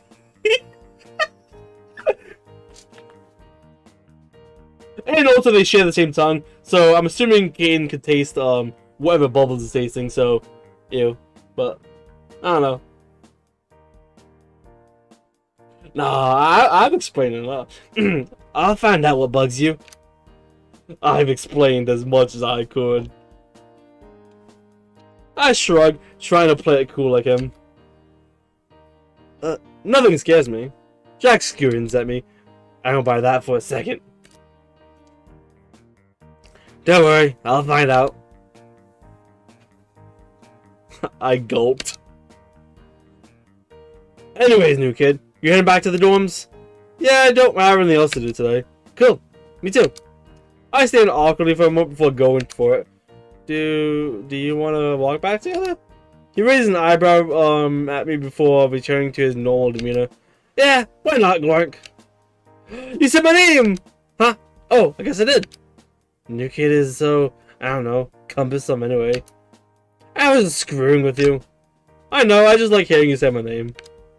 Jax gives me a pointed look. You made it weird, new kid. Jax sighs, but hey, you can at least distract people, so you're not entirely useless to me.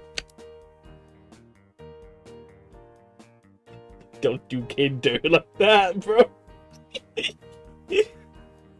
And that stunt you pulled with Ragatha yesterday was comedy gold. So I guess I'll keep you company on the way back. Since nobody else will. Yep, that's for sure after today. We make our way back to the dorms.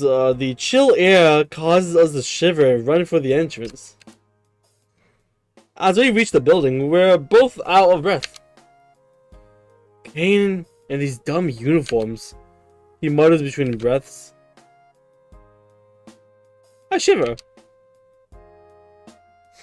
No, Z. You gotta imagine this real quick. He is just a silly guy. But he could do literally anything the imagination could think of. He is the one you wanna be with. he can literally do anything. He has hacks.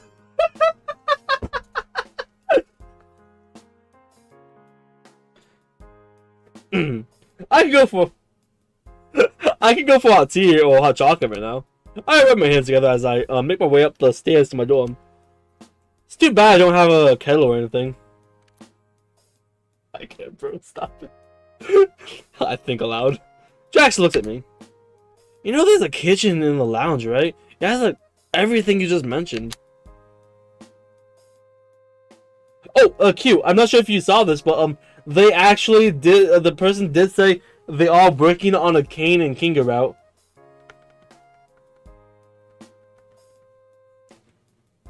I blink at Jax. You didn't know that? You'd be lost without me glowing. It's kind of embarrassing. He motions for me to follow him. I didn't ask for him to show me, but I can't lie. I appreciate his help as he leads me down the staircase. Oh no. Are we gonna run into Pomni and Ragatha now? It's a pretty nice lounge, all things considered. I make my way to the kitchenette.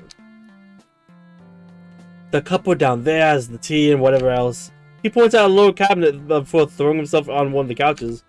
I open the cabinet to see an assortment of different teas and drinks mixes. I look for one to try. As I'm rooting around under the cupboard, I peek around the lounge.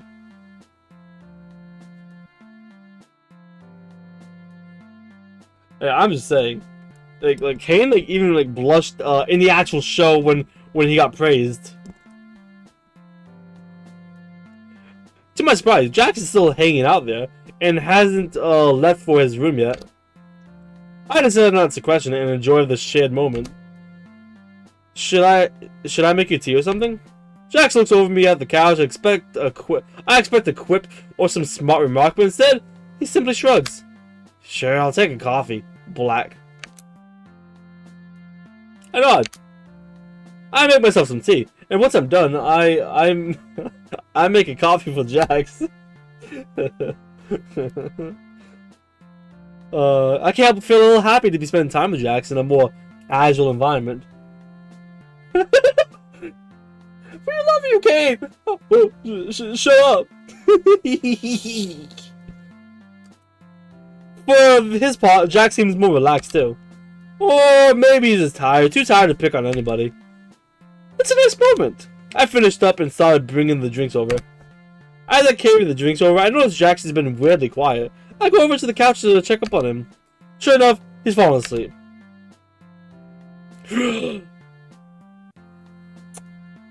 You think we could take away a few buttons here? I mean, just saying. No, but honestly, no, I really did like that Ragatha route. She is beautiful. And makes me sad, but I have to go to hell, Jax. I can't help but stare for a moment. Guess it takes a lot of energy to terrorize your classmates all day. It looks so peaceful. I am so caught up in my own thoughts I end up tripping over my feet, dropping the drinks all over the wooden floor.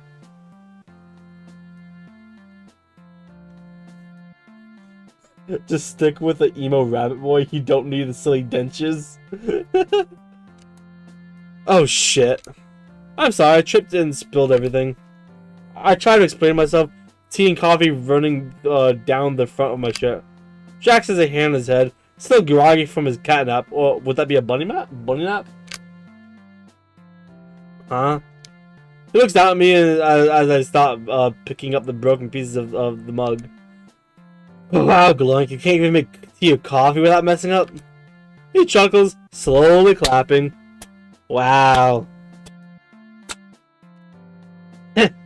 Yeah.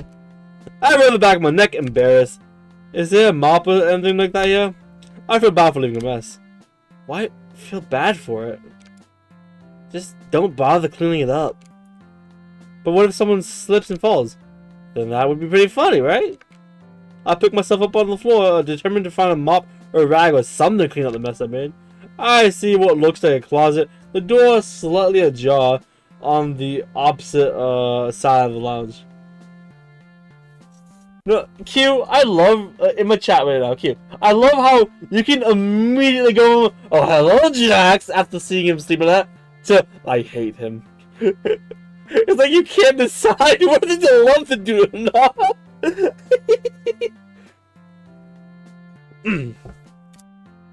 Maybe there's a mop in there. Jax watches me, annoyed, as I open the door and look around the closet. It's roomier than I expected. Still cramped, though. I see some clean supplies. I'm definitely in the right area. I rummage around a bit, not noticing Jax approach the entrance of the closet, his arms crossed. It's above you. He eventually pipes up, pointing to the top shelf after watching me struggle. Huh? Oh! On the top shelf, a mop sits tucked behind some boxes. Why is it up there? Like there's literally a mop right. There's literally a mop right here. Why is the fucking mop bucket up here? He's both. I love him and hate him when he's mean. Who's on a mop like that? Exactly. I try to reach for it, but it's pretty hard to get a grasp on. Tucked behind all this junk. I continue to struggle before Jax walks past me, taking pity on me. He rolls his eyes as he steps past me. I can't watch this anymore. Move. He enters the closet, the door closing behind him as he watches over to grab a mop out from behind the boxes.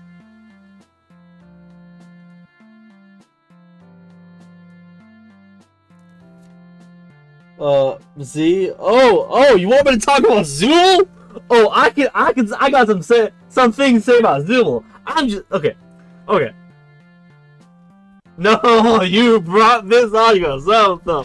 Like, I'm just saying, she could take away pieces, she could replace, she could be whatever you want. Like, I'm just saying, like, there's so many pieces you could attach to her. I can't say the rest of the joke, actually, without being banned off of them. Leave the message.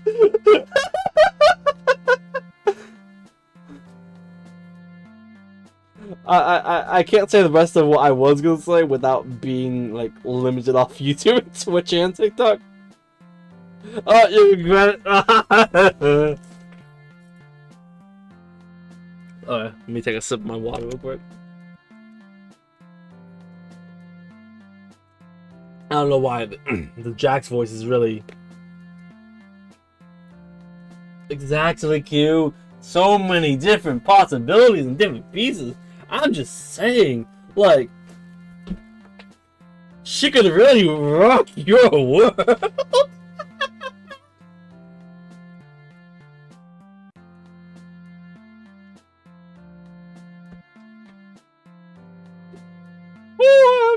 She got a few pieces where that could help you rock her world.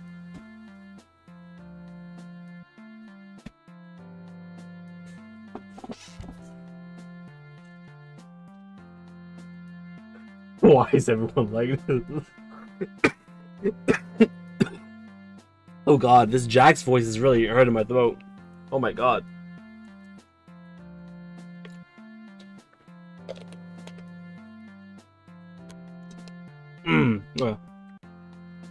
Well, he enters the closet door, the door closing behind him as he reaches over to grab the mop out from behind the boxes. Yeah. he states, pushing the mop into my hands. I blush a bit, embarrassed at how much I've been relying on Jax. Thanks. I'm sorry I spilled our drinks. Stop apologizing so much. It's annoying. He says, twisting at the knob of the closet. What? He tugs the knob a little harder. No! You've got to be kidding me! He shakes his head, pulling out the knob vigorously. It's locked? I feel my chest tighten up. Come on. Jack starts banging on the door, pulling more violently. The door shakes on its hinges, but no luck. We're showered with old paint chips from the crumbling ceiling. We're locked in here? I feel the breath leave my lungs as I clutch the mop to my chest. This would happen to me. Of course it would happen to me. I barely hear him. My ears are ringing as the panic starts to end. My breath comes in a ragged grasp as my heart hammers against my ribcage. Oh shit, is our character fucking claustrophobic? You're saying we win.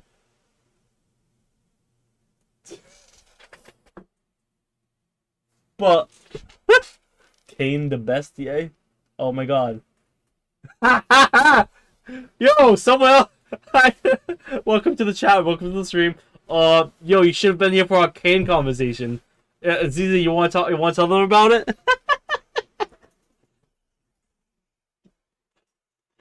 My breath comes in I'll read this. Suddenly, I lose my balance, clutching the mop as I back into the wall and sink to the ground. Whoa! Hey, Goink, calm down. Oh God, we're gonna die in here. I continue to hyperventilate. We're gonna die in here. I can't breathe. Jackson kneels down next to me, smirking. Not scared of anything, huh? This is not funny. I eke out with the last of my breath. Jax lets out a sigh. Well, we're not here to get anywhere with you freaking out like that. He sits against the door, facing me. Just breathe. I'm trying. Well, I don't know. Close your eyes then. Stop freaking out. He tosses his jacket over my head. Imagine... Bro, wait. I can't breathe. Fucking... covers my face with his jacket. That's gonna help.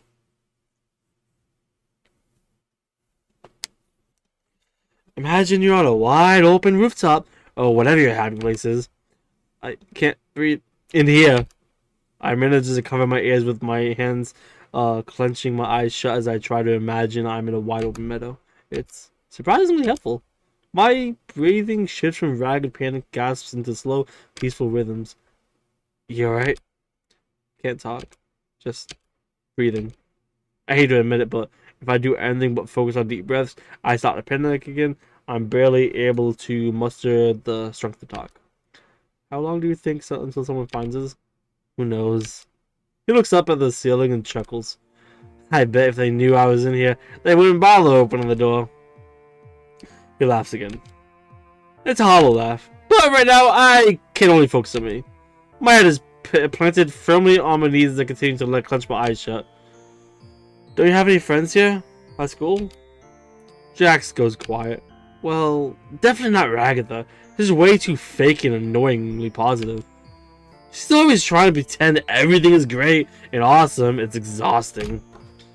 Gangle is just sad all the time. Not like she has a backbone. Zubu just chooses to be difficult to get along with. They're really a stick in the mud. Pomni's alright, but she's always worries about what everyone else thinks. Jax confesses about how he feels about his classmates. Distracts me from a cramped situation, if only for a few moments. Wow, is there really nobody at the school you like? Jax remains silent as he looks away, a tinge of red on his cheeks. I can't help but blush myself for putting my head back on my knees.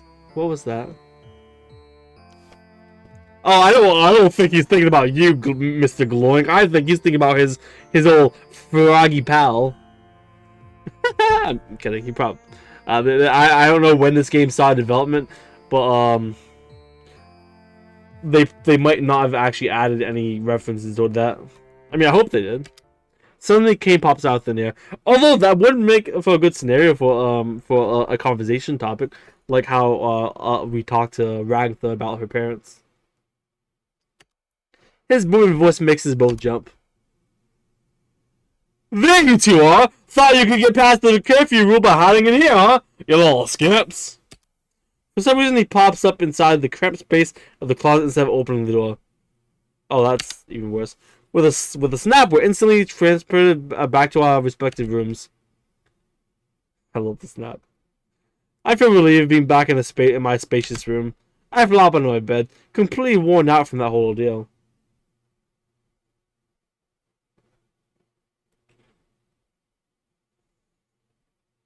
Yeah, that's what I think as well. Because the episode this is even based off of was not really a Ripper's reveal, but when she was hinted about.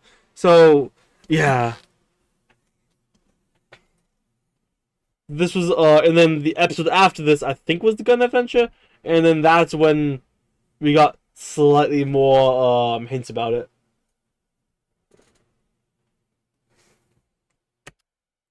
Still, I can't stop thinking about what Jack said and what he didn't say. Why was he so quiet after I asked him if he liked anybody?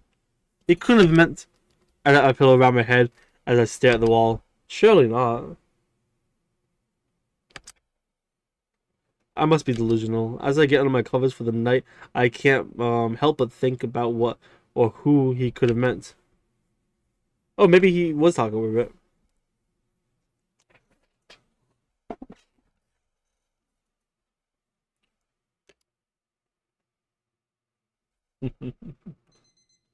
I wake up to my usual alarm and get ready for the day. It takes a little longer than usual. I didn't sleep well last night. Couldn't stop thinking about what Jack said yesterday.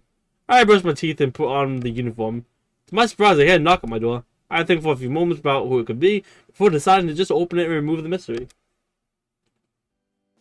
To my surprise, it's Jax. He leans on the doorframe, grinning his usual confident grin. Rise and shine, Gloink. You ready to head out? I'm a little flustered as I try to find my words, finishing pulling on my uniform and suddenly very concerned about making sure everything is neat and covered. Oh, yeah, I was just gonna try and pick up something to get to eat real quick before class. I don't want to be late again. Jax rolls his eyes. Why, it was funny yesterday. Don't worry, just peel back his skin and you can brush his whole body. He's still wearing that same confident grin. I giggle awkwardly. No. Yeah, but I don't want to make a habit of being late. I try to lock my door while Jax waits for me. Once I'm sure the dorm is locked up, we start walking to school together. The fall air is cool against me. I shiver again. You're right. These uniforms do suck. Jax nods. Yep. When Caine designed this, when Caine designed this school, it was early spring. Then the seasons just kept going, and we couldn't convince him to make us new uniforms. Said to put in suggestion boxes. I guess he forgot to put one up because we never found one. We ended up having to just ditch the blazers for the summer. But you can't do anything about it. About the cold. He shivers, rubbing his arms. His breath visible on the autumn beer. Hello, JC Book. Welcome to the chat.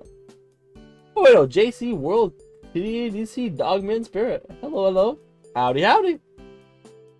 I lean in a little close and Jack stops me.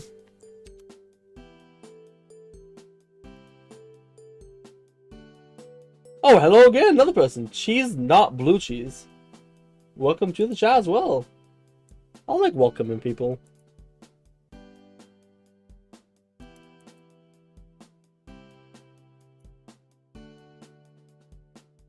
How is everyone? I am great.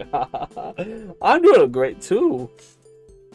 Also, by the way, what I'm thinking of, by the way, guys, is we're gonna finish the Jax route tonight, but we won't continue until tomorrow. Because I feel like 2 routes in one day is good enough. Even though technically I was mid route for Ragatha already. And tomorrow we'll start on Pomni at like I'm not sure what time zone everyone is in, but 6 p.m. EST is when I'm probably gonna start up a stream again for this. If that's so cool with everyone else. He doesn't acknowledge shared warmth, but honestly, not being kept at arm's length feels like progress. So we're all gonna finish this route tonight though. Until we enter the school, and he moves in front of me, keeping a safe distance between us as we walk into school.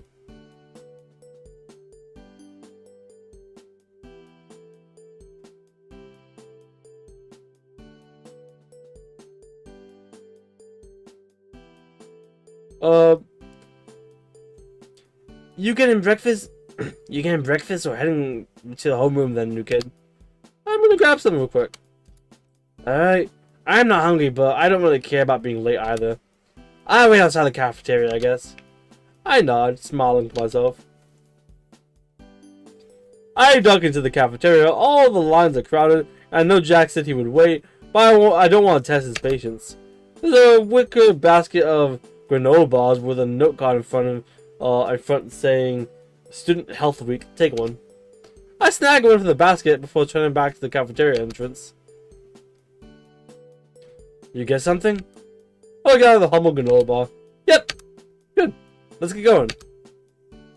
We ascend the main stairwell, entering the classroom at an appropriate time today. I munch on the granola bar while I take a seat. Jax takes the desk behind me. Huh? I turn to look at Jax. You're sitting behind me today? Jax flashes me a grin.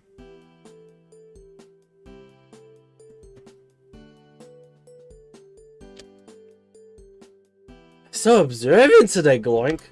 He rolls his eyes. What's the problem? Don't you ask me?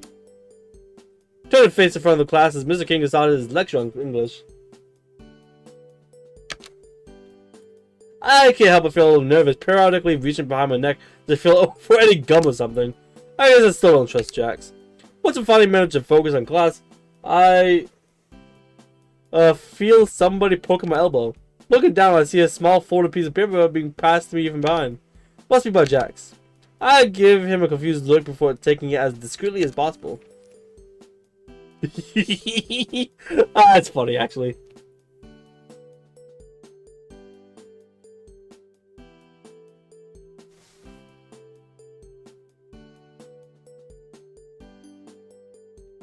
Look. I'm gonna talk about chat real quick. Hold your hands for a second. Well, you specifically, ZZ. It's better than like simping for like disappearing man or Ming or something. Because I actually want to tell you, people do simp for them as well.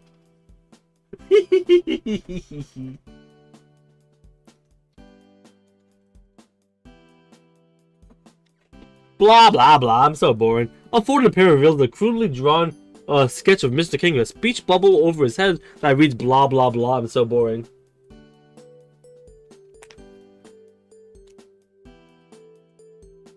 Also, JC Book, don't worry about whatever anyone's in the chat. Everyone is just is being silly, silly, arguing with each other. I don't think they're actually having a full-on argument. I'm actually really enjoying seeing ZZ freak out. I'm gonna be honest with you, it's actually really funny. And I'm sure people would probably stop if they stopped.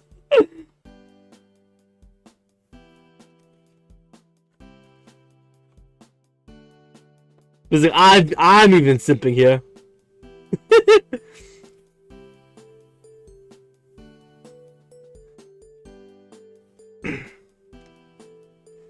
Just give me 1 second. Sorry, this Jax voice is really screwing my throat over a little bit.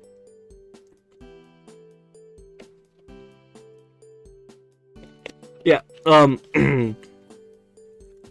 of the reasons why I'm not doing a third path tonight as well, because it's getting late. And also because honestly, my throat is starting to kill me. A background song? I don't know. It's I would check the website. I think they have a playlist for it. This is actually in the game. Real silly maxing. Oh hell yeah.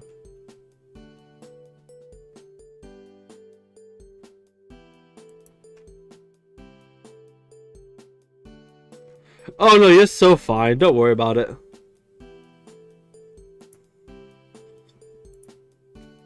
I stifled a chuckle, adding my own contribution. I've never been very good at art, but I do my best to draw Ragatha. No! What are you doing?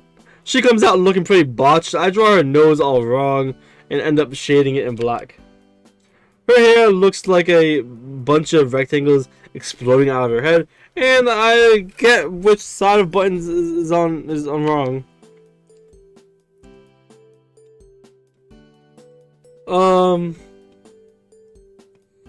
But I hope it gets the point across. I added an arrow with the word Killjoy. Just before I hit it back, I added another arrow with the word boring written on it. I passed the note back to Jax, quickly swiping it for me. I hear him let out a small exhale through his nose before the sound of pencil scratching again. He takes some time before passing the note back.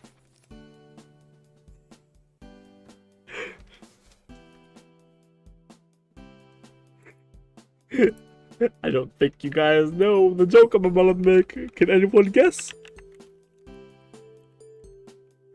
What my next words are?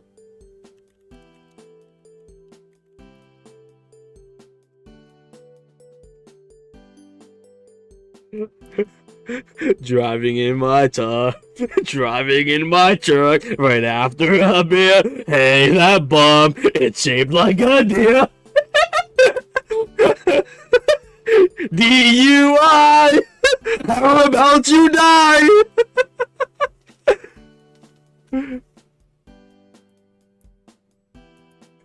That's fucking amazing. Pretty much right. Oh shit! Yeah. Hello, Manila the clown. Welcome to my YouTube chat. Hope you're doing a goodish today. I opened the note to see what he was working on. This time there's a sketch of him in a large truck heading for the previously drawn sketches. There's a speech bubble coming from the truck saying incoming. There's also a small pretty much right he added by my sketch.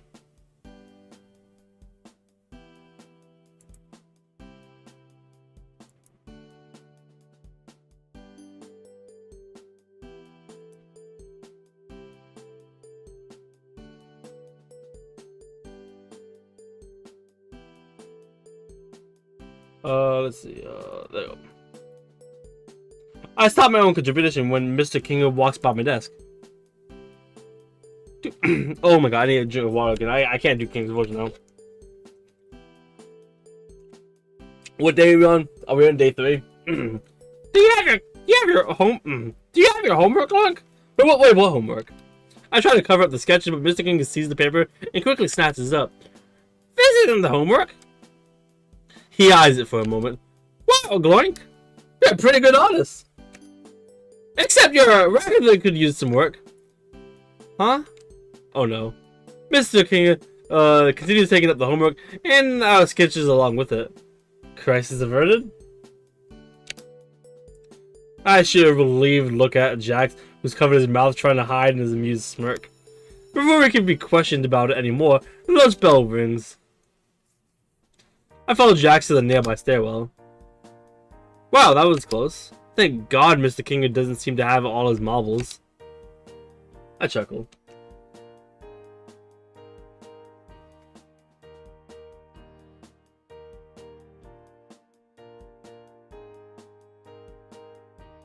Oh.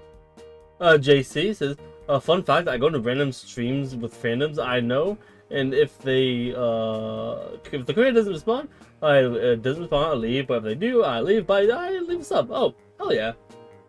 Good on you. Yeah, our teacher has a few screws loose. He traces a circle around his temple as he bobs his head from side to side before continuing. Anyways, listen up, Gloink. I have a really good prank idea for today. Alright, perk up. Jax reaches into his blazer pocket and pulls out a little red bottle. Oh no.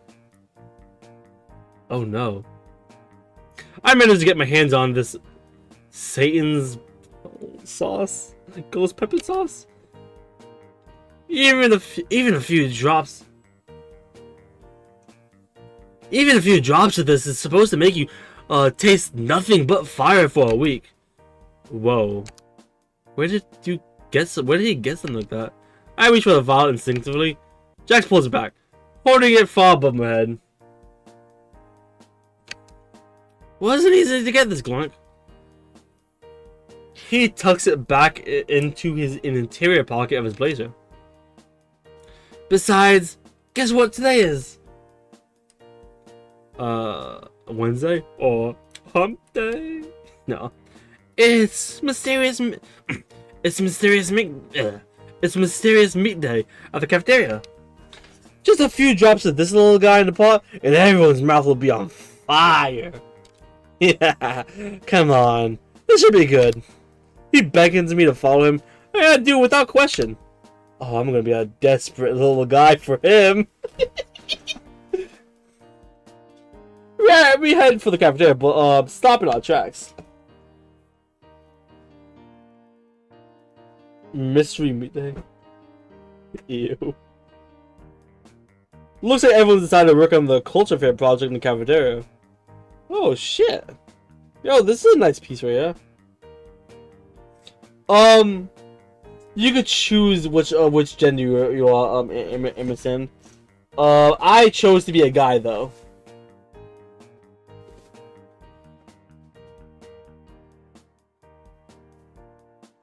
At the beginning, it basically did the whole Pokemon thing. Which suit do you want to do? And it shows like a girl's uniform or a guy's uniform. And for real, look at that shit. Look what Gangle's doing. Yeah, it seems like Ragatha's having no trouble without me. Hello, Jessica. Welcome back. Head me out on Ragatha. Yeah, we did the Ragatha path earlier. It was fucking awesome. It's been my favorite path so far.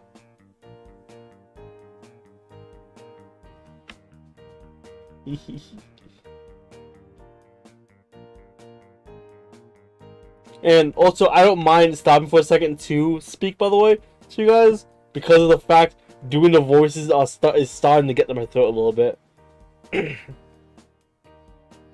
So it's my moment to just read chat and take a break from speaking.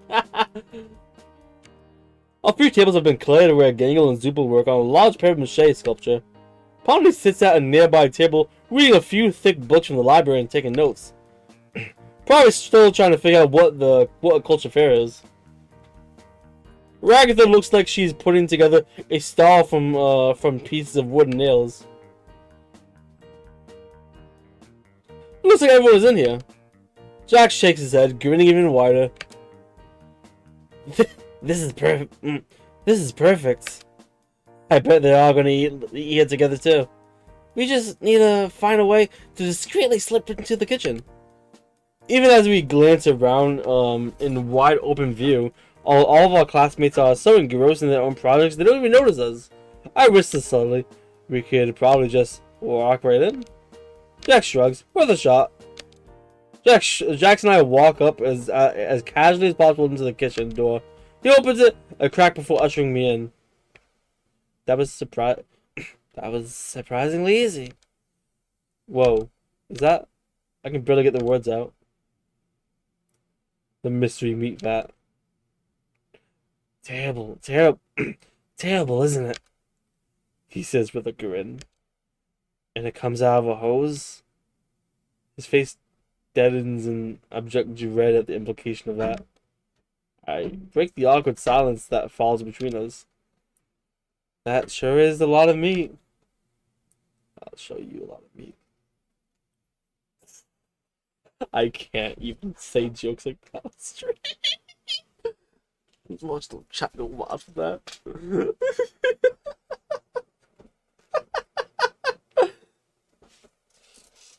What? Jax shakes the dread off as he returns his normal grin. Alright. Alright. Alright. Help me out, how to get in here. Jack's gloves hand scrambles over the sealed vat for any type of opening. I stand there just sort of watching for a few minutes as Jax tries and fails to find the opening he's looking for. What the? There's gotta be a valve or something. He grunts as he tries to pry at the door. The sides has been wielded shut. How do you open this thing? Maybe there's a pressure relief valve or some kind of button opens it. I look around the tank. Underneath, find some buttons and a lever. Hey, buttons! Jax pushes me aside to access the hidden panel. Let me see. He stares at the panel for a few moments. Jax starts pushing random buttons. Are you sure that's a good idea? A metallic whirling sound begins as the tank controls seems to come to life. The hose begins to croak and whip around as a thick, brown, sludgy steam of mystery meat comes flowing out. Uh-oh. Turn it off! I scream, panicked as the sludge begins to flow toward us. Right. He tries another button. The hose begins to whip around like a snake in its final moments. Molten meat sludge spraying all over the room, a higher volume than before. Oh no. But please stop hitting random buttons. I tuck my head under my arm as I duck. You gotta get out of here. Jax and I rush for the door, dodging jets of hot meat juice while we make our desperate escape. We burst out of the door like a bat out of hell. The hose has mind of its own, the nozzle wedging between the door and the frame escalator up and down like it's a live creature. Vile mystery meat spews from its nozzle in a spiteful deluge of heat-id horror, coating the guilty and innocent alike in terrible mystery meat of sludge. Ew. Jackson. Oh my god! Pomni is just so done. Look at her. The sludge flies across a Pomni in her books. A thick puddle begins to form on the once pristine table where Zubul and Gangle left their art. A thick jet of meat slams into the ladder that Gangle was standing on. The velocity and force behind the grout of meat knocks the ladder over and promptly sends the ribbon character onto the ground. Yeah, I think Jax is right though. I think everyone's gonna hate me now. She lets out a little yelp, her combat mask shattering on impact of the ground. Ragatha is standing behind her stall, which proves to be poor cover as a pressurized spray of meat knocks the stall over and pins her underneath it.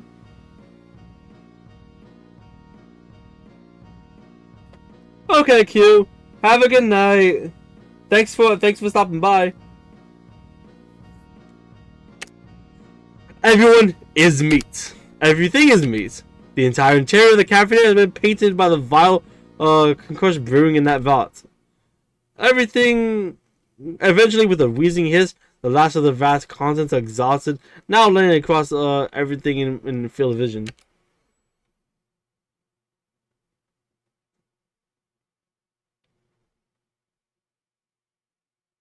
A terrible silence settles over the cafeteria in the wake of chaos. The entire place looking the scene of some grotesque crime. A silence that is eventually broken by the appearance of Principal Caine, who floats above the bubbling sludge. Well, you know who's gonna clean this. Probably Bubbles. Whoa! Clean up an IOU! He says as he surveys the scene. Mystery Meat Day is ruined! Mystery Meat Day? What a... Mystery Meat Day? What about the entire culture fair. Our projects are completely covered in meat juice. Oh no! That too! Who could be behind the targeted attack on our school festival? Who do you think? Zubul crosses his arms and glares at Jax and I. To our credit, we are also covered in meat. Listen, we can explain this wasn't supposed to happen. Jax wheels on me as everyone else begins to glare. Yeah, gloink. What were you thinking? Ruining everyone's culture, fair projects with me? You're sick. What? What? I'm very disappointed in you, gloink. I expected better. Principal Caine turns back on me, shaking his head as he surveys the cafeteria again. Disciplinary action is the only way I can try to correct this little behavior hiccup. Wait. Before I continue, Principal Caine snaps his fingers and we're transported into his office. Now, wait here while I prepare your disciplinary action. He disappears behind the desk for a moment before a massive red slug creature with yellow polka dots slide in, ringing the bell on his desk. What the fuck? Jax, I thought we were in this together, you asshole! Bro, I vouched so fucking hard for you, and you throw me under the fucking bus. You fucking dick. Oh! A bunch of small geomorphic shaped creatures with his eyes and mouth around outside the office. Hey, it's my queen! I'm here to enroll my gloinks in the classes, all 500 of them. Caine appears from behind the desk, his eyes wide. Whoa! Enroll 500 gloinks in classes? That's going to take a while. Bubble, cancel all my meetings for the rest of the day. And it, boss. He looks a little down. As he continues. Cancel my 3 p.m. Massage therapy appointments. He turns to face me. Wait here, gloink. Caine motions to the giant slug creature. Follow me! This way, you gloinkness! He leads the massive slug thing into a back office. Wait, but what about my... I try to protest, but it's too late. The little geomorphic shapes bounce around the office now, knocking things down and making general chaos. Exactly. 501, including me. Well, I'm already enrolled though, so I don't count. I'll wait here. I'm realizing now that since Jax and I pulled our prank, I hadn't really gotten to eat anything. My stomach growls. I think about ditching, but Bubble hasn't stopped staring at me since I sat down. I'm nervous about what will happen if I try to leave. The time crawls by, minute by agonizing minute. I missed my first afternoon class. Then my second. I start to question if the clock is working right or if time is really passing at the sluggish of a pace. As the clock ticks down, the last bell for the day rings. I've been sitting for hours.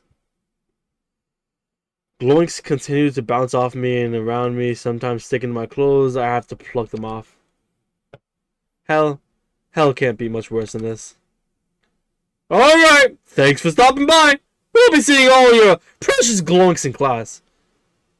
I hope not my class. Bye now. Finally, the gloinks are all gathered around their mother, who carries them out with her in the sort of an organized mess. Caine turns to me with a stern face. Or as stern as a pair of eyes and a set of toy teeth can look at least. Alright, gloink. Come to my office. Immediately. I step into the Principal Caine's office and sit down. For your disciplinary action. I wait with bated breath. You'll get a written warning. And I'd like for you to help Your classmates fix up their projects, you're destroyed tomorrow. So good? I waited hours for that. Yeah. Yeah, that's fine. Alright, off you go then. I walk out of school finally after a long day of sitting in Caine's office. I'm tired. Hungry. I prepare to walk myself back to my dorm alone. My other classmates definitely don't want to see me right now. As I approach the exit of the school, I see a familiar lanky figure waiting at the entrance. Jax? I'm shocked. The pale rabbit is sitting there. How long has he been waiting here? Was he waiting for me? He tilts his head and grins at me. Wow, took you long enough. I guess it got pretty messy back there. Didn't exactly go the way I wanted it to. But it was still pretty funny though. You should have seen everyone's face. Oh, I haven't saved for a minute. I was so locked in. It really wasn't funny, Jax. Okay. Yeah, it was pretty funny. Huh? See? I knew you wouldn't be mad. You're cool. The rabbit smirks. He seems kind of relieved at that. Ready to head out? We head back to the dorms. I'm just happy that me and Jax are still cordial after everything. Even though my stomach gravels from not eating all day. When I get to my dorm, I feel a bit lightheaded.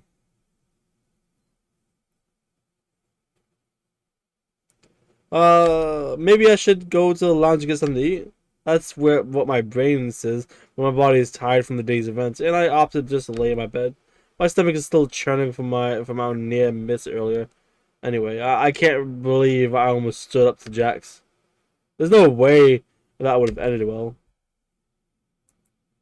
Actually, though, I'm sorry, but I need to actually see.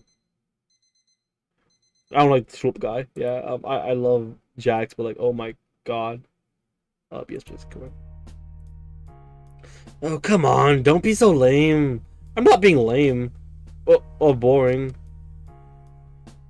Or whatever else you want to call me. We messed up everyone's culture fair projects that they've been working on all week. The words come spilling out before I can stop them, but I can't honestly say I disagree with anything I'm saying.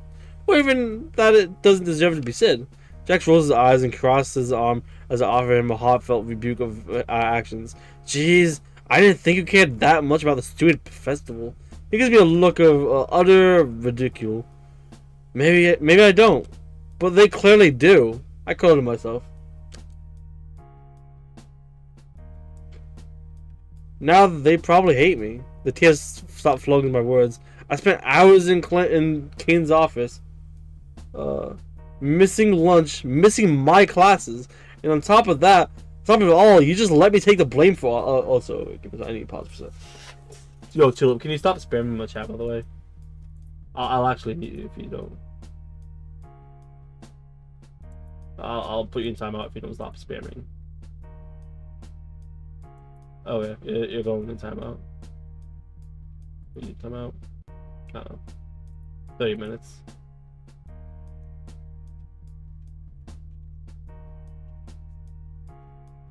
There you go.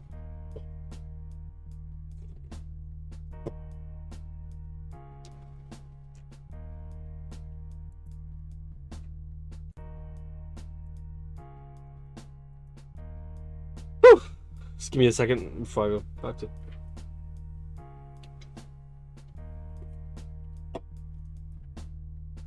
He's just timed out. He's not really. I don't think he's actually gone though.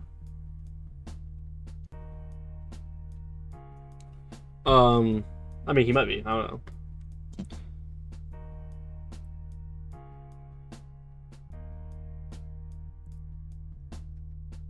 Give me 1 second.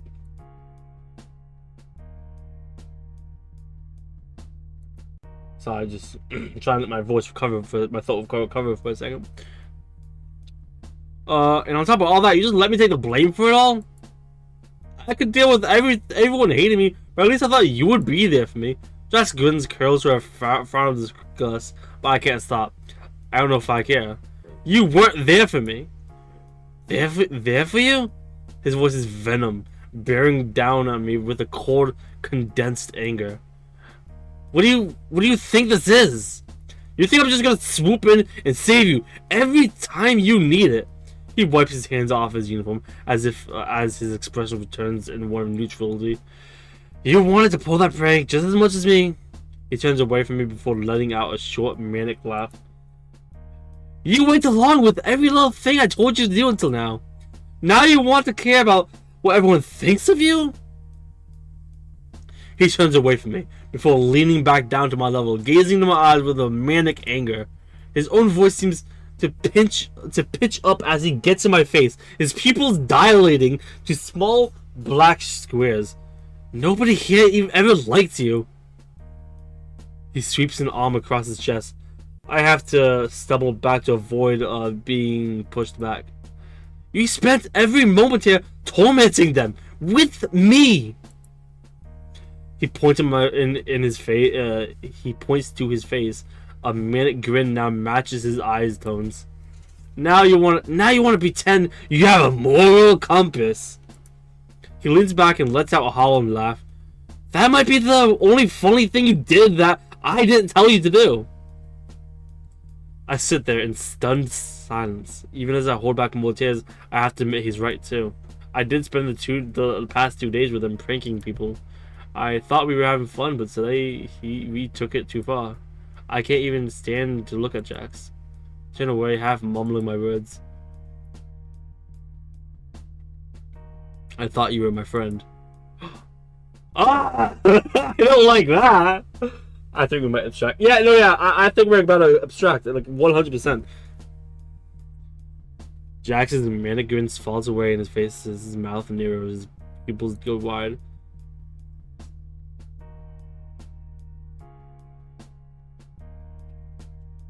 Somehow, this is even scarier than his manic rage I was facing moments ago. No. He says plainly. No. You can't mean that. I push him for a different response. I'm not your friend. My chest goes tight. Why would he say that? How could he say that? After everything that just happened between us? It feels like I'm talking to a different person.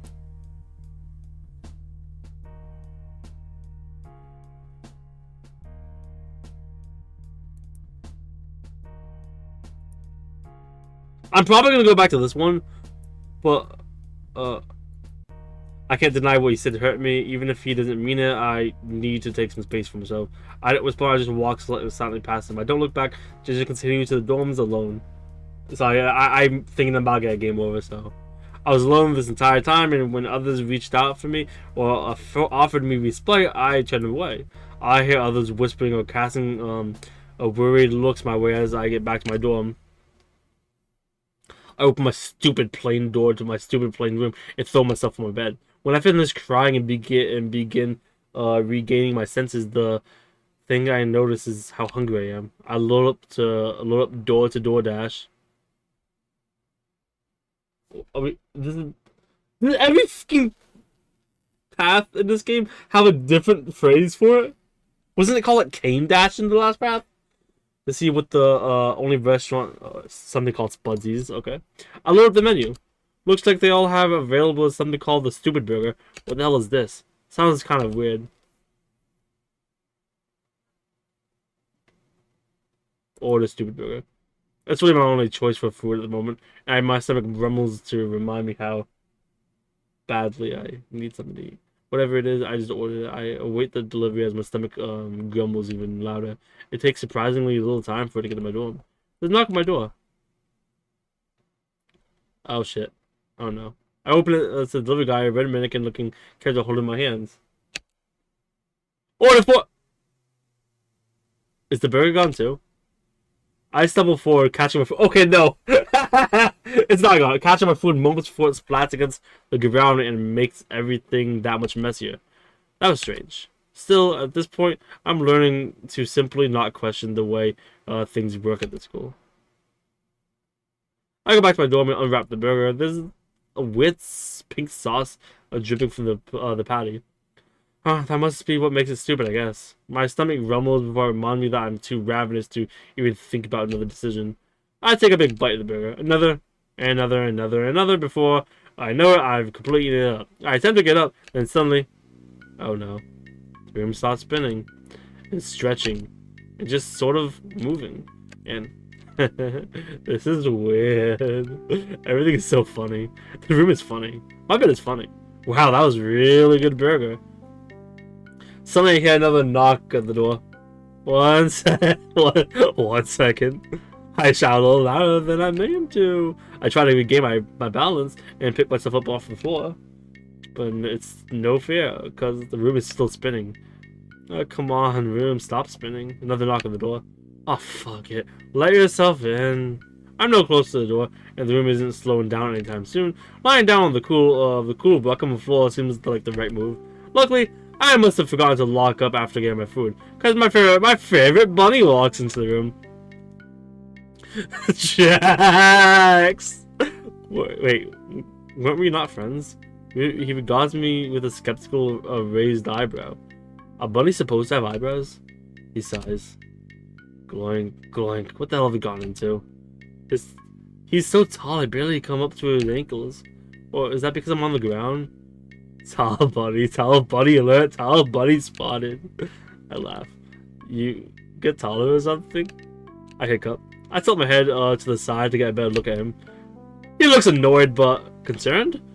Is my Jaxy boy worried about me? Sit up. Are you drunk or something? Drunk? No way. You're drunk. You. The words don't come out. Jax gets down to my level to try to sit me against my bed, but I push him away, laughing. Would you just... He struggles to get a good hold of me. Sit down. Even as he manages to force me into an upright sitting position, my hands flared out, pushing his face away from me. No! I shout, pouting for a moment before I try to crawl away. You're drunk! You're mean! Jax sighs and stands back up, giving up for the moment. What am I even doing here? He mutters under his breath, but I can hear him. Yo, I'm just saying. You want to sleep with me like I did with Ragatha in my last playthrough? Like, I'm just saying. We could remake a scenario real quick, or make a new one. If you catch my drift. Then he speaks up. I brought you food since you missed lunch. Since he emphasizes the word of each sentence. Oh shit, give me a second. What about her? I brought you food since you missed lunch. He emphasizes the last words of each sentence, pointing in the exact. Oh, maybe I should have just not eaten them. He shakes his head as I keep lolling my head from side to side, fascinating by whatever he's trying to do. Whatever happened, he's too messed up to even eat, right? He folds his arm and turns away from me. But I have a real truth bomb ready for this mean bunny. But you don't want to be like hell. The last word comes out as a mixture of other words, but I'm trying to be serious as I stumble over my own words. You hate me. I emphasize the word of hate, putting as much as my fleeting breath behind it as I can muster. Whatever was in the burger is wearing off now for me to stumble to my unsteady feet. Jax is impressed that I managed to stand up, but doesn't acknowledge the huge truth bomb that just dropped. I try to take a step forward, my knee wobbling dangerously, and I almost fall over again. Careful! He flinches, almost reaching out to catch me, but I catch myself. What the hell is up with you, Gloink? You're going to hurt yourself. Just sit down. He shouts at me urgently. ZZ, yes, this is Weevil, and I'm gonna admit I don't want to go back to the other save. I'm actually enjoying this save.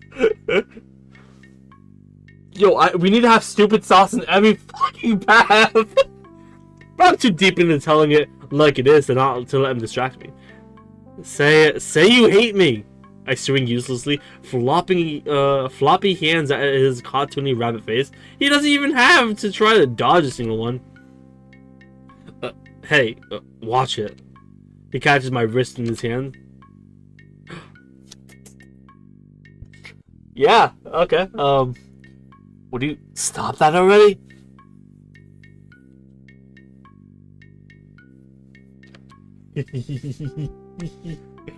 He tightens his grip, making me his captive. Listen to me right now, Gloink. He manages through heavy breaths. We are going to move you to the bed. You are going to sit down. And then you are going to sleep. He didn't say he hated me though. So you don't hate me? Again, my words start merging inside my clumsy mouth, but the meaning is there. My anger subsides as I took into his beautiful I gotta say it. My anger subsides as I look into his beautiful yellow eyes. You love me, don't you? You love, yeah. I inch closer to his face. Jack blushes furiously. What are you talking about? He shouts at me. Yes!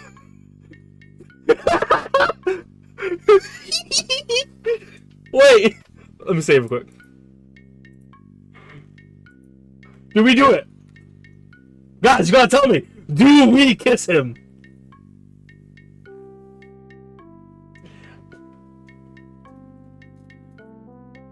Have I? Oh shit, so I have. I have been left for 5 hours. Oh yeah, this is supposed to be a dating sim. Do it now. Okay, and also, don't worry, I will actually be ending live, after this pathway. And then, tomorrow, I'll be live again around 6 p.m. EST, got me put emphasize on that. I'll be live again at 6 p.m. to go do another path.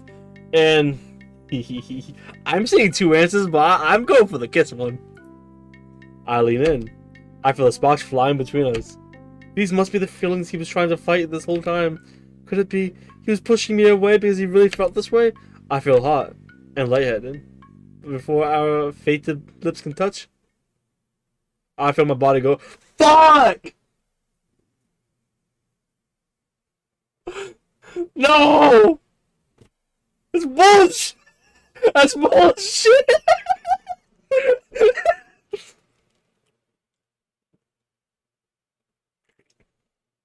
Damn it. Fuck, man!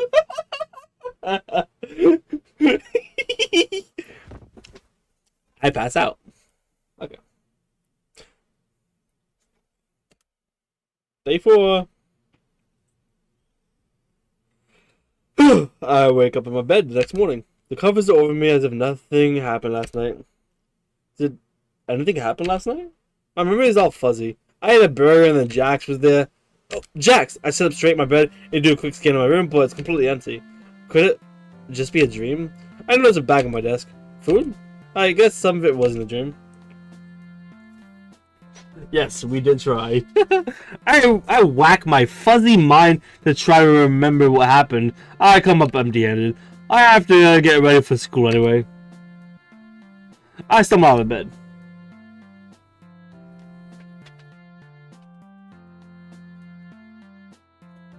My head throbs with pain. Hello, magical unikitty. Welcome to the chat. Welcome to the stream on my YouTube side of thing. I hope you're having a good day. Thank you for joining me. I won't be live for too much longer. I think there's like just this day and day 5 to go, and then I'm gonna be live again tomorrow for anyone who wants to plop in. This is not my finest moment.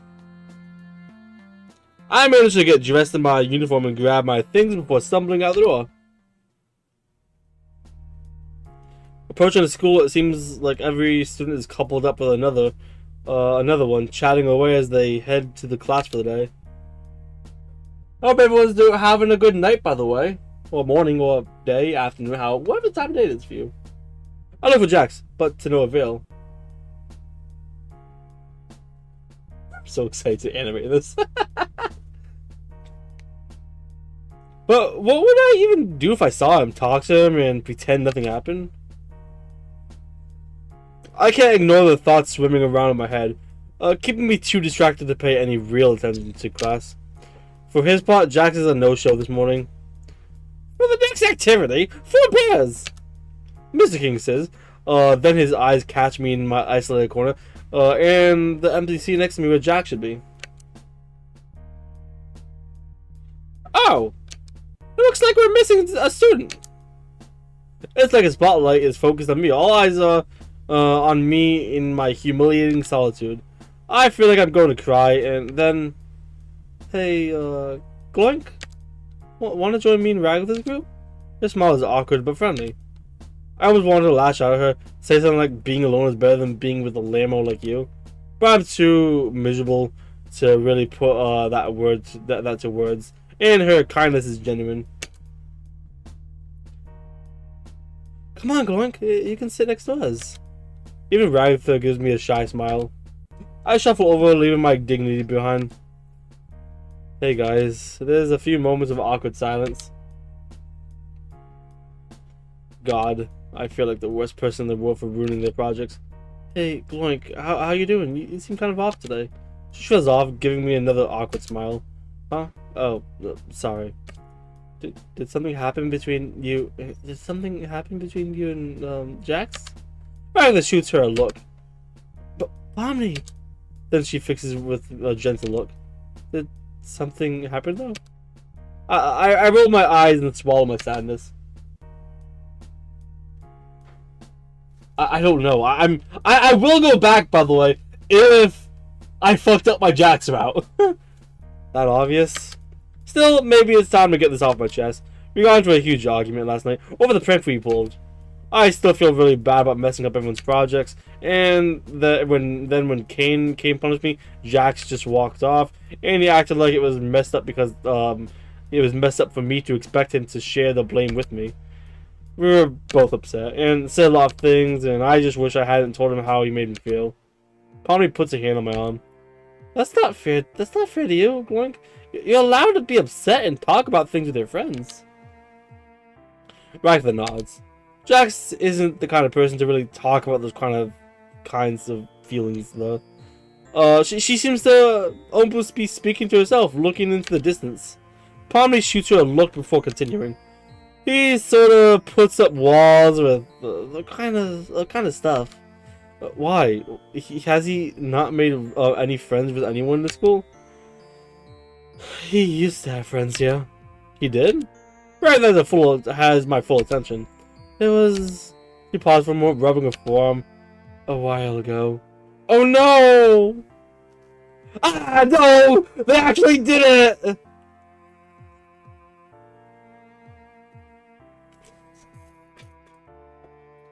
Hello, Raven. Welcome to the chat. Hope you're having a good day. Back then, we were all friends. Kaufmo and Ribbit were his closest friends, though. They really brought everyone together. But one day, something happened and we lost them. And Jax closed himself off. He took it really hard.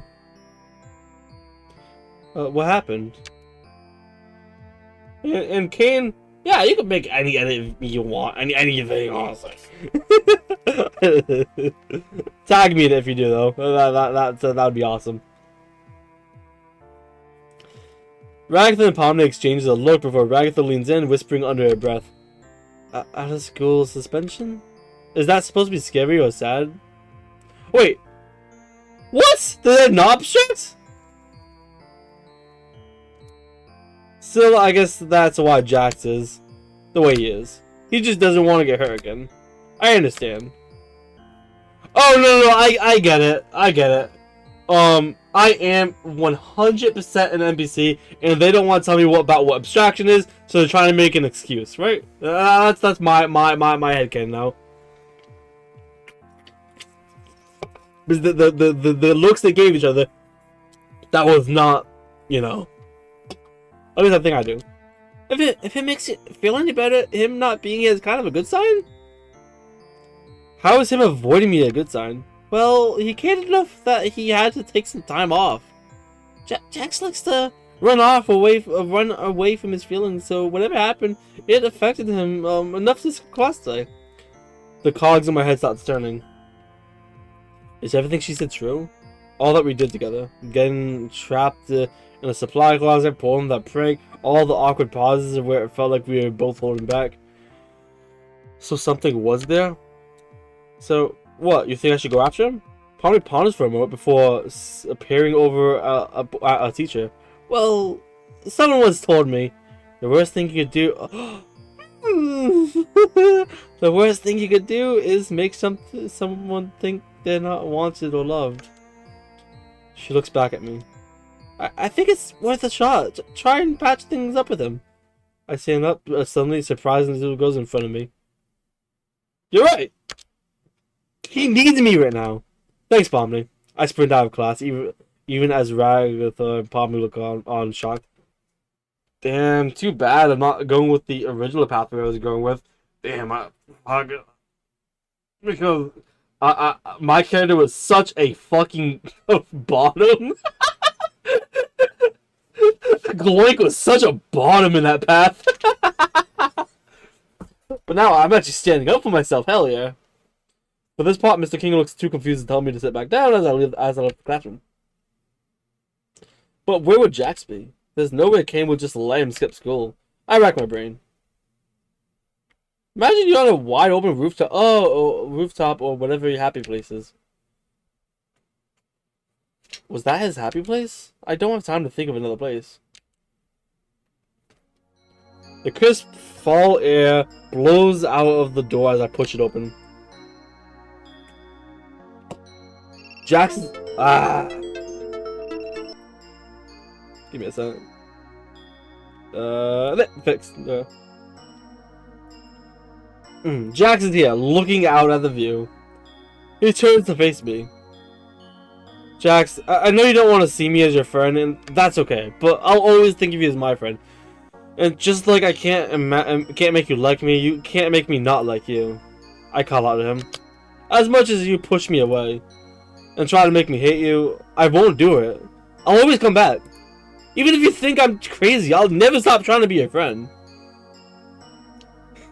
So, no matter what you do or say, you won't get rid of me, Jax. For better or for worse, I'm here to stay.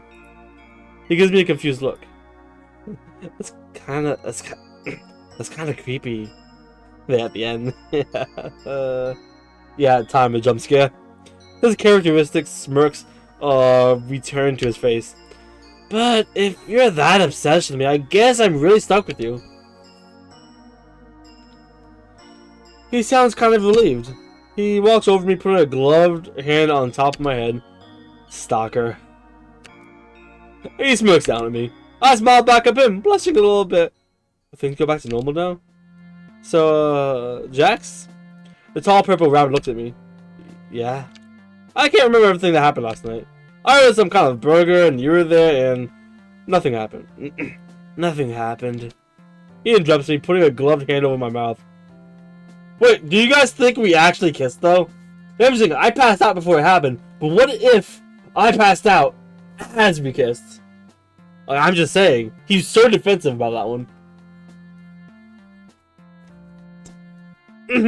Okay, back to the game. You put a gloved hand over my mouth.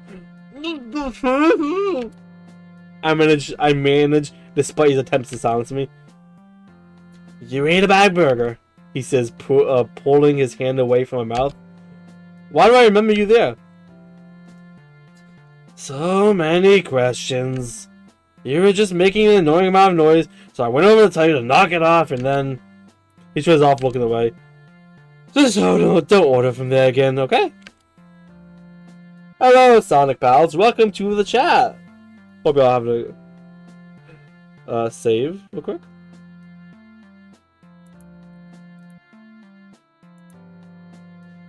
Pushing for more details. Come on, please tell me. I say, putting on the most pitiful face I can.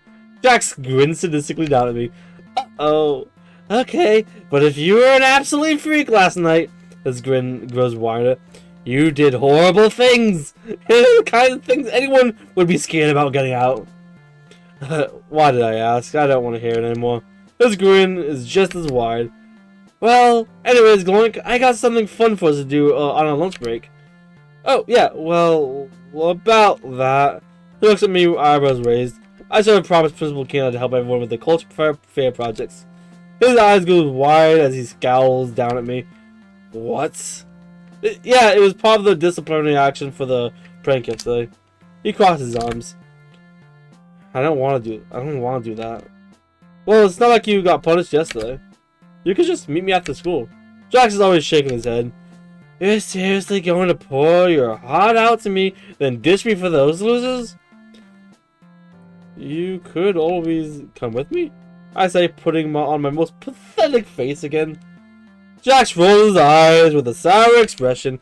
Alright, let's get this over with so Caine gets off your ass and we can have some real fun. Our first stop is Pomni in the library. She spies us as we enter the library, making frustrated noises as she sorts among the books to recover her notes from yesterday. Pomni, she turns to face me with a tired sigh. Hey. She puts on an unconvincingly happy face. What brings you two here? We're here to help in any way we can. Sorry about the whole meat thing. Pomni turns to Jax. You're really gonna help, Jax? Jax gives it a dirty look. Desperate gloink. Yeah, whatever, gloink says. Hey, I'm just saying, we're about to switch to the rules real quick. I think Jax is about to be the desperate one. Bro, I want to see that rabbit beg.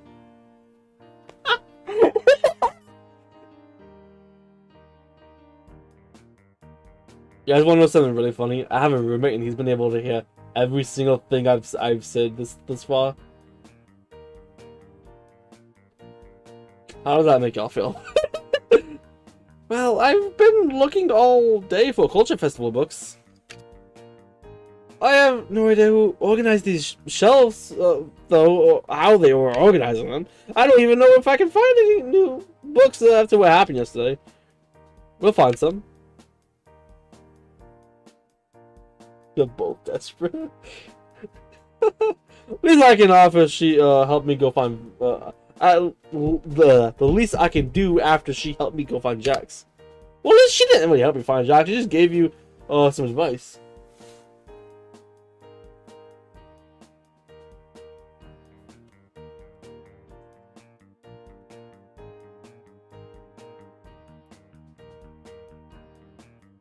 We all start searching for books about culture festivals. Some of us, Jax, less enthusiastically than others. One shelf is devoted to corn recipes and corn byproducts. And by the way, reminder to everyone, just in case, I'm currently live on YouTube, Twitch, and TikTok. So if you hear me talking to chat, and you're not in that specific track, that's probably right. So yeah, and you can watch me whatever specific way you'd like to, because I'm alive on everything. On one shelf is devoted. Oh, I wanted this. Jax is searching for bookshelves directly behind me. You find anything? He just shakes his head. This library is so random. He nods. Another shelf has books with no common topic. In fact, the only thing they have in common is that their covers are blue. I throw my hands up and groan in frustration. This could take a while. Hey, Gloink. He pulls out a thick book with the title Celebrations of Culture Festivals, Fairs, and Other Occasions. Spinning as he waves it in my face. Where the heck was that? Jax shrugs. Between a bird watching book and a beginner's guide to vultures, and a book about dry mulch laws.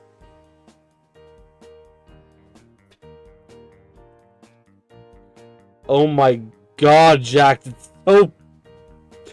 It's so big.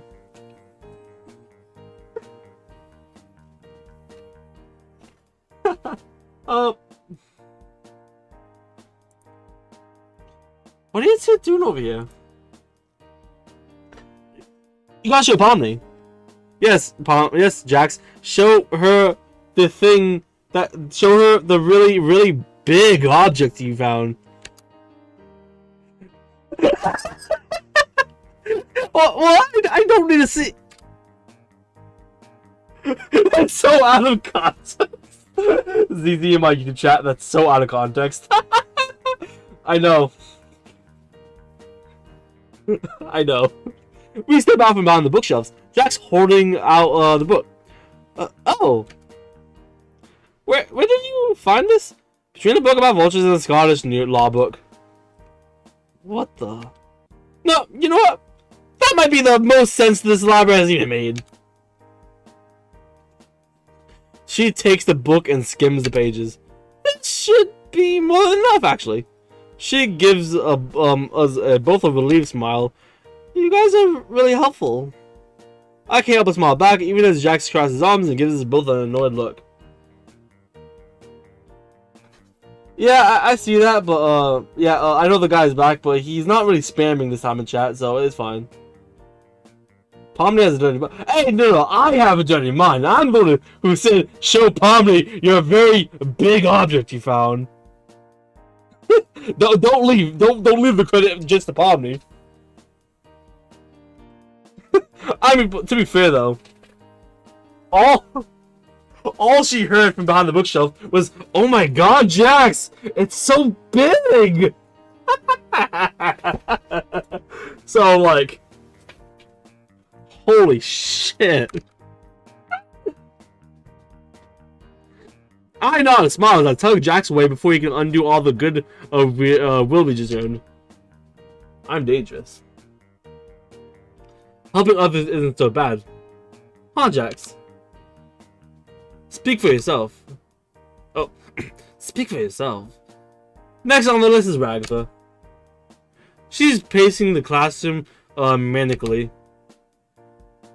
There's no way. I mean, no way at all. I can't get this all organized in time. Jax announces our presence. Hey, Raggy.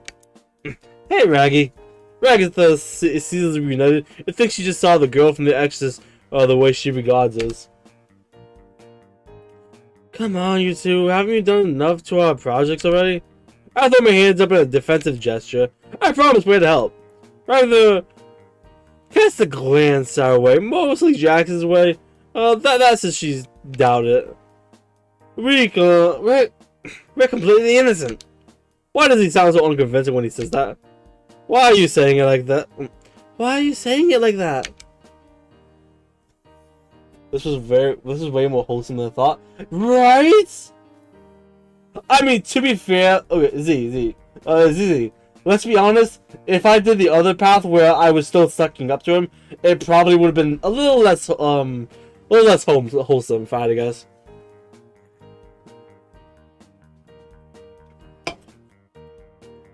I don't know. I elbowed Jax's gut, which made him doubling over. I appreciate the thought, but I'm good. She says harshly, turning back to her clipboard. Come on, Ragatha, I have to do this part of my punishment from yesterday. Caine is gonna punish me. We'll do whatever we can to help. She gives us a dubious look, but relents. Well, I mean, if you have to, and if Caine is gonna punish you if you don't, I guess I can give you something to work on. How about... She looks around. Oh, how about you two work on the info style, just putting it together. I have a few other things I need to do, so I can trust you to do it. She motions to a series of wooden boards, staples and nails. Let me know if you need anything else. Let me know if you need anything else, okay? She casts one last vaguely distrustful glance at us before departing. Jax rolls his eyes when the door shuts behind her. What's her problem? He grins at me. I respond by starting to see how the stall is supposed to fit together. Eyeing the best pieces to put the screws. Come on, you're really putting that thing together? I roll my eyes in response. The sooner I start, the sooner I'm done. Jax picks up a hammer and hefts it in his hand with a wicked grin. Or we could just use this thing to break Gangle's mask. Jax. He rolls his eyes and gives an exaggerated sigh. I keep trying to fit pieces together, applying a liberal amount of staples and nails. Oh my god, he just can't help it. Oh my god. Sometimes when I ask for a tool, Jax hands it to me, but he does as little as he can without ignoring me. Still, it's better than the no help at all I was expecting.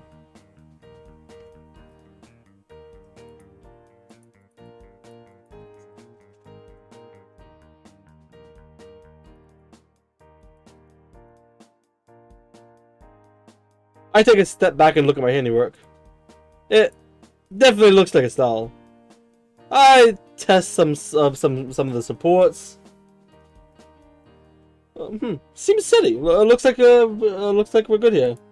We must stop him from chaos, as ZZ says in my YouTube chat. Hell yeah, we do. Like shit.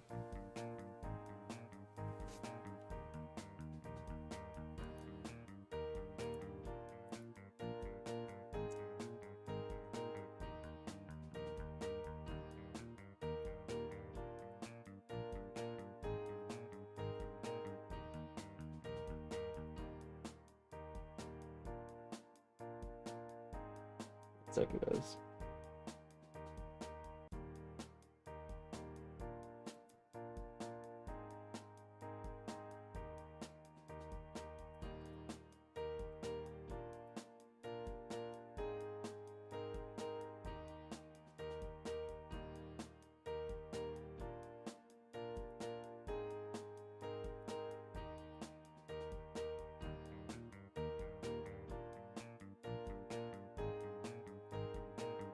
Actually, I feel bad about that. I'm gonna take you. Alright, Tulip. I'm gonna take you. I'm gonna try. Can I take him out? I'm gonna move it 10 seconds. I'm gonna take you out of timeout. Please do not spam. Okay? I feel bad for doing it when you didn't do it yet. So, like, I'm sorry. Look, I took him out. Look, guys. I took him out of timeout because I feel bad for doing it without the fact that he didn't even do it yet. He just did it. So, Tulip, you can chat. Just please don't spam, or you will be put into a 24-hour timeout if you spam a second time. Just got a little frustrated there. I'm sorry. I'm sorry.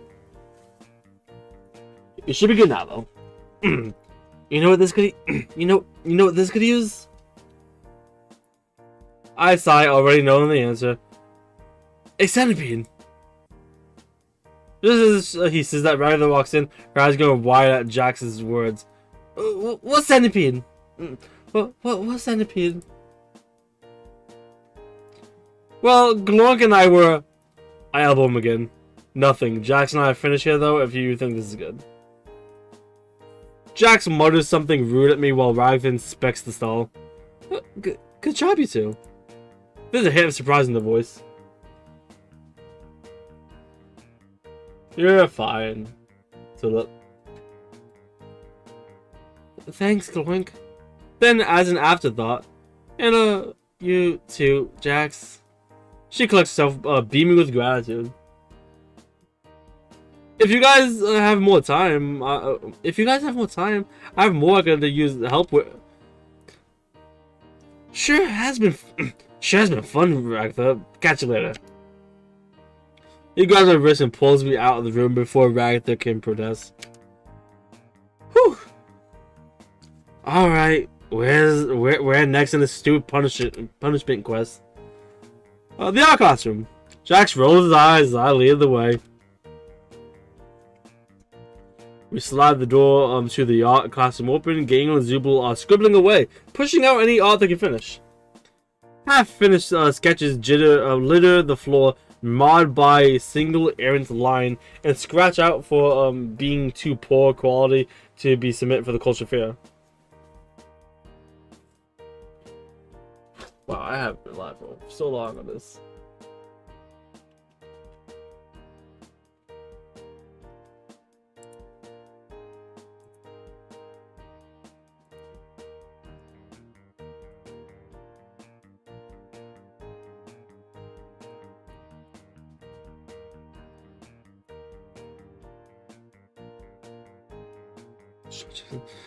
Okay, I will say this, okay.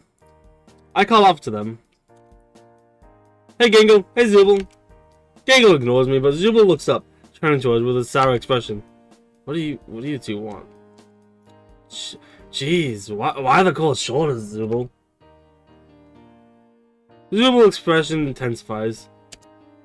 What is it now?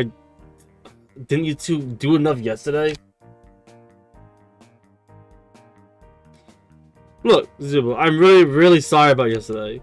Is there anything at all we can do to make it up to you? Zubul eyes me, then Jax.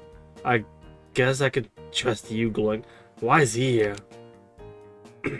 They point at Jax. Are you seriously trying to tell me you're sorry, Jax? I didn't think you could feel sorry about anything. Nah, you're right. Nah, you're right. I'm sorry. My having a really hard time to do voices at the moment. I feel like right now Jax is like the only voice I can actually physically do right now.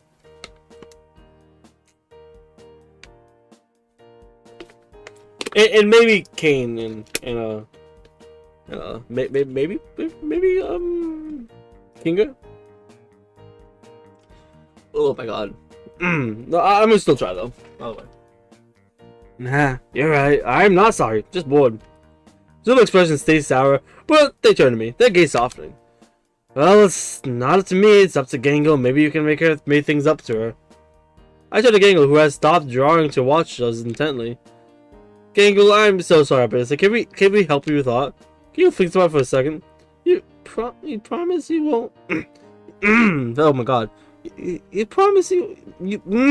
I'm trying so hard to do this voice. Probably give me a second. I promise I can do it. You promise you and Jax won't mess things up again? Hey, I interrupted him before he can make things worse. I promise we won't. Jax just rolls his eyes, crossing his arms. Okay, I guess you guys can help. Can either of you even draw? I think about it for a few moments. I'm honestly pretty bad, but Jax is alright at that. Jax looks at me. I just sold him out for a talent of silver. What? And then Mr. Kinga saw those sketches you were making in class. He thought so too. Zubul face palms. I can't believe I'm saying this, but here. They handed a few large pieces of poster-sized paper. The voices are not necessary. I know they're not necessary, but they're fun to do. You don't just want me to hear me just talk in my normal voice for every single one. Do your best. We're trying to make as many posters as we can for the festival. Yeah. We need to get people.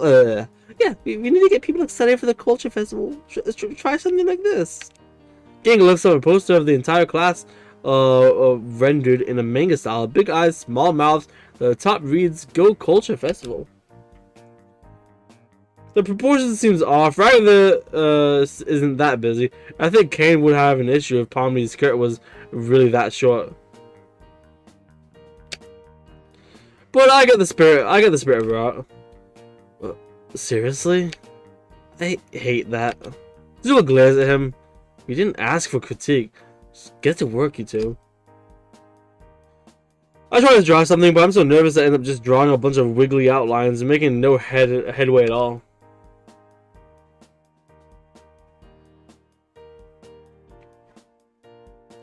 Jax has already made impressive progress on something. Oh! Oh, wait! Holy shit! No, that's actually cool, though. This culture fair is sure to be killer. That's actually kind of cool, though.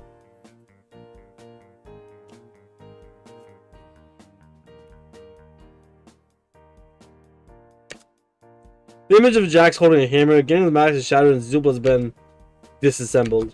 The title is "This Culture Fair is going to be killer." Zubul walks over towards to check on our progress. So, how are you two doing over here? I throw my arms over Jax's offensive drawing. Hey! Oh, it's going good. I'm so good. Oh, it's going good! So good! But don't panic, no spoilers! Zubul raised an eyebrow, but shrugs before returning to the corner Gangle is working in. What's wrong with my poster? Seriously? You thought it was funny when a truck was running over Ragatha? In class, Jax! This is something everyone in school is gonna see! Jax grins. Good, good. They'll think it's funny too. I'm too distracted lecturing Jax to notice somebody sneaking up behind us. Oh. Her face falls as she looks at the drawing. See? See? Gangle knows what art is. Come on, give me your opinion. This is way too violent to put up at the culture festival, but... She treads off. Your style is pretty good, Jax. How long have you been practicing this cartoony art style? What? I mean, clearly you know your way around a pencil. By now, Zubul's alerted to something going on in the corner. Spying the drawing, they glare at Jax. Are you serious with this? They gesture at the art and then shrug. Gangle's right, though. This is better than I'm expecting from either of you. Gangle smiles despite herself. Have you been hiding your talents from us? Now Jax shields from the drawing with his body. Alright, that's enough. You said it wouldn't work, so stop looking at it.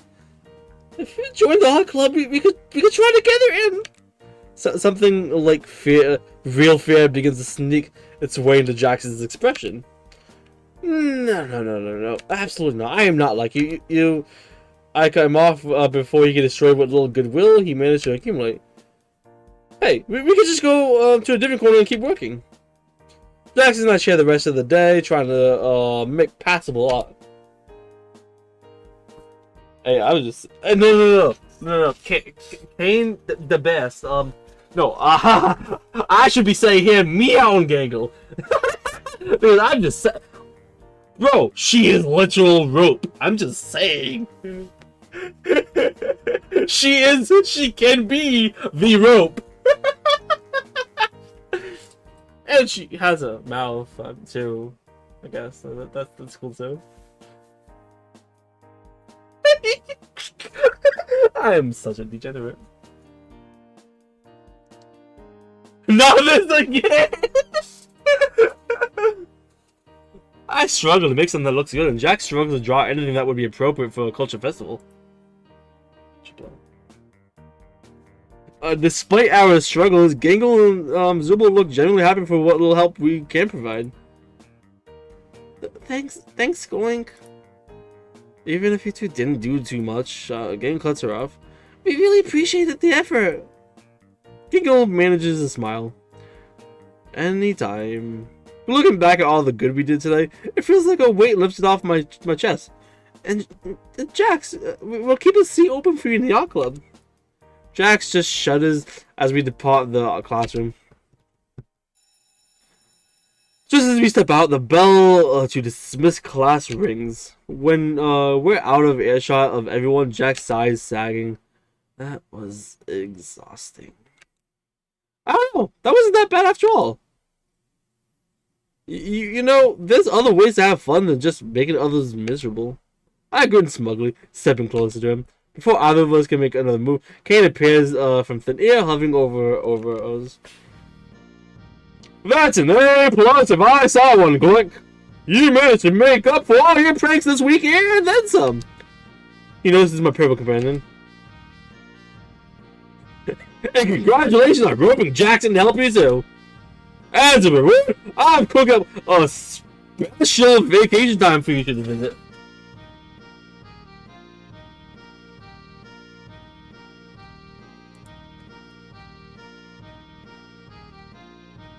The air above us explodes in a spray of colors, confetti fluttering down like snow.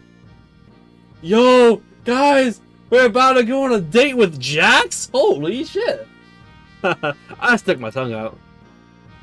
Reminder to everyone, I am alive on Twitch, YouTube, and the TikTok. My chat is more on YouTube at the moment. For anyone who sees me talk in the chat. Huh? Candy confetti? It tastes like straight sugar as it melts in my tongue. Caine looks at me. Don't do that. Then he gestures to a 3D model of a mall he conjures from thin air in front of us. Behold, the amazing digital mallscape. Come check it out when you're finished with your homework. Why don't you? He winks at us before disappearing, leaving us strangely as he first appeared. A new location? A mall? Lame. Why did we get to pick? Yeah, but I mean, I really was just completely completing my disciplinary action, so it's not like you usually get rewarded for doing that.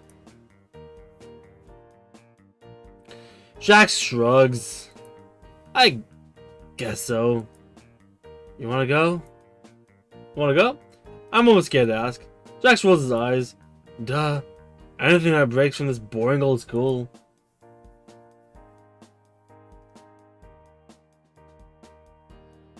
I'd probably visit a doctor's office if it meant getting out of here. I meant, you know, do you wanna go? Together. I'm good. I look at him on the verge of tears. He scrambled to respond before I can start actually crying. Jeez, I'm kidding. Come on. How about we go tonight? Oh shoot. Okay. Okay, ZZ in my YouTube chat. Thanks for joining. Good night. And hello, Daniel in my TikTok chat. Who knows me? You're probably someone from work. Hope you're doing a good. Thank you for best YouTuber ever. Hell yeah. Most of my chat is in my YouTube chat now. So if you hear me talking in the chat, that's why. So howdy. But we have school tomorrow. Jeez, who are you, Ragatha? All right, okay, we'll go tonight then. See, bye. See you, ZZ, in my YouTube chat. I grin up at him, barely able to hide my excitement. Looking through my dorm, I realize I don't actually have anything to wear to the mall tonight while I spend time with Jax. You would have thought my parents would send me some of my clothes, but I'm starting to doubt whether they even remember me. As I reluctantly pull on a fresh uniform, I silently hope that there will be a clothes shop as I can pick something new. I head out of my dorm with a sigh of resignation as I make my way to the mall using my Wacky Maps app on my Wacky Watch. Make a left right here! That's only one voice, and I try as I might. It can't be disabled. In fact, the voice can't be dialed below max volume on the Wacky Watch. The best I can manage is pressing an apologetic hand over its principal's muffled mouth, box directions from it.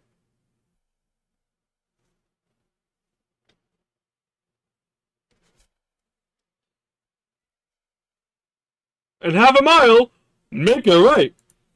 I'm relieved when I finally get there. The mall is large. It's a few stories tall with a big glass roof.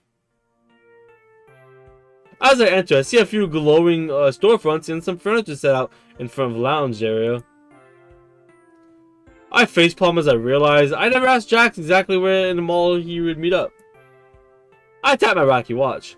No messages from Jax. I just sit down on a bench to collect my thoughts. A familiar voice calls out to me. Bro, he looks so cool! Yo, Gloink. Oh, hey Jax. He's already wearing a new set of clothes. He looks so cool. Nice fit, Jax. This, How's your hat laying around?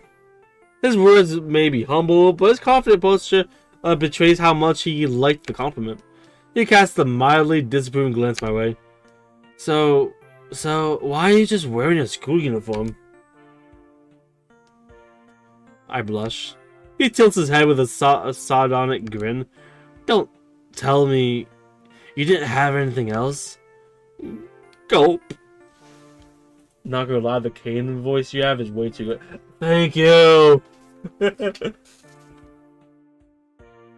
Welcome back, my cute little buttercups. I try. Oh, that one may not have been too good. My throat is actually genuinely just killing me right now from doing all these voices. I nod. That's so lame. Can't believe Caine didn't even give you an alternate wardrobe. Because I've been doing this for the past 6 hours. Holy fuck.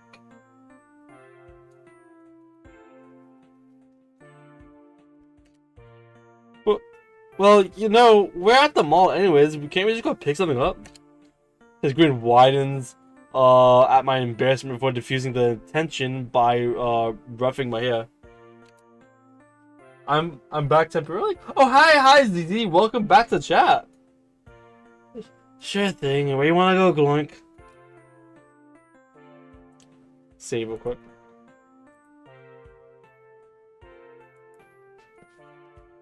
Oof. I need like a sip of water real quick with filter. Spicy subject, tenders, oh,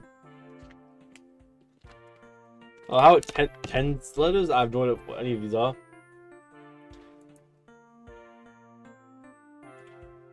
Jax follows me as I walk up to the well-manicured storefront. Plain mannequins. Nothing like the mannequins that staff the school. Stands in the windows wearing various pastel shorts and miniskirts. Pretty bland for a place called Tenderslets, but I wasn't expecting anything revelatory.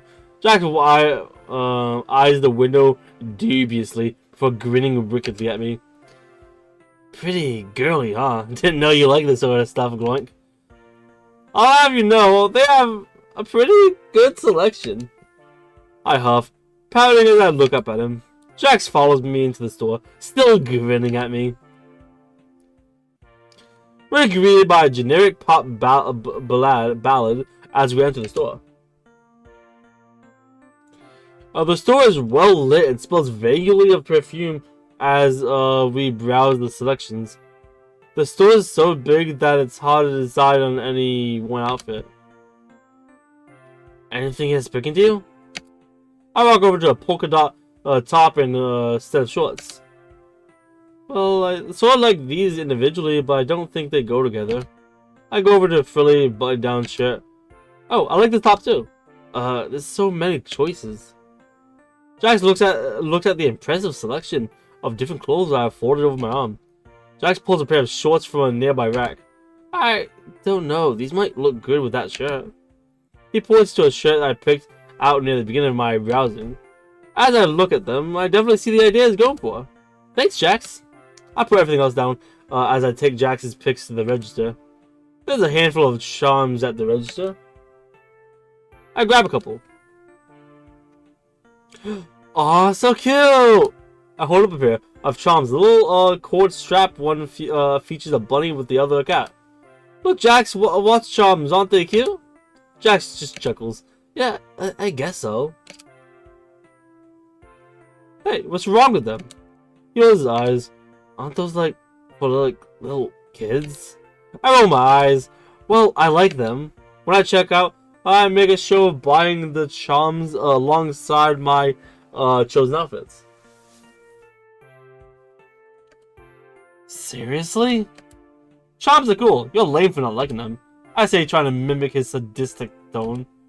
He rolls his eyes, but doesn't give me any more trouble. After I check out, I find the nearest changing room, changing into my new outfit, and with a relative ease. What do you think, Jax? He's quiet for a moment before looking away. Is he blushing? You look fine. Fine, come on. You helped me pick this out. I lean forward. Come on, let's just go get food. He folds his arm, turning away. Okay. I say, exaggerating each syllable. It's pretty cute when he's flustered. While he's looking away, I take out the cat charm and hook it onto his wacky watch. Hell yeah.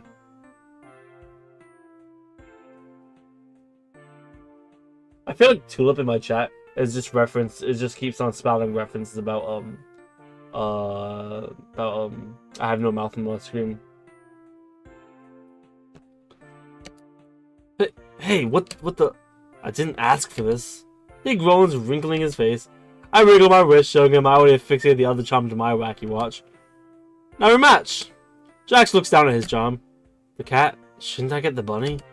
He stops himself. Actually, you know what? I don't care. He says, but he doesn't remove the charm from his watch. Food?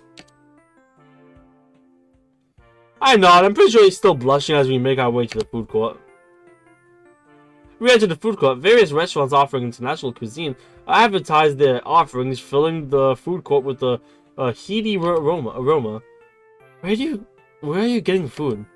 I spy Uncle Uriel's pizza stand. Pretzel's pizza stand. My mouth is already watering. There, I say, pointing at a neon pretzel above the pretzel stand. I pick out an almond pretzel, and Jax gets a couple full of pretzel dogs as we find an empty table. I take a big bite of pretzels as I look across the table at Jax. He hasn't even touched his pretzel dogs yet. Having fun?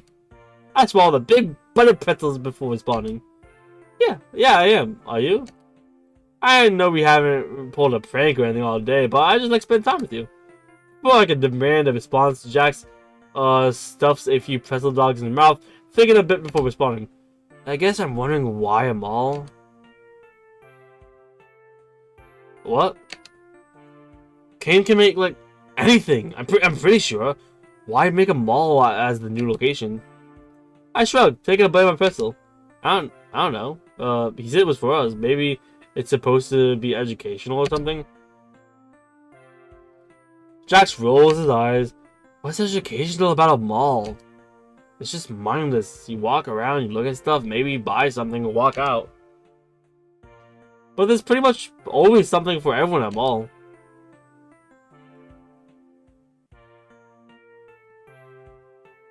Yep. Tulip is referencing I have no mouth and I must scream.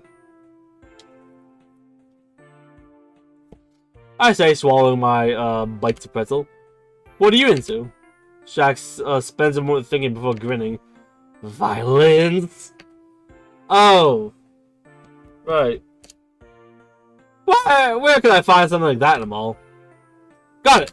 I grab his arm as I stuff the last of my pretzel in my mouth, dragging him into a dark part of the mall. Oh, okay. I thought that was going somewhere way differently when you said that. I thought someone was about to be pinned up against like an empty hallway or something. Various multicolor lights flash from game cabinets. The arcade.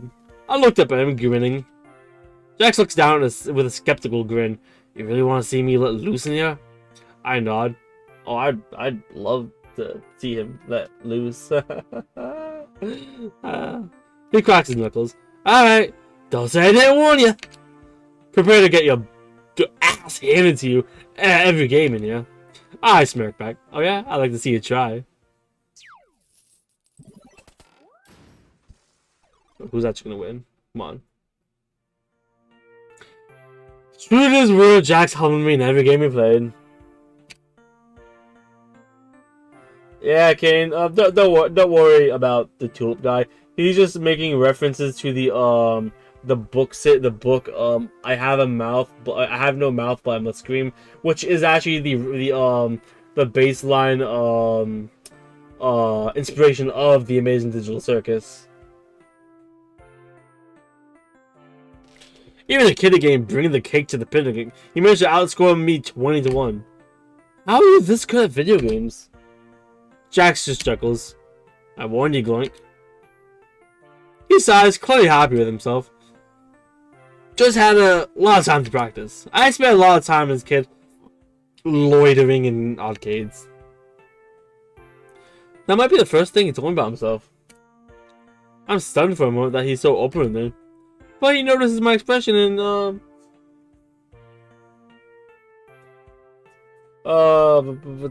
retreats back into himself, looking into his racket watch. Hello Zoe, welcome to chat, and yeah, this route's been pretty fun. I didn't really like the beginning half of it, but I'm enjoying I'm very much enjoying just hanging out with Jax. It's pretty fun, and it's starting to get more wholesome.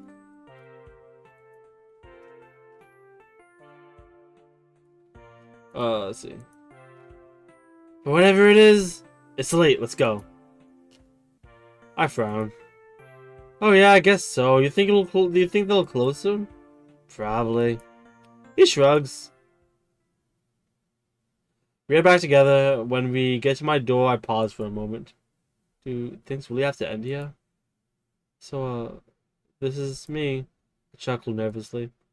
I had a lot of fun today, Jax. Look up at him. Looking for any reciprocity. Nope, just stone-faced Jax. There's an awkward pause for a few moments. I think he's just going to ignore me and then gloink. His tone is severe. Yes, Jax? He turns his gaze from me. How did you know? How did I know what? How did you know where to look for me today? It was just a hunch, Jax. Before I can keep talking, he closes the gap between us. His hands slam into the frame of my door on either side of me, pinning me in place as he leans into my face.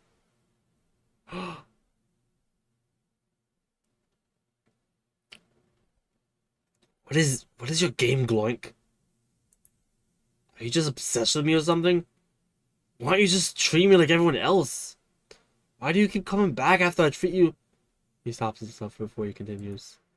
I can make your life really difficult and painful.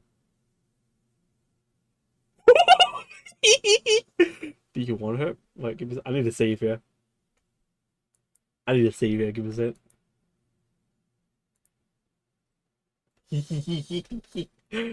Hurt me, Jax. He shakes his head, laughing maniacally. What the heck is wrong with you? His foot slams into the door behind me. He eventually relents, turning away from me again. Look, Lloyd, people who try to get close to me, people who want to get close to me, they just end up getting hurt. He gives me a tired smile. Just walk away, leave me alone. He turns away from me, leaving for his dorm. Jax! I call out to him from balcony, but my words fall on deaf ears as he turns his key of his door. I'm going to be there tomorrow at the culture fair.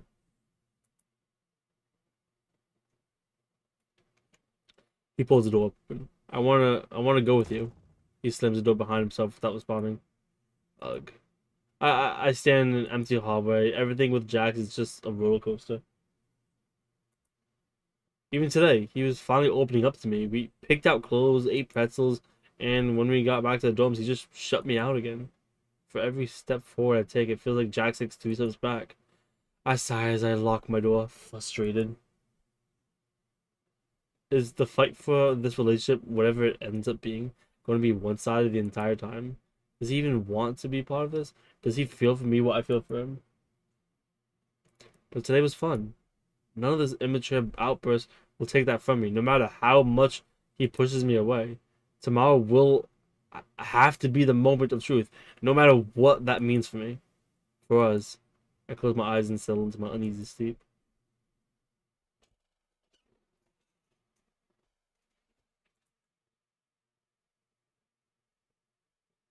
The day of culture fair arrives. I slip in my uniform and stand up in front of the mirror. Today is the day I steel myself for the culture fair and seeing Jax again. In all my unease last night, I did a lot of thinking. I need to tell Jax how I feel. All of this back and forth between us. Him pushing me away, me pulling him back. It's too much for me to handle. Maybe I should just be honest with him. That way we can at least make progress. The school is abuzz. Gango and Zubla are at their assigned stands, mingling with the students, walking past and admiring the art. Despite the meat incident, they were able to pull off a half-decent art display. Pomni is giving some presentation on stage in the auditorium, and I can even see Ragatha bustling about, making sure everything runs smoothly. I look around still, but no sign of Jax. Maybe he's really not going to show up today. Maybe he really meant what he said last night. My mind swirls with anxiety before suddenly it goes dark. What? Oh my god! Yes! Two gloved hands covering my eyes from behind. Guess who? My heart jumps. My anxiety melts away at hearing his voice. Jax? He pulled his hands off mine, smirking at me coolly. You're good. I can barely contain my excitement, pulling him into a hug. You came. Jax looks around and laughs awkwardly, patting my head. Yeah. I release him from the hug, but still look up at him, beaming. He scratches the back of his neck. Well, I couldn't let everyone else have all the fun. So, what did we... Whoa! I grabbed Jax by the hand and suddenly pulled him along behind me. Yo! Look at this shit! Yo! The fucking, the Jax with the maid dress. And yo, look at the drawing of the nude, like, Ragatha, but, you know, I guess Ragatha had the conversation with her. And, oh my god, it's just Naruto. We stopped by the art booths. Gingo is happily taken to, talking to customers as it looks like some of her art is selling. We approach the booth. Blink! And Jax? She drags his name in a tone of cautious but also seemingly confused. Hi, Goink, your art looks nice. Oh, that's me. Hey, Giggle, your art looks nice. I say, eyeing a picture of what looks like Jax in the maid dress. I may have to come back for that. Hey, is that? Jax points up at a familiar piece of art hanging on the back of the stall. That's the art you drew yesterday. I say, leaning over the counter to get a better look. Yeah, didn't want to put it up, but Gingle insisted. Oh, Tulip, do you want to be banned? Like, I was just ignoring him. I was waiting for you to spam, and now I was gonna do a 25-hour thingy, but that's a weird thing to ask. Like, yo, can you ban me? Like, what?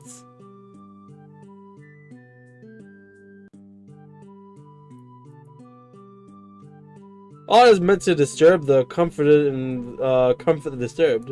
Oh, art is meant to disturb the comforted and to comfort the disturbed. Yes, we do need to come back for that. Gloink is so right. She says, raising her ribbon. I think that does the job. We put up some of Gloink's stuff too.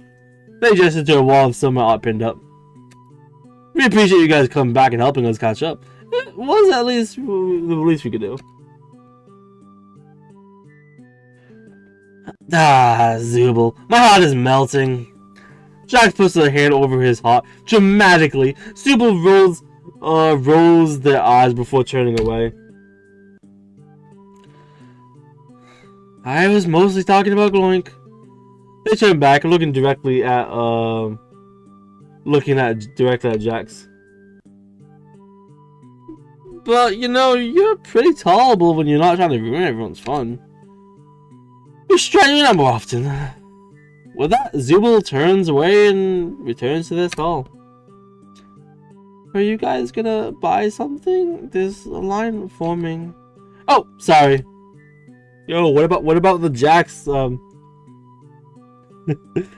Jax and I head further into the festival, passing by the auditorium as Pomni is coming down from the stage. Hey, good, Jax! We both stop as Pomni runs up to us. I'm glad to see you both made it. Pomni says, hey Pomni, what are you doing on stage? Guess Caine wanted me to do a presentation on culture festivals. Thank God you guys found that book from yesterday. Or else I would have been standing here telling jokes or something. That'd be entertaining, actually. Jax smirks dryly. Maybe, but still. Pomni looks around and back at us with a neutral smile. I guess, despite the meat mania, it all came together nicely. We really couldn't have pulled it off without you guys, either. You two make a pretty good team. I can't help but blush at Pomni's words. If only you used your powers for good more often. She giggles. Why did you get summoned in my chat whenever Caine got mentioned? Anyway, what are you guys up for the rest of the day? I look at Jackson and turn looks at me. I really want to see what Caine whipped up for the food fest stalls. I guess we're getting some grub. Jax surprises me, this time taking my hand in his. It's my turn to drag you around. He says something, gripping my hand and pulling me off toward the direction of the food stalls. Also, I'm sorry if my voice gets dried or if my voice itself is starting to be a little weird. It's just, I've been doing this for the past 6 hours. My throat is actually destroyed. I quickly wave goodbye to Pomni. See you, Pomni. I have been live for 6 hours, yep. As Jax pulls me off to the food stands, I laugh. They're gonna pull my arm off, slow down. He laughs. How do you think I felt? Oof. Not looking where we were going, we actually run into Ragatha. Jax, Gloink. I'm glad you guys can make it. She says with the fakest smile she can muster. You're not here to cause trouble, I hope. She says, wringing her hands. We were just heading to the food stands. Nothing malicious, I promise. I say, trying to plead our innocence. Oh, right. Well, I have to say I'm pretty surprised at how much you've actually been helping everyone out here. It's a nice change of pace, I should admit. Even that stand you guys built for me was pretty sturdy. I really thought you'd leave a screw loose or something. She laughs nervously. Yeah, I have a little faith. Jax smiles sardonically back. Ragatha looks at me and Jax before noticing our hands still clasped together. She smiles warmly. Well, I won't keep you guys. Go enjoy the festival. Huh, you letting off like that? I have a feeling you'll stay out of trouble. She says, looking directly at me. Oh, and Jax, it's nice to have you back. With that, she leaves us. Jax looks over at me. She can be so weird sometimes. I laugh. We made it to the food stalls. Everything looks and smells amazing. We eventually settled on a stand selling pretzel dogs, which I didn't know was part of the culture fair. But I do love me some pretzel dogs. We grab a few snacks and find a good spot to eat, somewhat secluded by a tree. As we sit down and finally have a moment to ourselves, my stomach suddenly twists with anxiety. You know, Tulip, I'm just gonna that. If you really want to be banned, why don't you just leave the stream? Maybe like if it's literally like the same thing as being banned at that point. I've also just never banned anyone. I don't like the thought of banning people. I had to tell Jax. Not banned.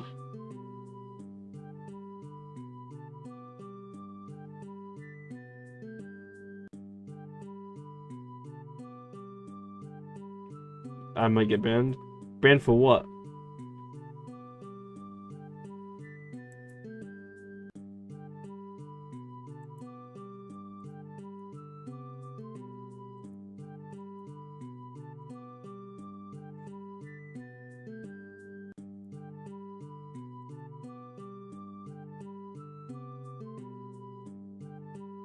Give me 1 second, guys. I'm just trying to do something quick.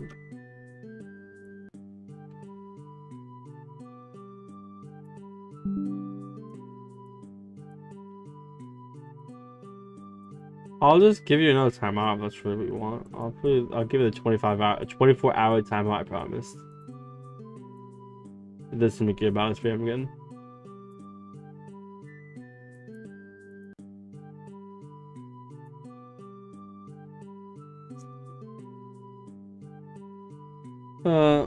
I had to tell Jax about how I felt about him.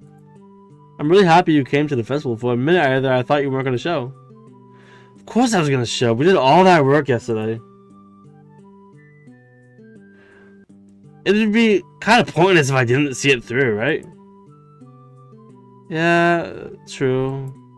As Jax lifts his sandwich to his mouth, I notice the charm dangling from his watch. Hey, you're still wearing a charm! I say, lifting my charm as well. Oh, I guess I forgot that was there. Oh. I say, there's an awkward pause between us before Jax sees my downcast expression. I'm kidding, I don't know, I didn't want to take it off.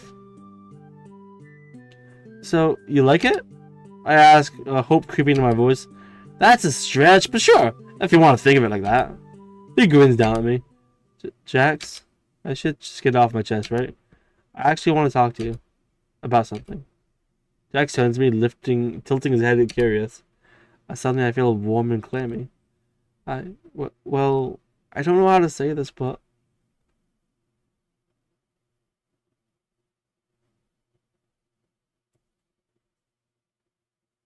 My mind races with a million things to say. But ultimately, I decide direct is best. So, okay, I'll just say it. Jax is looking at me like I'm crazy at this point. Jax, I like you. I like you. Like you. And like you a lot, like a whole lot. Not like too much though. Not a creepy way or a clingy way.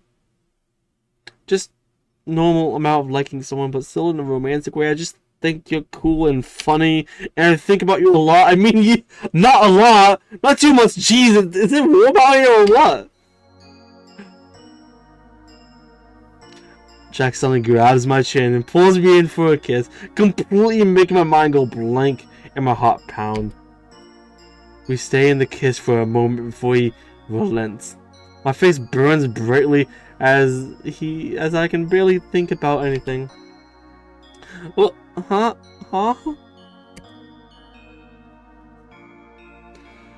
Jax laughs through his face's flush as well. Sorry, I just wanted to see how you'd react. Speechless, huh? Are you playing with me again? Yes and no. Huh? My mind is spinning. Jax laughs again. Sorry, Gloink, you're just so cute when you're flustered. I just pulled my heart out to this fool and he wants to play games, so you can play that. I reach up and pull him into a kiss, this time deeper than the last. His blood tenses up mine, but then relaxes as he melts into it. As we break from the kiss. Oh fuck yeah, 2 DOMs! Hell yeah! Bro, I'm atop the top! As we break away from the kiss, as we break away from each other, his face is bright red. Gloink. Now who's cute when they're flustered? Jax looks away, blushing a deep purple. Alright, you win. I like you too.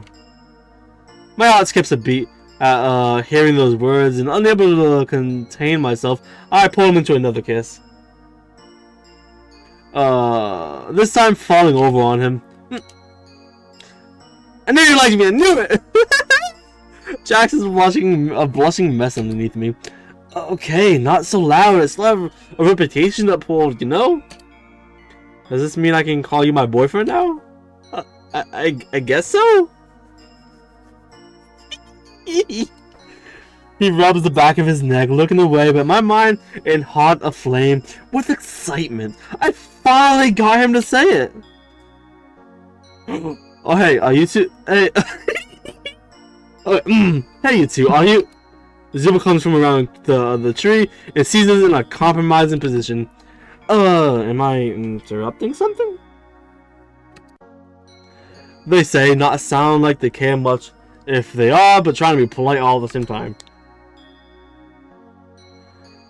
Zubal! Jax shouts in frustration. Zubal, Jax said he has to be my boyfriend! I hug him tightly. Jax's face continues to burn. He really is cute when he's flustered. I mean, well... Zubal eyes widen. No fucking way!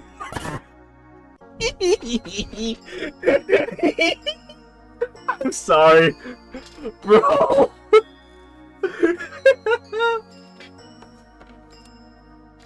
Zubal turns to me. Gloink, are you sure you want... They pause to find the words gesturing in Jax's general direction. Jax is upon her? Hey, what's that supposed to mean? Zuma throws up their hands defensively. Nothing, I'm just, I'm happy for you guys. They scratch the back of their neck awkwardly. Are you two coming to the fireworks display tonight? Ragatha asked me to get a head count. Fireworks? That sounds fun. Counts us in. Zupal nods and leaves us. Did you hear that? Zupal is happy for us. My lips curl into a grin as I tease him. I'm so happy you're getting back for that. I'm so going to get you back for that. He says, his hand cupping the side of my face. Welcome back, Jessica, by the way. Now, where were we? He pulls me to another kiss. We stay under the tree for a little bit, while longer before going to the fireworks show. Despite all of the ups and downs, it was worth a shot to get here. It was worth it to get here. Jax and I may still have ways to go, but I wouldn't want to be with anyone else. We eventually part ways and return to our dorms. I walk to my room, still giddy from the day's earlier events. I pull a yukata from my clothing rack and start to take a change. Wait, was there always the yukata there? Ah, that's fine. I pair a note on it. It's a gift from Caine. Congratulations, Glowing, on getting so close to the prickly pear cactus that is our Jax. It's come to my attention that you were even invited to the firework festival. Very impressive indeed. Well, you can't just show up in your stuffy old school uniform, so I decided to give you a yukata for your tonight's outing. Have fun with it. I shrug, pull my yukata up and wait for Jax to summon to him. When he sees me, he smirks. Oh, hell yeah. Wow, Glowing, really got yourself all dolled up for some fireworks show just to show up for me? It should be flattered. I smirk back. Yeah, you should, I say, putting a hand on my hip. Oh my god, am I a twink? Someone said Caine. Jax shakes his head. Well, come on, let's... Well, come on, let's get to the school, since you want to tell everyone I'm your boyfriend so badly. We walk hand in hand into the school entrance. Before we enter, Jax stops me. So I just got one question before we go up there, Glowing. I pause. Why me? I ponder that for a moment, put my finger on my chin, while I really try to think of the answer. I mean, I got you in trouble, I bailed on you, didn't really do anything for the culture festival. Why do you care? The answer finally comes to me. Because you're you! Jax looks confused. I guess I don't know. I could tell there was someone genuine underneath it all. At my old school, I was a loner and I would just ditch anyone who tried to spend time with me or make fun of them. But it was really a lonely way to be. When I came here, I told myself things were going to be different. I guess I just saw you and reminded me of how I used to be. And that reminded me... How are we also getting a lore for our character that we play as? Like, throughout every path, we're also getting a teeny tiny bit of glowing lore.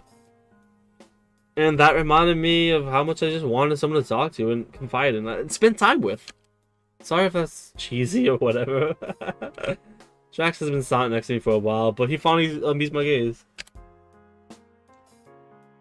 Nah. He rolls his eyes. I mean, I'm a loner because I'm a cool guy, and you were probably a loner because you were an awkward loser. I roll my eyes as obvious joke as he smirks out at me. But having you around does make things a little less lonely. So, let's go up there and make everyone else jealous with how cool I made you. Hell yeah. We do just that. Every once in a while, we share a kiss. And while the others give us a wide berth, there's a sense of, peace, or at least, truce that settles over the group. As the fireworks go off above us, to the O's and the I's of the class, I realized something. I may have changed Jax some, but he also changed me. With time, More and more of my memories return. We still haven't found a way out of the school yet. We're back to our lives before. But as long as I have Jax by my side, I'll be alright. Oh my god, my throat's fucking killing me.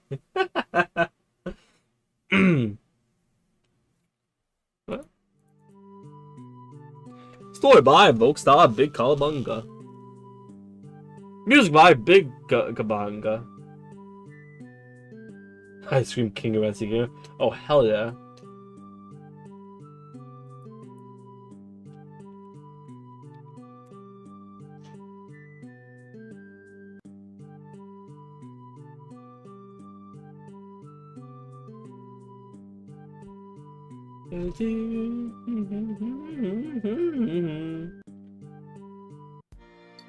And that was the end of two paths. We got Ragatha and Jax now.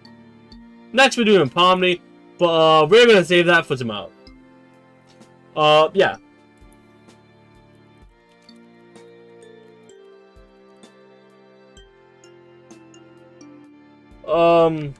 I'm actually going to end stream now.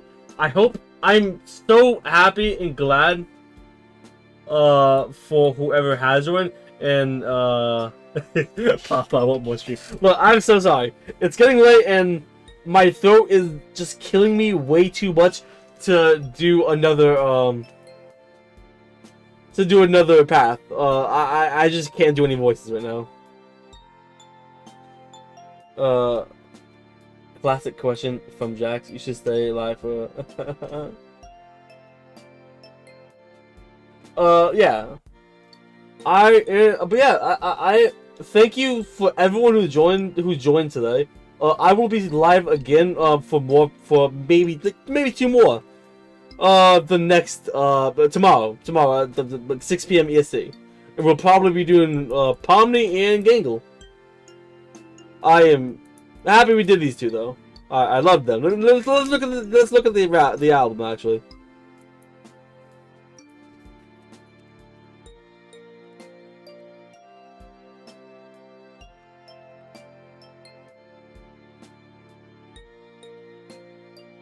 Of course, image one of two locks. What?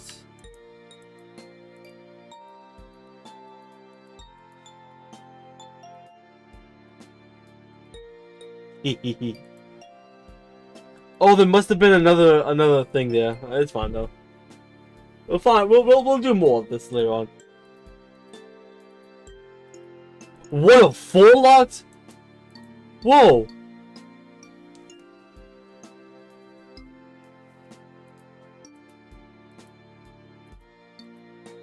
Yo, I have there's multiple. Okay. Well, either way, I'll see. We did Ragatha. God damn. Now we did Jax.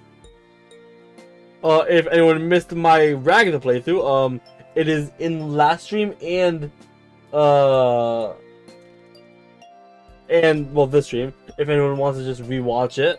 If that's something you want to do, maybe put on a classical creeping gaming when you go to sleep. Either way, I'm dragging this on, and no one really does care into it. You're fine. You just decided to troll with your secondary account. I don't care, honestly.